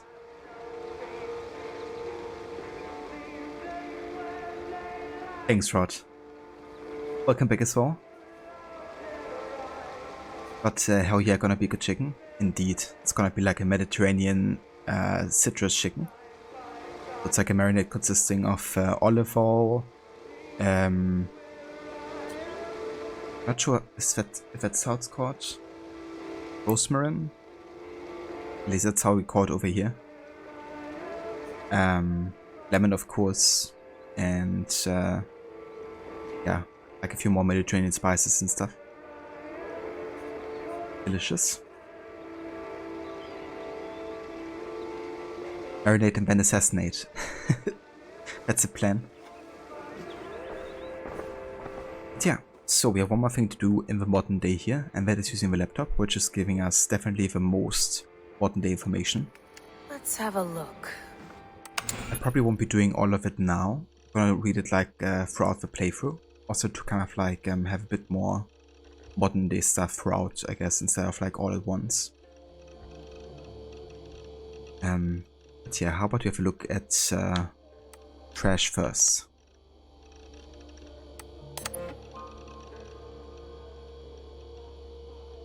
Monsieur and Madame Bebeau. My name is Leila Hassan. I was a friend and colleague of Victoria's, both at Abstergo and our subsequent freelance careers. In all the time I knew and worked with your daughter, I've always struck by her limitless intelligence, her humor, and her ability to focus even in times of great stress. She was an inspiration, not just to me, but to all those who worked with her. I'm writing to you now with the hope of shedding some light on the circumstances of her death. I realize it must be strange to receive a letter out of the blue from someone whose name you have probably never heard, offering to explain the tragic loss of one so dear. But if you will allow me, I would try. I was with your daughter in the moments leading up to the unfortunate incident that took her life. In fact, I'm partly to blame for. And that's where it ends. Layla couldn't finish the letter and couldn't send it either.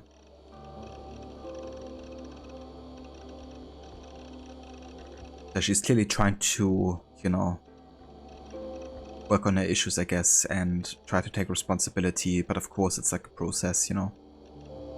She has to process herself first, what she's done, I guess, before she can, like, write a letter like that. There's also an Otto Berg interrogation file from 2019, but it's corrupted so we can't actually listen to it. But this is also another reference to Odyssey here, because at the end of the Fate of Atlantis DLC, Layla actually stabs Otto Berg in the back, making him become paralyzed, at least temporarily. And then they get kind of like, or he gets interrogated by the Assassin Brotherhood and captured as well.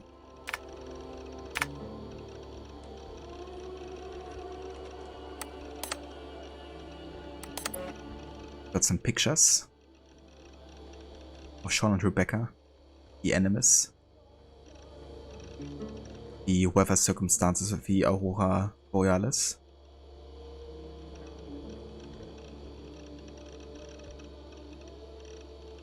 Grave of Eivor.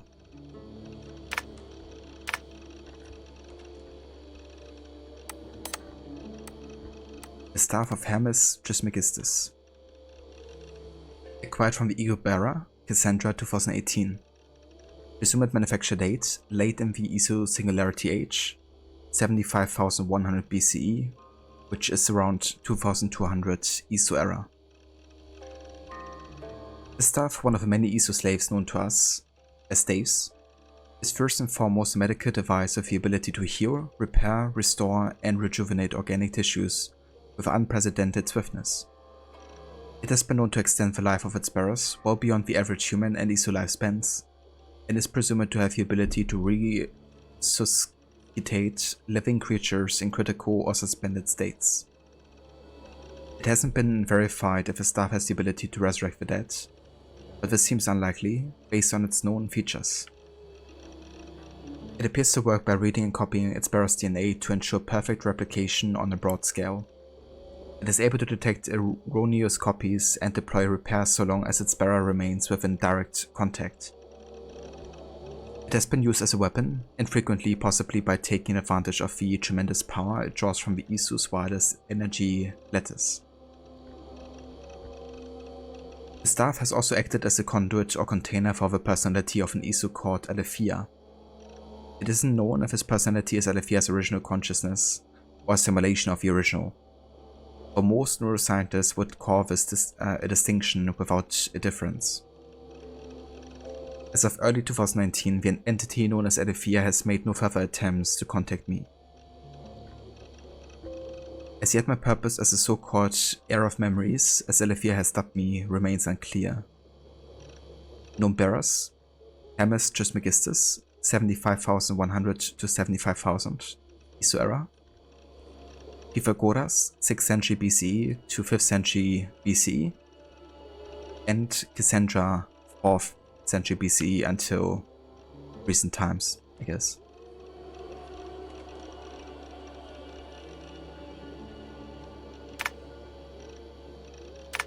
And yeah, that's the staff that also corrupted Layla, I guess, and brought them the situation that she is in now. But there's a nice reference here also with the Heir of Memories and the purpose being unclear, because the ending of Valhalla actually directly connects to that and makes gives you an answer, I guess, for why she was dubbed like that and what Aletheia's plan really was.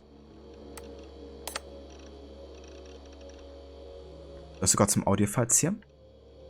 A strange message which they talked about earlier, kind of like giving us also the location code for Aethor's grave. I lived, I died, and now I sleep. And in my sleep I dream.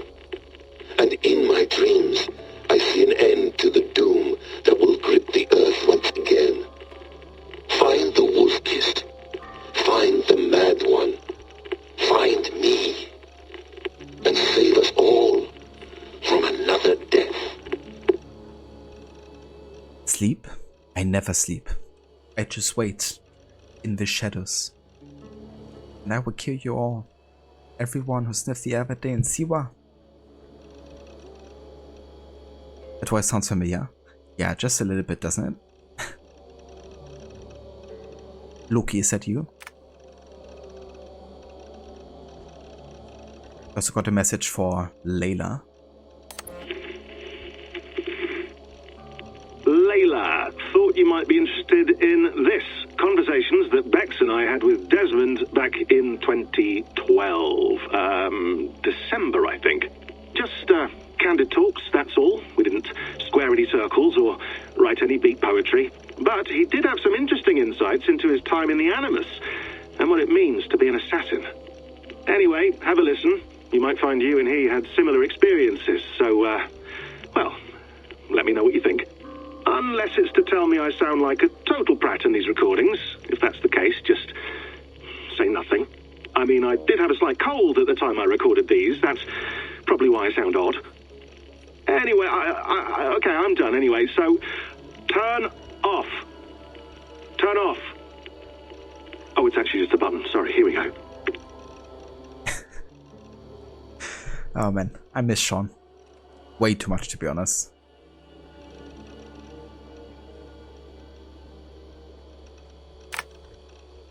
But yeah, so messages with Desmond that Bex and Sean had with him. Yeah, what's really cool, of course, Nolan North, the voice actor for Desmond, he actually makes a comeback in this game. Not only in these sound files, but also beyond. Which I thought was another great callback, you know, and to really like connect the old with the new, finally. That's something I give Valhalla tremendous credit for, is like all the connections it makes to all the other AC games. Like, if you're really a fan of the whole series, you know, then there's just so much to uncover. And that I think makes Valhalla an essential play, really. Sean is so nice, Layla. Yeah. maybe learned a lesson out of how he treated Desmond initially. Or maybe he just, became nicer with time. I mean, Rebecca has a relationship with him, so I guess he must have become a bit more harmonic, I guess. No, come on, Sean. Turn that thing off. Oh, hold on. I like what you said there. I want to get this for posterity. Say it again, nice and loud. Seriously? Sure, come on. If nothing else, it'll give me leverage with your old man. Ah, that's your angle. Nice. What I said was, I wish I hadn't been born into the Assassins. I wish I had chosen this life. Is that good enough? Sure, but why is that? Because choice is the central idea of our creed.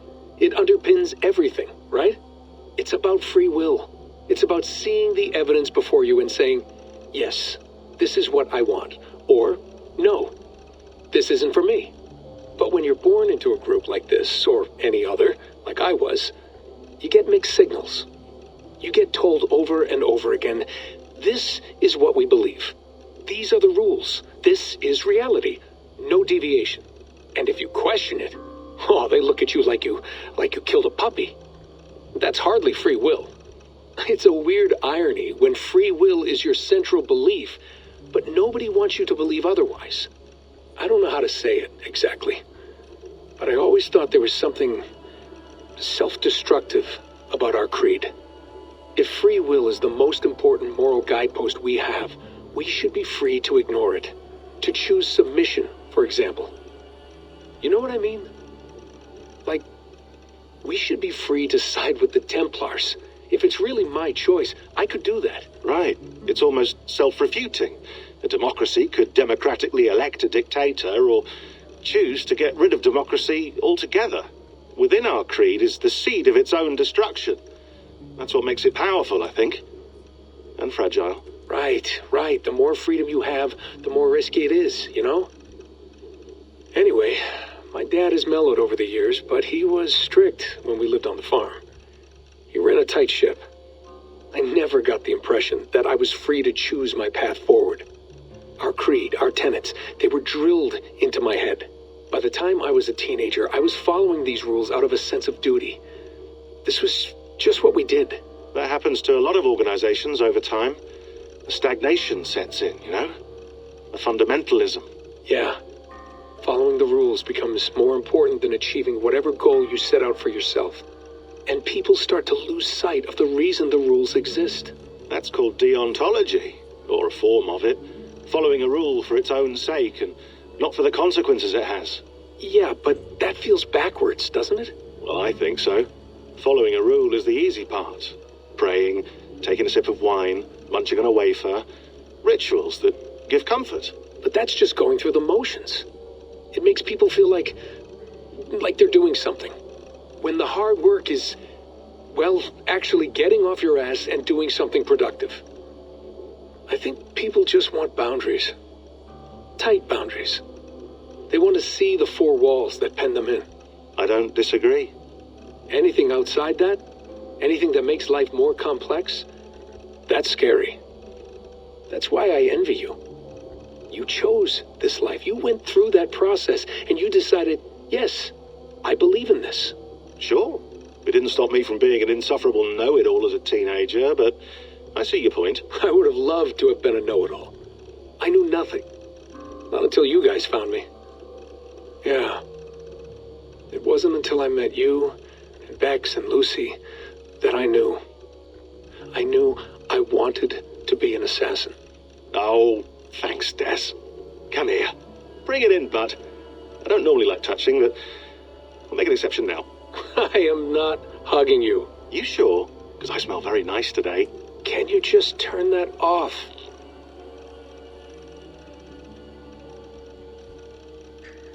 Man, the flashbacks you get from hearing this, you know.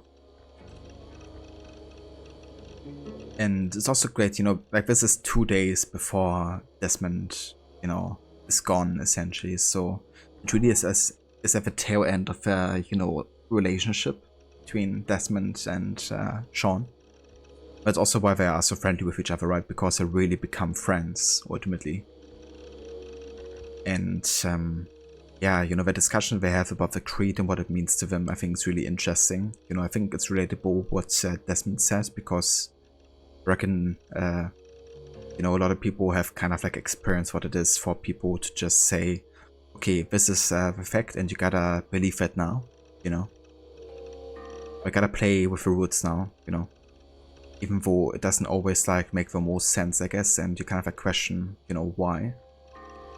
And, you know, him being raised as an assassin, you know, and like being told essentially, okay, there's this like Templar conspiracy and they will try to find and kill us all. And we can't go into a city because that increases their chance of finding us. We have to stay on this farm and you can't go outside and learn about the world and see it. You know, it didn't really make Desmond think that the assassins were too much in favor of freedom, you know. And he wanted to go his own path, I guess. He wanted to see for himself, which is what he ultimately did.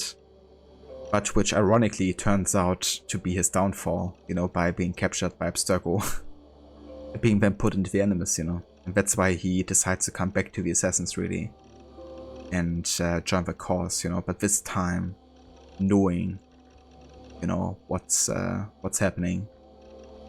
And making a decision he fully stands behind. I think it's really well told, you know, that story of him being skeptical at first, then breaking free, which you can't blame him for, and getting punished for that because the assassins were right, and then him, you know, ultimately deciding for the assassins. It all makes sense, and I think it's all completely understandable why Desmond went the path that he did. I wouldn't have wanted to stay in that farm forever either.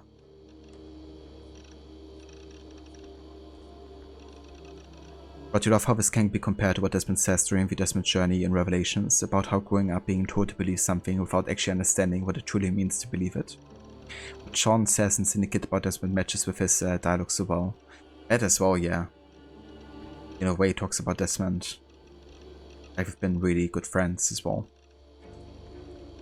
Yeah, that's a good point as well, you know, with Desmond's journey in Revelations. That's a great piece of modern day for those of you who haven't checked it out yet. It's kind of like a first-person parkour level, focus heavily on the narrative, and kind of like an internal monologue about Desmond's path leaving the farm and then getting captured by Abstergo. It really fills in these blanks here as well.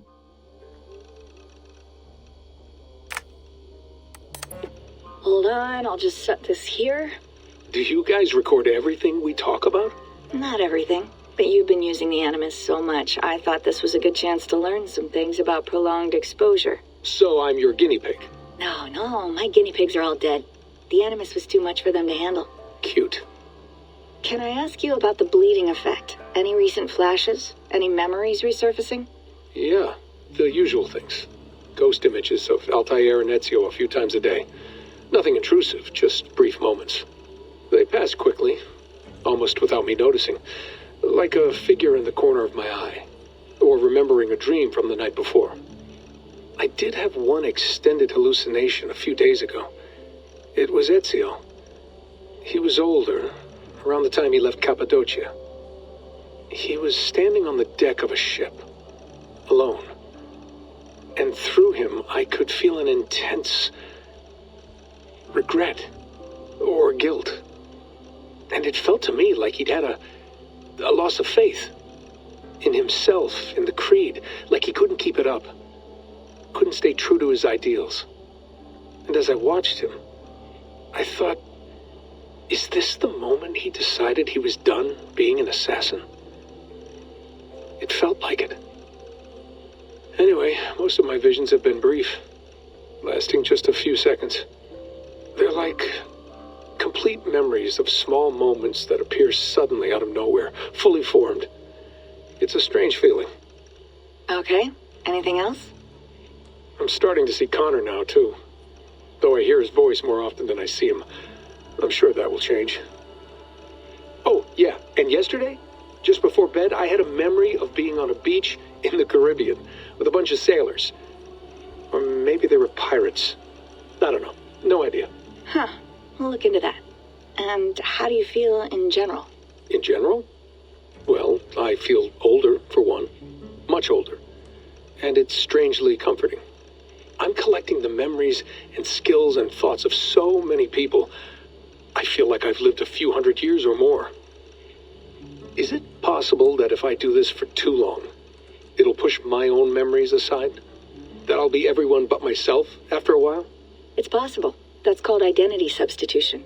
It's happened before, but it's rare. And someone with your background shouldn't need to worry. My background? You mean someone with my genes? My abilities? You have Isu DNA, and that lets you see things and do things and withstand traumas that other people can't. And I can suffer in ways that others can't. That's not something to be proud of.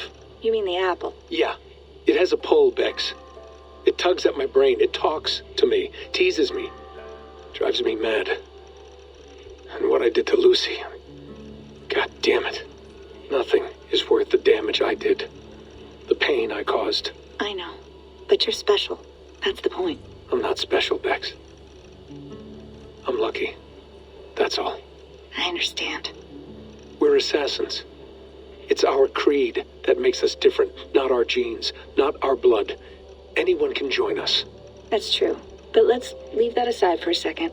What I want to know is, have you ever had any Isu memories resurface? Isu memories? I don't think so. I can't even begin to imagine what that would feel like. I think you'd know if you did. Maybe one day. We might be able to induce something. Jesus, let's fix the world first, okay?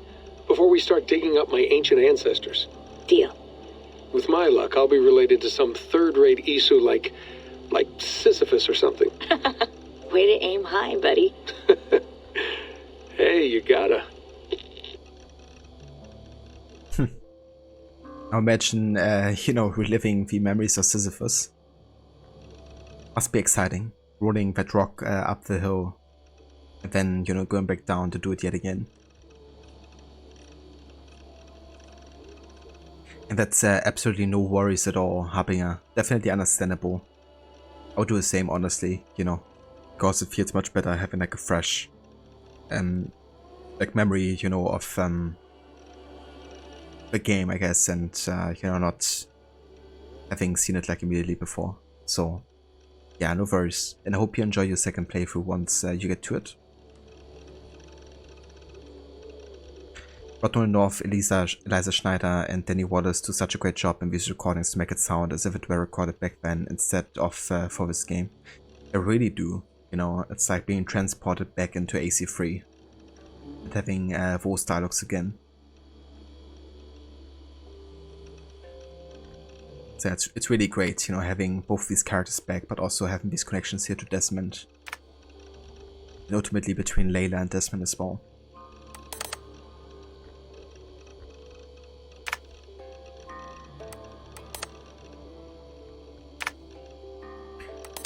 Okay, I think I'm gonna leave it here for now, and then after the next story arc I'm gonna go and come back to modern day and read the rest of these.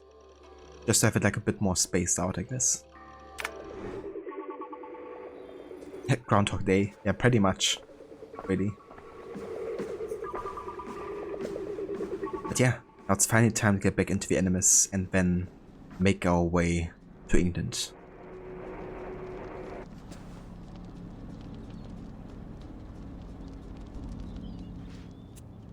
All right, time to go. Norway to England takes about a week by long ship, so I'll scrub ahead.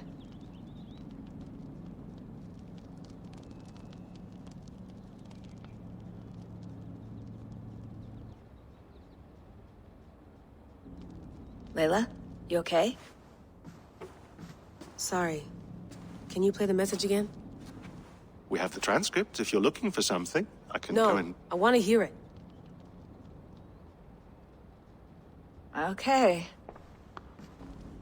I don't mean to be cryptic. It's just... that message led us here. To this place. To a Norse grave in North America. So those bones out there are the only lead we have. Our only chance at fixing this planet before it's too late. Here it is. I lived, I died, and now I sleep. And in my sleep I dream.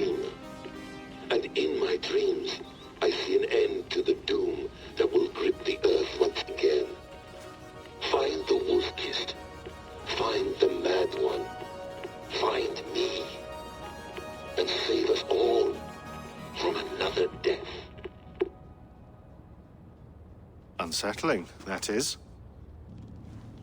That pulse in the message. Are you sure it's just coordinates? Nothing else? Nothing I can find. Okay, I'm ready. Here we go.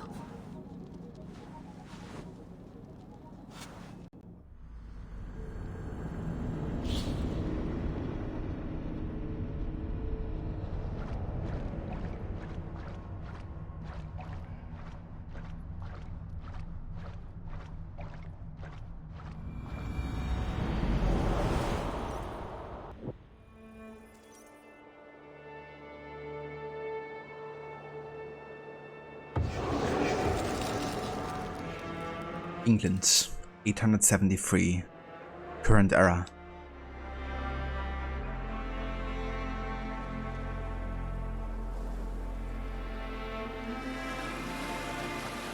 There she is, England, our new home. Not a patch on Norway, but we'll make this land our own soon enough. I'm glad to see any land at all, and will be happy to have my feet on solid ground again. We must not rush our landing. All you see here is Saxon territory. The Kingdom of Mercia, largely unpacified. There will be eyes watching us from the trees, with bows drawn and traps set. We must be wary. Randvi, dig in your oars, all standing. Have you spotted something? Not yet. Well, let us go ahead to clear the path of any dangers. Then follow our lead when the sun brushes the horizon. Understood. May Thor bless you all on your way. We will see you soon. Sail on. Yes! I'm ready for whatever these green-thumbed fairy folk have to throw at us. Sigurd, do the sons of Ragnar know that we're coming? They do not, for they will not scoff at our visit.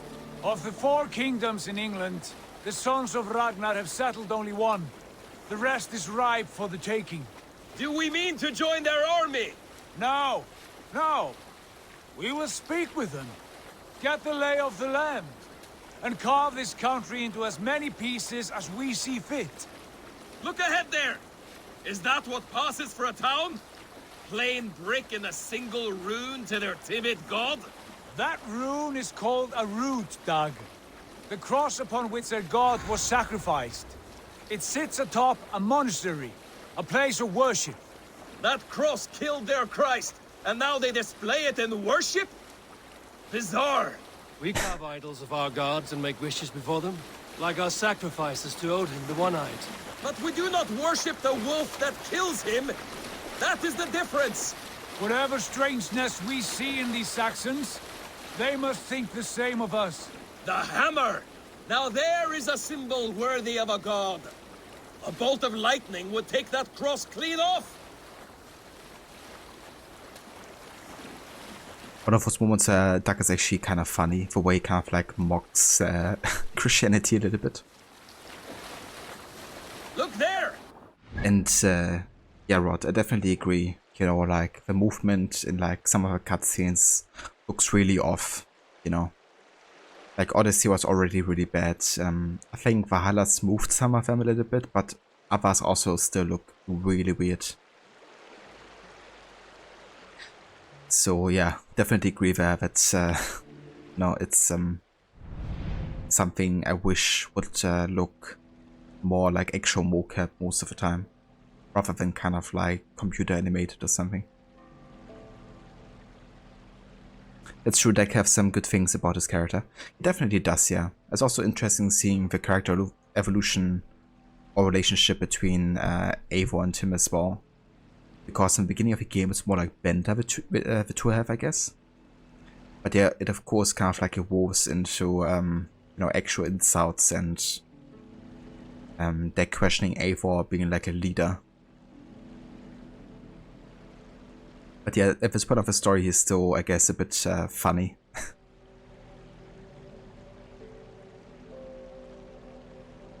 Is it just you, or does an unexplored England map look like a Christmas tree?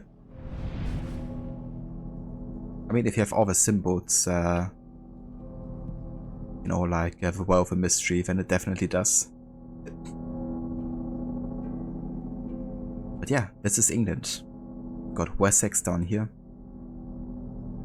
Got Mercia, biggest kingdom. Got East Anglia and Northumbria as well. With the 3 major cities, of course, we got Jorvik over here in the north, also called York. We got London and also Winchester down here.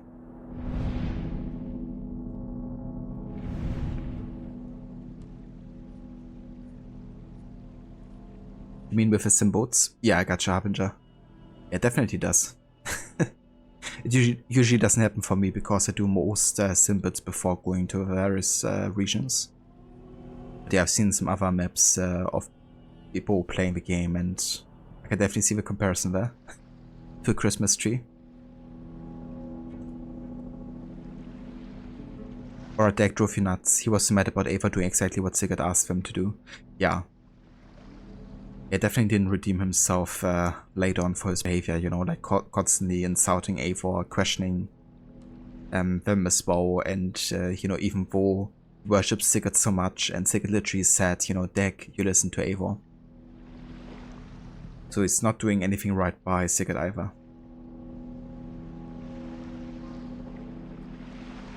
Anglo-Wessex was the one place the Vikings couldn't control. Yeah.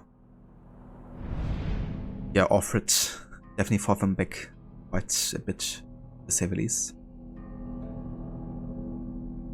Couldn't get a hold of that. Ritual drowning. Baptism tag. Are the ways of Christians really so unfamiliar to you? Not at all. I simply forgot. And someone has to keep the conversation up. It must be priests and worshippers alone in that place. We could storm this port with ease. Sack it without breaking a sweat. Is there much in the way of treasure there? Always! They shape precious metals and cut jewels to their gods.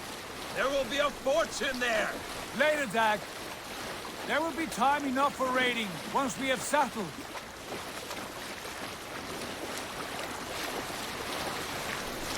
Drowning rituals, yeah. It's a funny. Like seeing that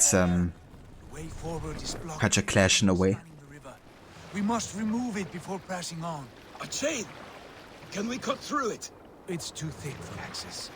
But there must be a way to release it somewhere in that camp. I will go. And I will be right behind you. No, Dad. You stay here. Should trouble come our way, I want you defending the ship. A good idea. Send out the arrow and keep your sharpest axe at hand, huh? Something like that. Something like that. But it's interesting when you think of places like England that were split up like that, with kings to each part. You think China was another country like that? There's probably others as well. Yeah, for sure. Like something that lots of countries had until they got unified under one banner, I guess, so to say. I mean, Germany was the same as well, you know. Basically split up into like different, you know, territories with one person at its head, essentially.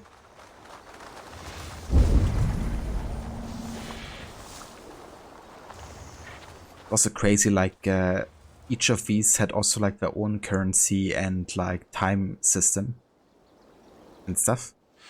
So when Germany was actually unified, it created like tons of issues. Because everybody was like, or everyone was treated differently depending on which part of Germany we're in.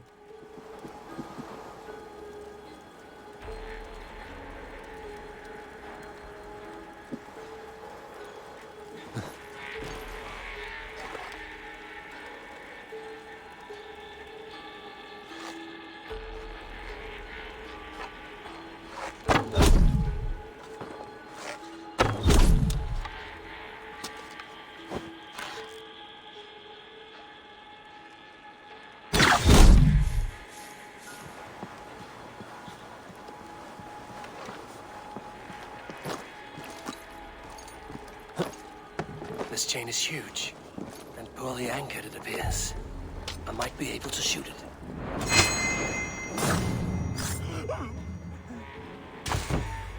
This Mark of Death ability is so overpowered. I can kill multiple people at the same time.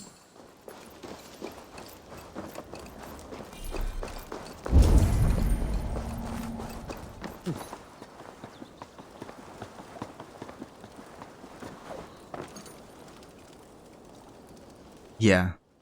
Yeah, it's definitely quite common, especially in Europe, I think.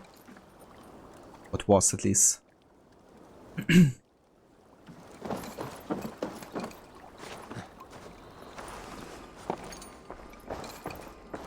All right.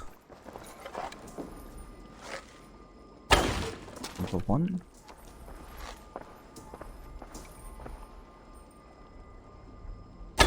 Done. Path is clear. Number 2. James Wayne! Hey, boy! Back to the boat! We should be close, barring any more surprises. Taking it in!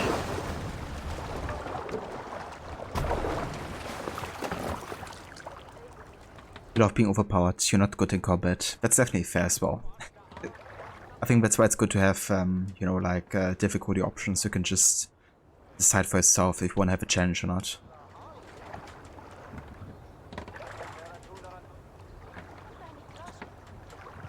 Ah, nice, Habinger. So, did you like get new parts for your PC or something?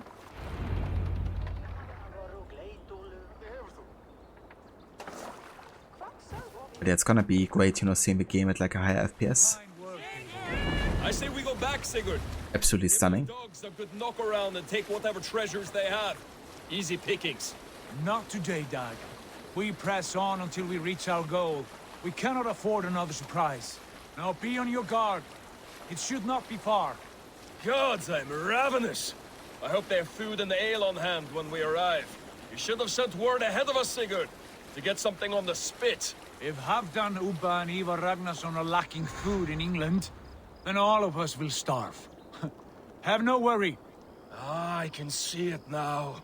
A suckling pig, tender and juicy, and the ale as gold as the treasures that we failed to steal back there. A man of simple pleasures, aren't you, Dag? And he is happier for it.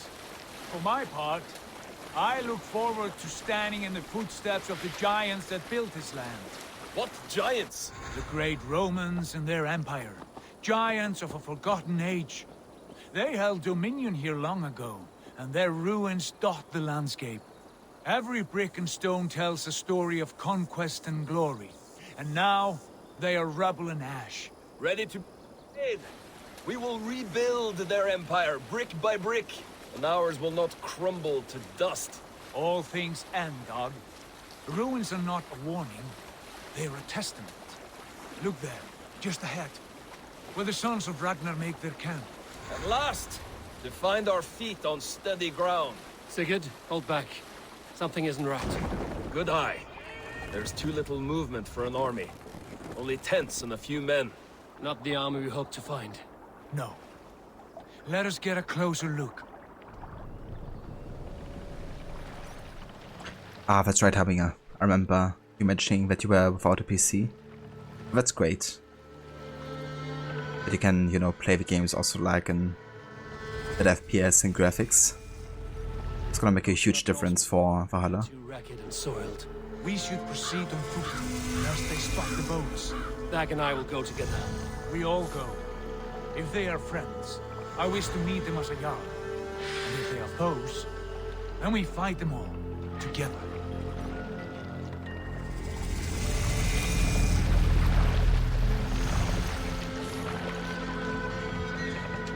Oh yeah, me too, Aura.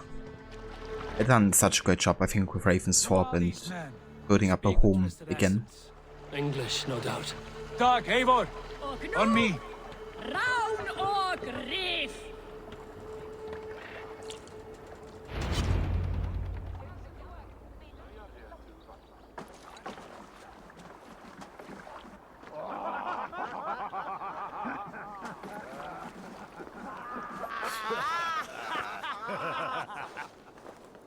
Oi, what's this? A mess of filthy Danes befouling our riverways?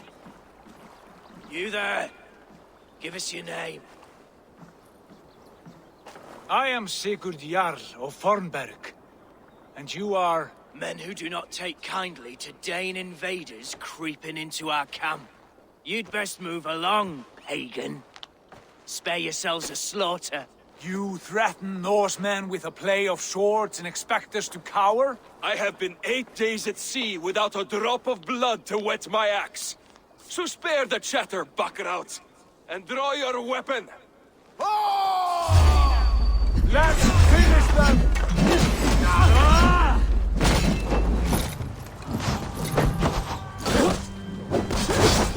This is so done!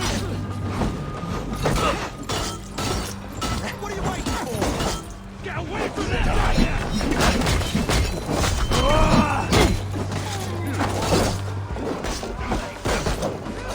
Like a bleed, mother!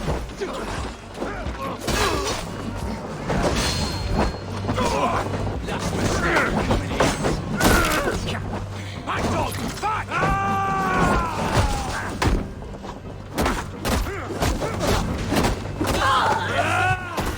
You had your chance to turn away, and it passed you by.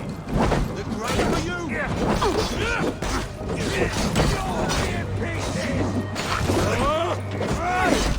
Weakling!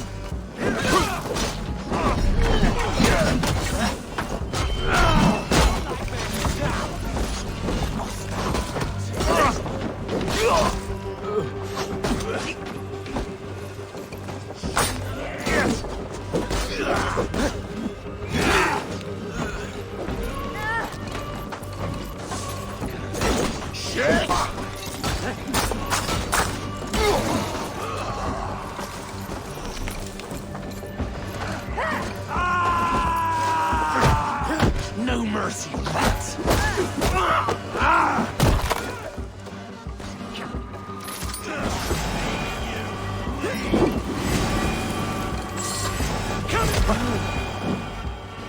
Have a look around, all of you. I want no more surprises. Right. I'll check the longhouse.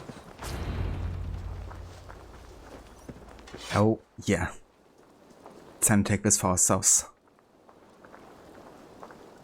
Guy's definitely from Witcher 3. Look here, they ate rats for supper. Explains why they fought like vermin. Funny dick. Funny. Bit of a dead joke there. But it definitely sounds like they could be from Witcher 3 or, you know, with that thick British accent.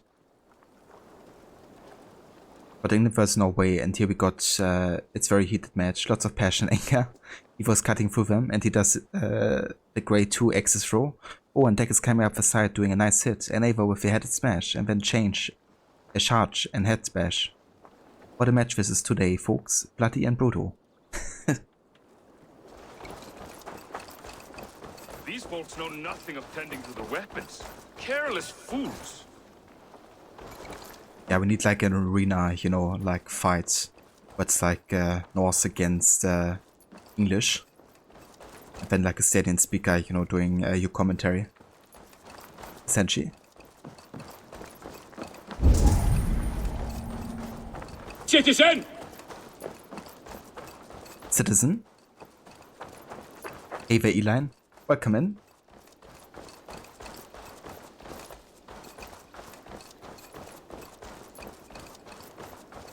It's kind of crazy how lively this place is gonna become, you know, with like all the buildings around.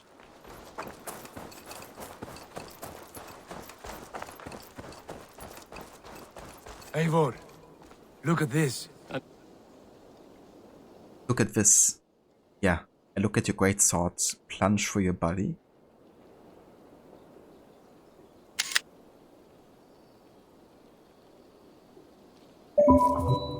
Nice trap. Might be something inside. I'll have a look.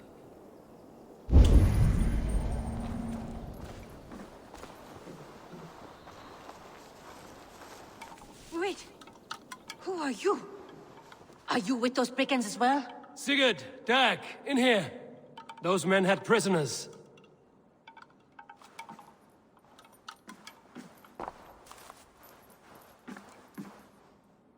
You there! Untie us! Let us walk and we will not hurt you!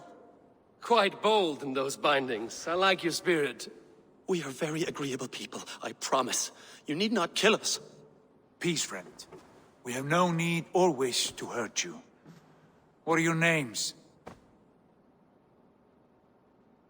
Yenli, I'm a merchant, not a bandit like those others. And this is Rowan. Rowan, that's right. I'm a stable hand, that's all. I keep horses and, well, I did, till those brigands sold them off. They meant to sell us next, as slaves to the nearest bidder. But I ripped their eyes out before I let that happen. And how did you find yourselves here? We came to trade with the Sons of Ragnar, at Halfdan Jarl's asking. But they were gone when we arrived. Unbind them.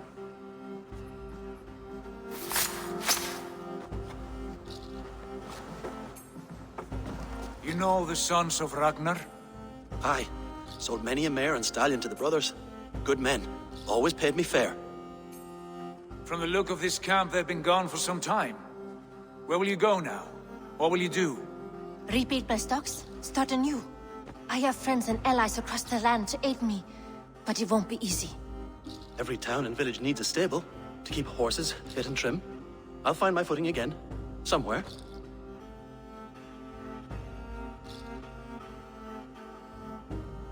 What are you thinking? That we could use their skills as we get settled. Having access to trade and someone to tend our mounts would be a boon. My thoughts as well. Any friend of the Ragnarsons is a friend of mine. Right, Dag?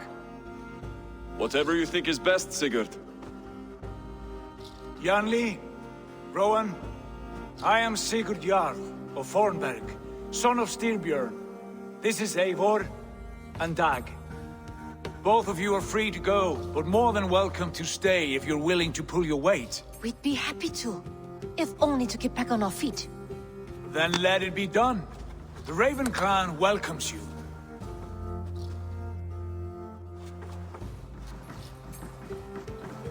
From strangers into friends, into family. The others have arrived. Come. I have a good feeling about this place. Honored family, friends, welcome to your new home.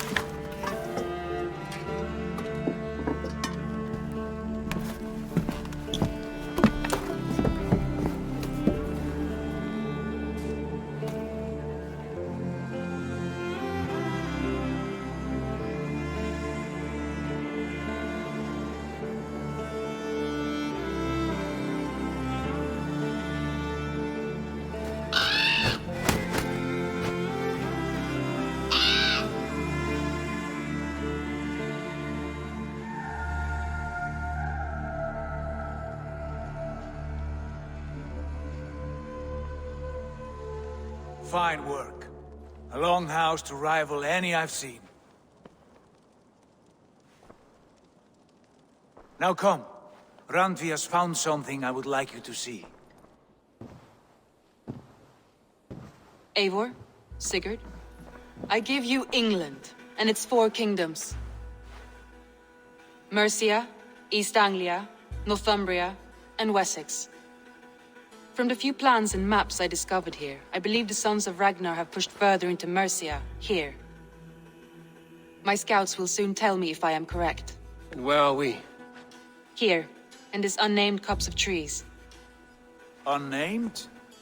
We cannot let that stand. What will we call this place? I might have an idea. Ravensthorpe, the village of ravens.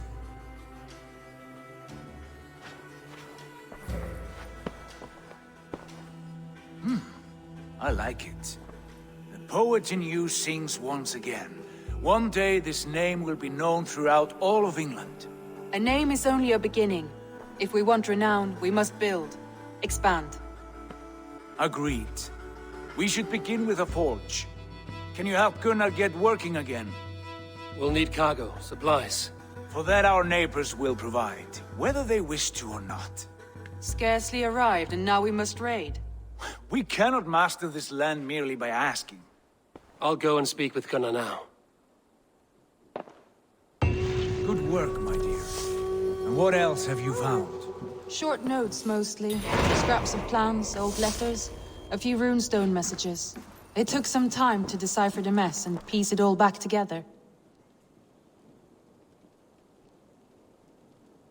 And yeah, there we go. Set it into Ravensthorpe and build up this place. But obviously there's much more to be done, and more people to get set it in here, and more houses to build. Gonna start with a smithy, but yeah, that's just a start really. And thank you for clipping that moment there, Rod. With Sigurd and the great sword. This but a scratch, just a flesh wound.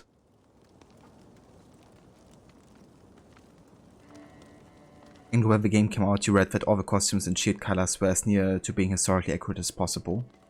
Yeah, pretty close at least, you know. But obviously the changes with some of the gear get through either Ubisoft Connect or Radar, or even some other sets in the game that are being like a bit more about being flashy, I guess. Yeah, Rod, I thought the same, you know, like, I thought that could have been easily another kind of like title reveal shot in a way, you know.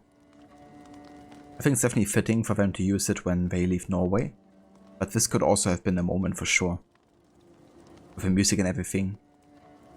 Yeah, it's so good, Eline. I love that music from Sarah Schachner here, because she's actually done the Mercia soundtracks, which Ravensthorpe lies in. And yeah, that was actually a really cool coincidence, Anglo. Like, I read David McDevitt writing on, the lead writer for this game, writing about this actually on Reddit. He mentioned that they had decided on the name Ravensthorpe for a long time. You know, but as it turns out, not that far away, you know, was another Ravensthorpe. It wasn't exactly where they placed it in the game. But yeah, there's another one not too far away apparently. So it was like a really cool coincidence, you know, almost like it was fate or something. But yeah, they decided on that name well before they even realized that was the case. But could you please give us everything you own? Yeah, that should be enough.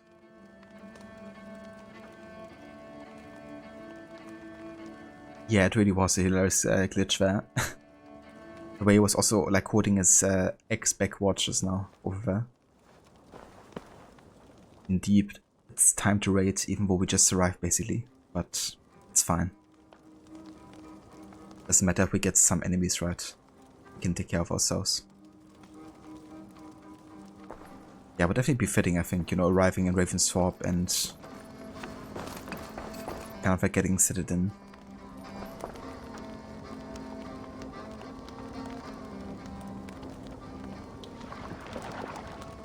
Got a still a pot here.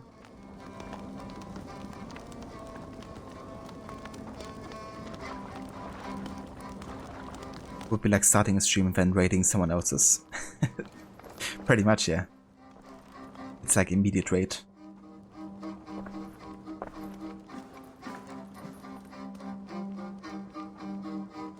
Wonderful, Hoga. The movement doesn't really match the rhythm, but I'm not gonna tell anybody. I like living in the Longhouse. I feel like a Jarl.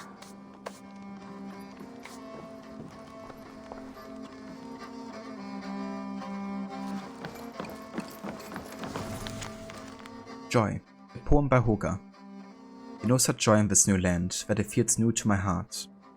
And on this shore where I do stand, I will make a new artistic start. As I shout to the gods above to grant me their gifts, happiness, comfort, woman, men, others, horses, things that bring joy, art, painting, epics, rhyme, other things as I think on them, a wooden spoon, dog. This poem continues for several dozen pages. Wonderful poor. Hey, best went. Legend.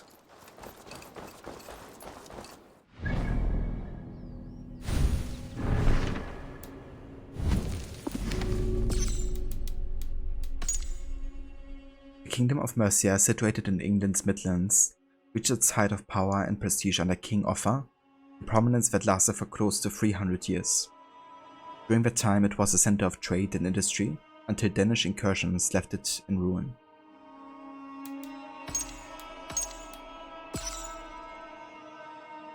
The Ravens Clan Settlement.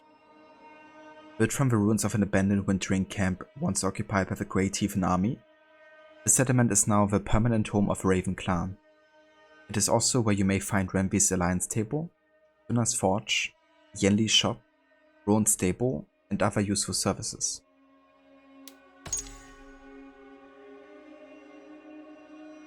Settlement Extension. Ravensthorpe just got bigger. 2 bridges now linked the original settlement to the new land to the east. This will open up new buildings with new activities and new characters. Buildings in this area will not contribute to your overall settlement level.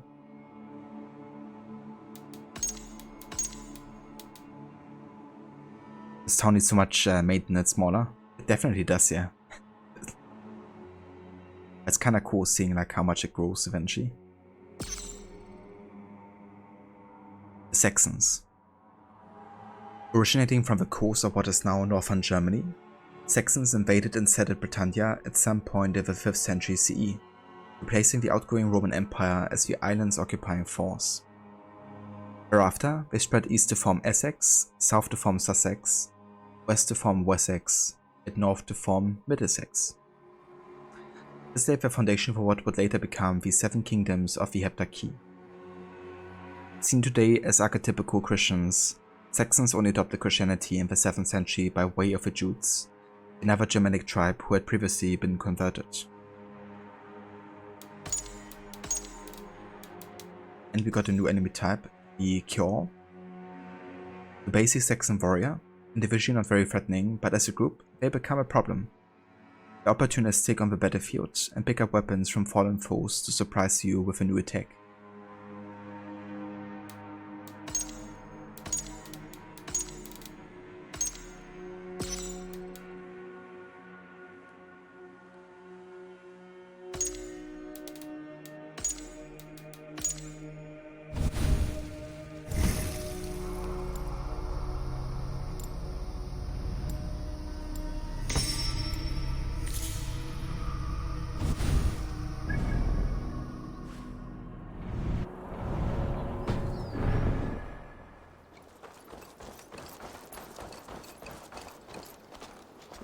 Kitty cat.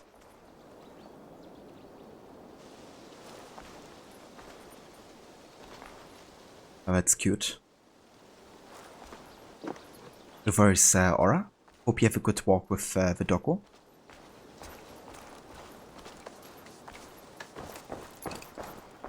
Can't talk to Roan just yet. Just want to have a look around, really. See if I can talk to anybody.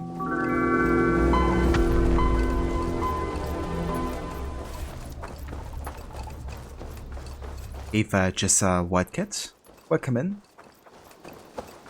Thank you for the follow. This is where we're gonna have the Roman Museum eventually.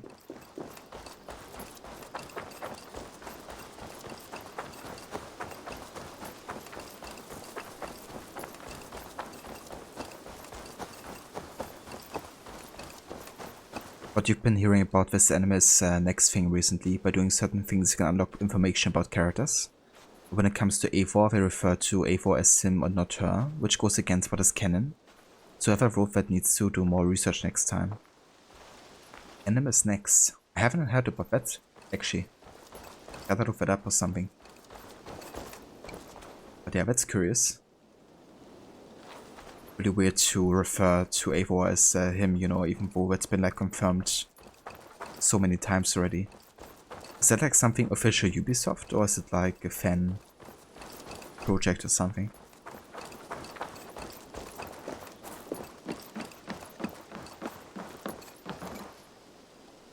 Even him.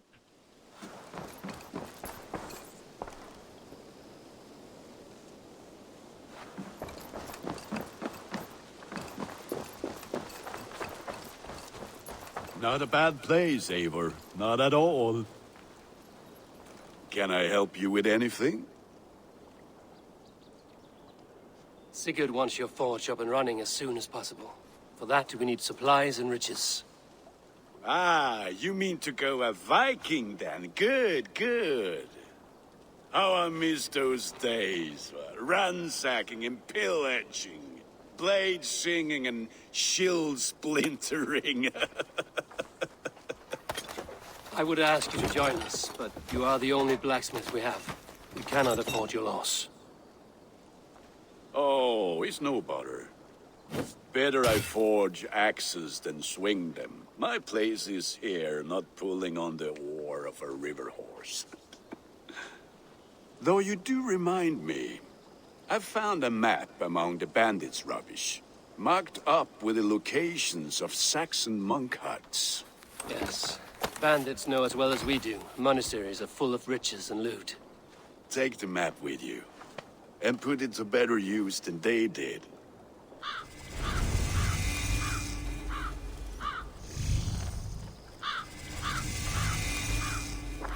New raid location uncovered.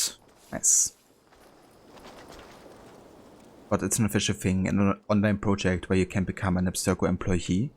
Not sure what it's going to be leading up to ultimately, but it seems like it's being used as some kind of marketing tool.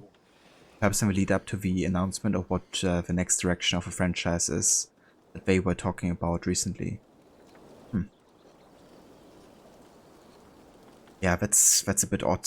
You know, why they would go ahead and refer to Eivor as, you know, him all of a sudden in like an official, recent, like, you know, project of Ubisoft. Like, they should know their own games, you know. It's really, really odd. I wonder if it's just a small mistake or like on purpose. I hope it's gonna be fixed, you know, because that's just really bad. But yeah, I haven't heard of it yet. I gotta check it out and have a look.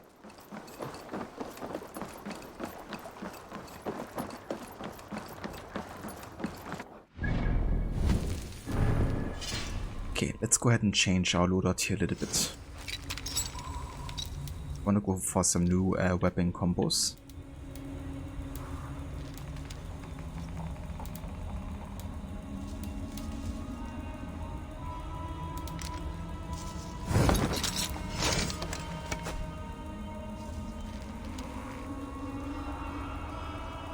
We haven't used the hammer and the daggers yet, so I'm thinking I'm gonna combine the two here. The Warhammer and the Yingling CX.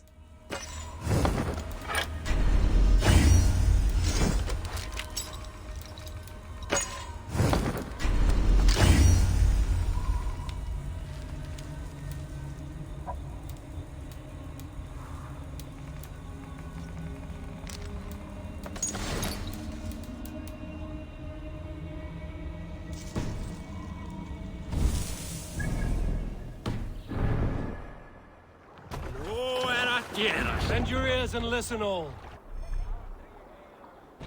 For the good of our clan, it is time we go a Viking. Today we raid, that tomorrow we may build. At last! We will crack these Christian monasteries like a row of hen's eggs! The Saxons know we are here, Doc. The monasteries will be well guarded. Ah, by nothing more than priests and prayers, I'd wager. Well, actually, they do have some soldiers there. Is there a cease called among you? Have you heard me tell the tale of the 6 Christian missionaries I lured away from their faith into the worship of Almighty Thor? You showed them how to turn the crosses into hammers, simply by flipping them over. And they fainted with joy. That tale? Yes. Yes, indeed. Nice burn there. Ragi.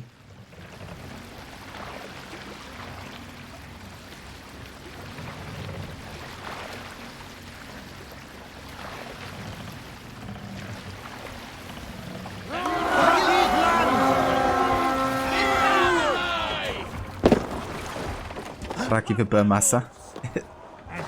So cool that he's voiced by Ina Selvig as well. Odin, it's with us! Eivor, look there. A monastery. I stand ready. Only say the word.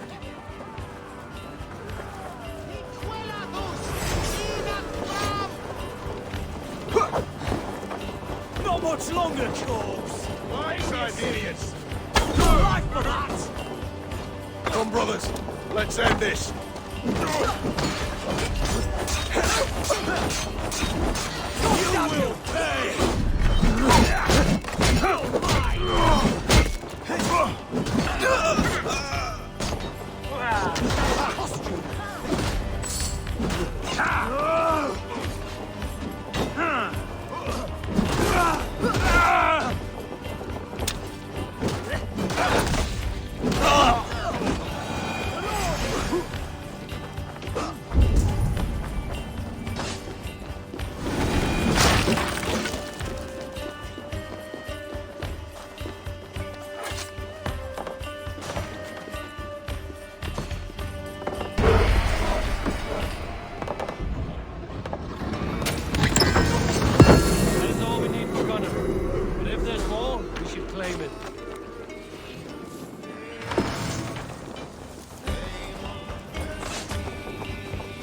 Yeah, I would love to see that rod for sure. Maybe even for like an AC game or something.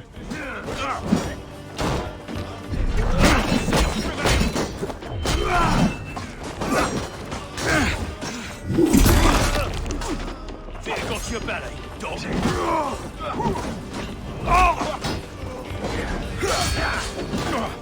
With me!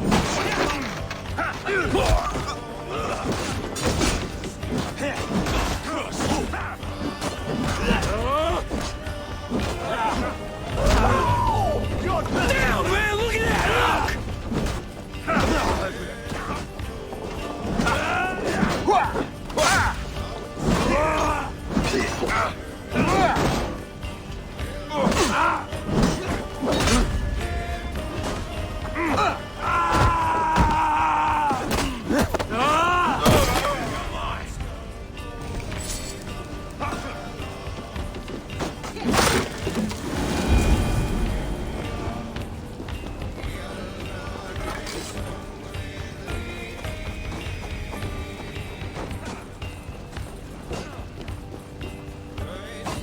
Hey, can't do this alone.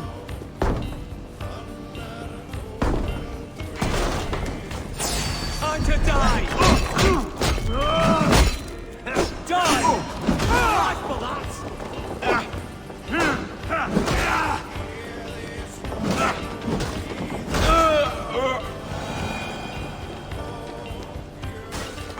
Hey, come here.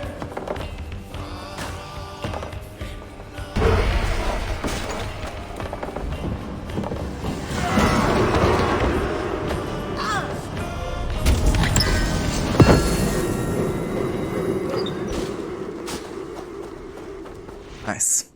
Yeah, that's right done, essentially. Got all the raw materials and supplies we needed.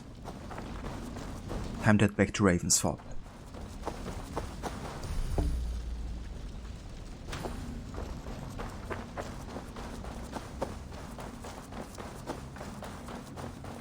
I do kind of like the raids, you know, because you also have a choice where you can also do it stealthily if you want to. But not blowing your horn and just, you know, going in here yourself. What's cool is they usually distrust areas unless you staff the raid, so you also have some options for social stealth and those kind of things.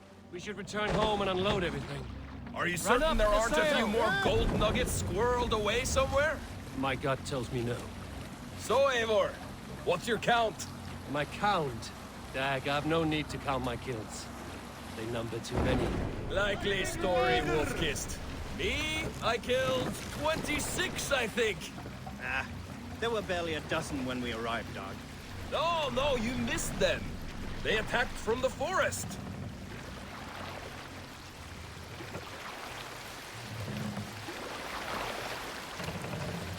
Bit of the during the achievements. Yeah. I love it as well. I actually was thinking about maybe making that like one of my alert sounds or something. It's kind of like satisfying.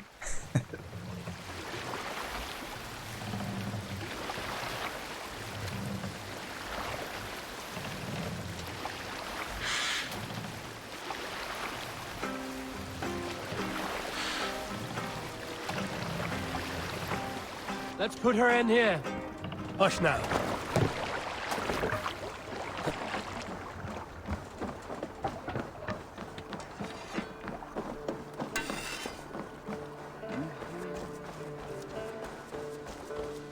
Back so soon. And with good news, I hope. I think we have all we need. Gunner's Forge is where you enhance and customize your weapons and gear.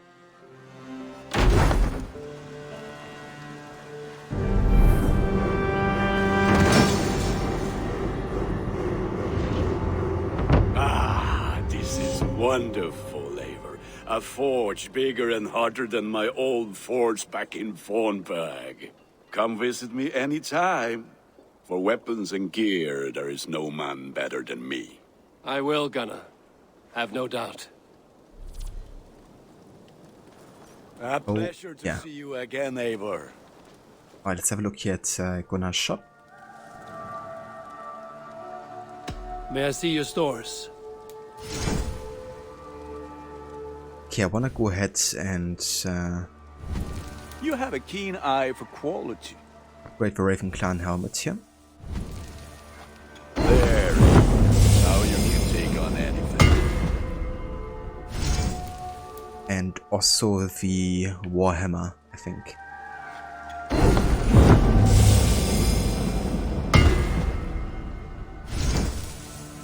Nice. Yeah, and also we have the option to downgrade gear. So for like 100 silver, we can, for example, get back the carbon ingots and also the resources. Or the sulfur resources. Is that what you want? It's a good way of making sure that you can upgrade different gear throughout the playthrough. By downgrading stuff you have already upgraded, I guess. And we can also now have the transmog system, so for investing 50 bucks we can change any part of our gear to something else.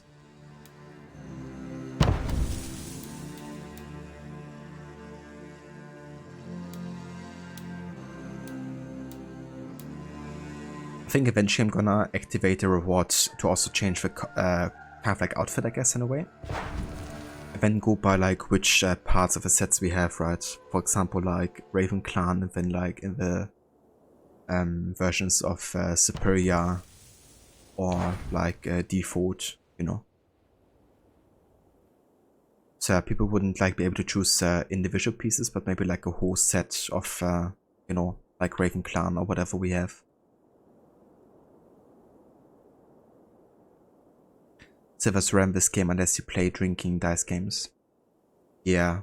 Yeah, one thing to make sure to get lots of silver is, for example, selling all your trinkets. Another good way is to like farm fish, actually. Like there's a few parts of the world where you can go to narrow water and hunt like lots of fish in a very short amount of time. So selling those is also like a really good way of getting lots of silver as well. If you need it. I do good work, I must say. But yeah, I'm not gonna change any of my looks though. I have to go. See you soon. Just gonna keep it the way it is currently. Still we can then look for A4 because we have the Raven Clan armor on. But that's a great idea, and definitely understand only making it full outfits instead of individual gear pieces. That way the process won't take a lot of time. Yeah, that as well, you know, like having to go through like every individual piece and then like the entire selection. And it would also make it like maybe look a bit weird sometimes as well.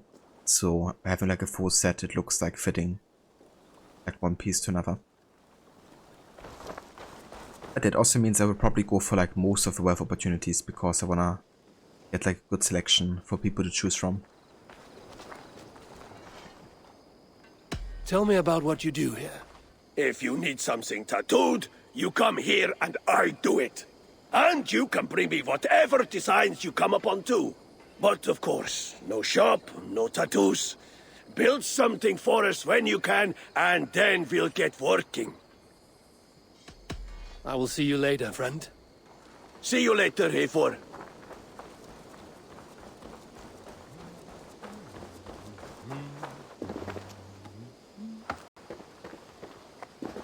Hytham, now that you and Basim are settled, what will you do? We have work to do. Starting in the cities of England. London, Jorvik, Winchester, all three are infested by members of the same order to which Kjotve belonged. But their reach extends much further than this. Of all the lands on Earth, I believe England is the most overrun. Do they cause here the same turmoil Kjotve caused in Norway? Not just turmoil. They spread a plague of delusion, teaching men and women to abase and abuse themselves in exchange for power. You have strong feelings about this. Of course. This is the sole purpose of the Hidden Ones, to liberate the body and spirit of man from any unnatural shackles. But we have not operated in England for over 4 centuries. Since the fall of the Roman Empire, the Hidden Ones have not had a presence here. This absence has given the Order of the Ancients ample room to grow and thrive. Our task will not be an easy one, but with a bureau, Basim and I could begin our work. If you have the time and spare resources to build one, we would be most grateful. I will see what I can do.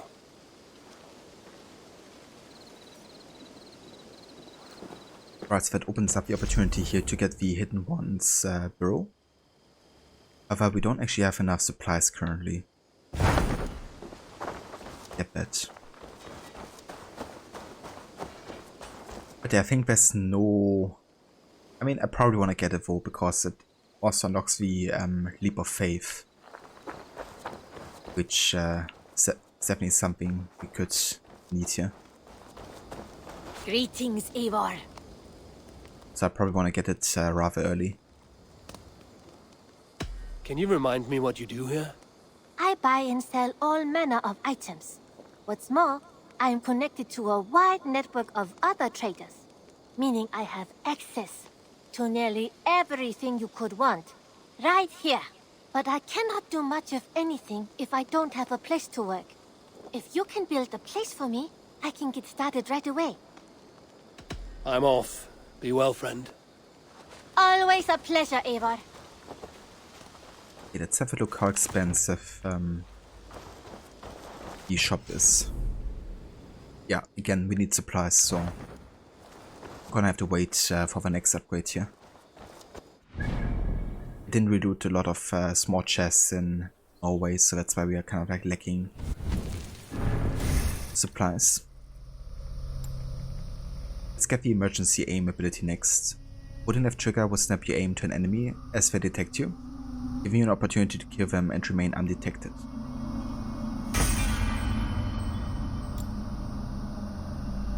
And then we go over here to stealth adrenaline. Next.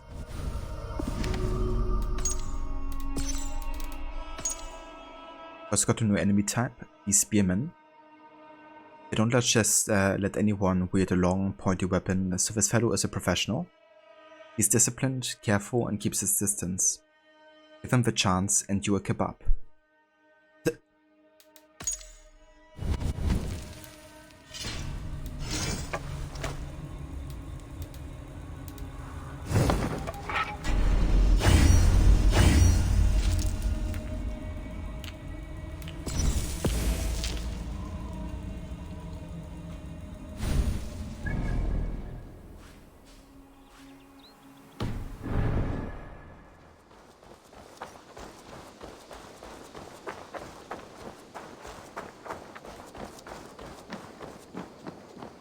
Saxons break their kingdoms into small territories called shires. This one is called Leicestershire. It isn't spelled how you think. And as you suspected, the Sons of Ragnar moved there some months ago. We know for sure that Ivar and Upa are alive and well in Repton. Excellent work, both of you. Now have a rest and a horn of ale. You have more than earned it. Thank you, Randvi. We'll be here if you need us.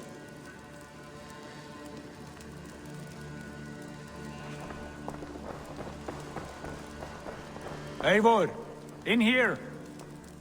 What will you keep in this room? My finest weapon.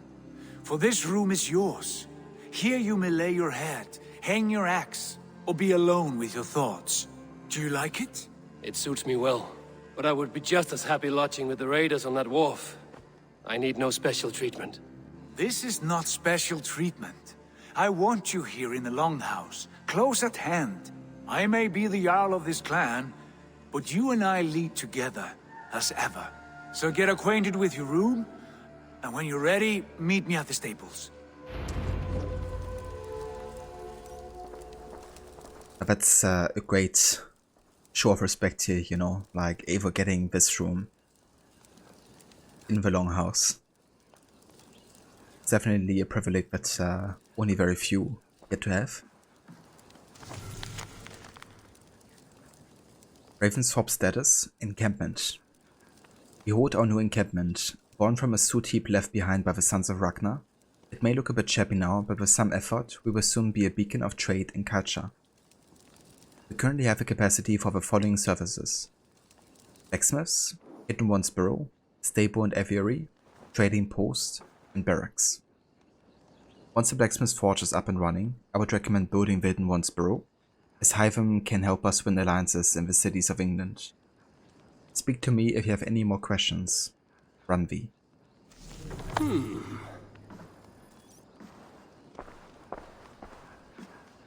A letterbox for messages and requests. A letter?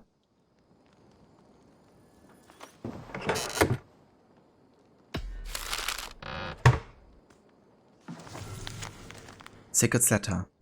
Eivor. I hope this room fits your needs. As we grow our reputation in this land and make new friends and allies, it will be important to keep constant communication with them. Rambi will drop any letter you receive into this box. Have a look from time to time. Sigurd. And we got a very comfy bed. A bed better than many I've slept in, and a good place to recover. Not much, but it is mine.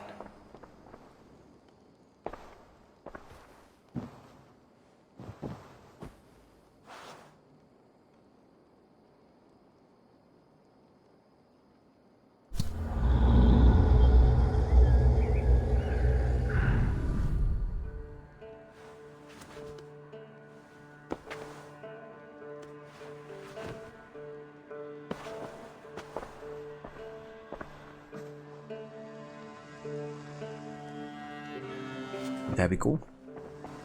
Our first night in Ravensthorpe. Okay, let's go ahead and meet Sigurd at the stables here. See what he has to say. You're ready to ride at a moment's notice. Count on it, my friend. The path ahead is bright. With glory at its end. Farewell, Eivor. Why now? God, please. This must be done.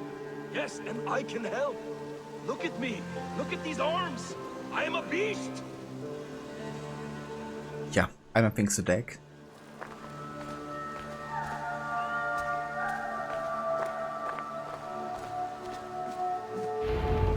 What was that about? Is Basim leaving us already? Sigurd means to leave as well. Is that true? We know the Sons of Ragnar have camped in the north. It would do us well to pay them a visit, to strengthen our ties to this land. Is that where Basim has gone? Basim's motives are his own. Leave it at that. We have more pressing plans. I'm riding to Leicestershire, to a town called Repton. Eivor, I expect you to join me when you have finished here. I can come now. I only need a horse. Not yet. First speak with Randvi. She has more than one task for you here. Apart from growing this settlement, you must seek out alliances as well. We cannot pacify England with so few friends. Then I must join you, Sigurd, for I am a fitter companion on long roads. No, Dag. You belong here with the raiders, and you will act as Eivor commands. Ride in safety, brother. I will follow as soon as I can. Yes, and I will keep our raiders sharp. do as Eivor commands. Is he testing me? He may be. Sigurd is a wise man. I would sooner take orders from a louse.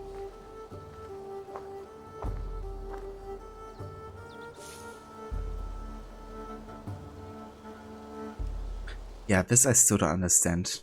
It's like, okay, here's a cutscene, and now an advertisement for Dawn of Ragnarok. I think it's supposed to be like a vision, maybe another one of Eivor. But it's so weirdly placed, you know, for Dawn of Ragnarok. My stable is a bit spared just now, but if you can build me something better, I promise you the finest of beasts. A bustling stable would be a great boon here. I will see what I can do. Everybody wants us to build something for them. Like, dude, I have only so many raw materials and supplies. But yeah, bad disrespect from Dagvo, you know, like, Sigurd just literally told him, you know, that's the plan. And he doesn't listen to it, he immediately disrespects it. Another annoying thing they added? Yeah, it's like so misplaced. Makes really wonder, like, seriously? Was that necessary? But yeah, so this basically unlocks the open world now of England, which means we can now pledge to our first region. I'm gonna this time go for Leicestershire because I usually go for Grantebridgeshire. But I feel like Leicestershire might also fit better, to be honest. There's gonna be at least one world event that spawns us in Grantebridgeshire, a location we might explore otherwise. And also it follows of course the story arc of Sigurd, and I feel like it would be good to connect directly to that as well. But yeah, we're gonna do that next time though. And then really dive into the like story arc and beating the Sons of Ragnar Lothbrok as well. But yeah, then we're also gonna of course really discover Ravensthorpe as well and talk to everybody, do some renovations and all that fun stuff. We also unlocked a lot of the side quests now.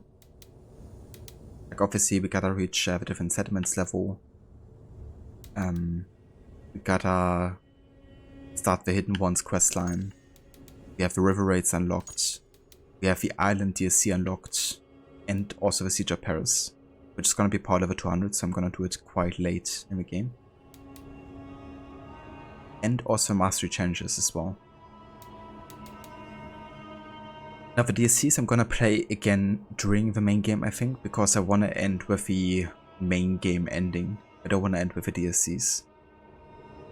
However, I'm not gonna be playing them back to back like I did last time. I'm gonna do the island DLC definitely earlier. Maybe after having Sigurd back.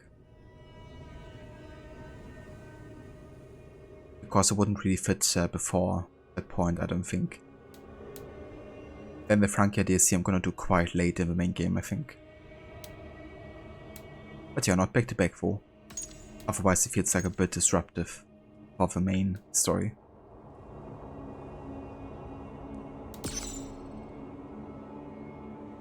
But it was annoying enough when the festivals are on and you get interrupted by the cutscene for them, especially if you aren't interested. But for shit like that, absolutely ridiculous. Like there will be ads for other games auto-playing like that within gameplay. Yeah, if it's really misplaced and it really is an ad, you know. And also without any context, like imagine people not knowing what Dawn of Ragnarok is, you know. Kind of like, you know, have this cutscene all of a sudden, you have this like weirdly mythological, fantastical cutscene without any dialogue or like context. It's ridiculous. Yeah, for sure, Rod. But yeah, I really don't want to end with the DLCs though. It just feels better, I think. Also considering that the DLCs don't really consider the character growth of Eivor either.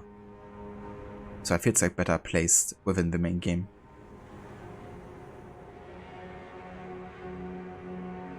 Yeah. Yeah, like, I would have no idea.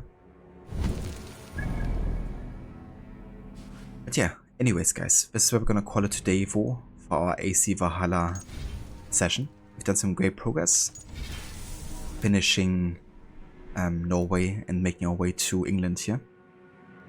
Let me just sure I override the action menu save here. Alright, there we go. But yeah, we're now 8 hours and 50 minutes into the game. Oh yeah.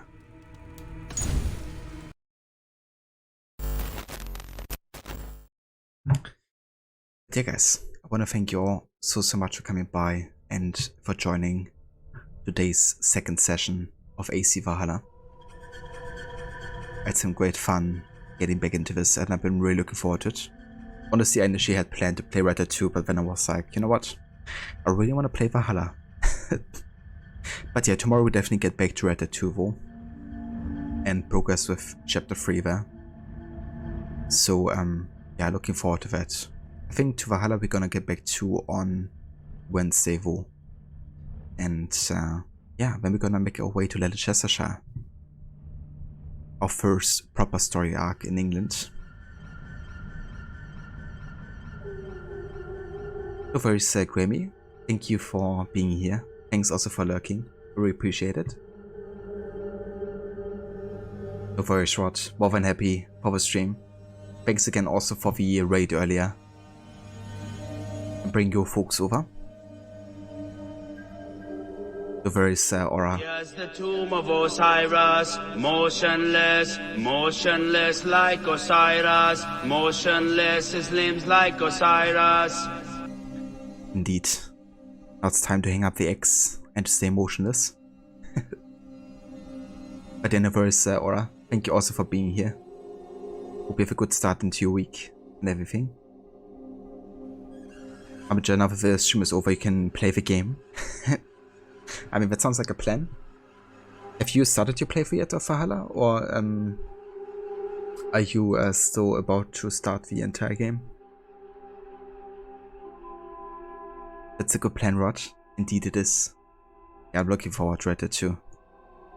It's gonna be cool also, like, playing Valhalla and Red Dead 2 back to back and seeing, like, some of the similarities, I guess.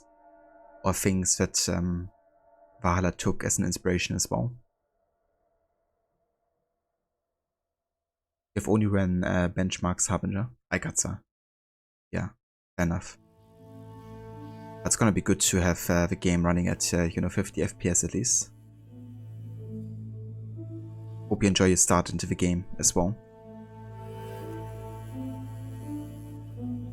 But yeah guys, it's time for us to choose the rating target for, because of course we wanna go and end the stream with some support for another fellow streamer.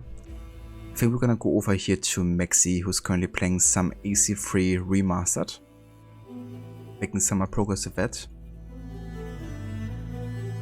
I think he's currently in Boston. Could be wrong though. It does look like Boston.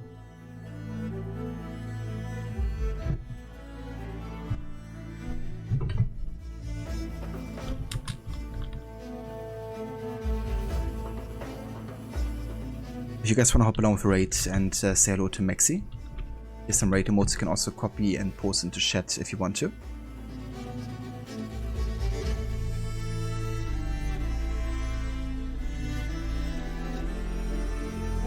Busting heads in Boston, as one does.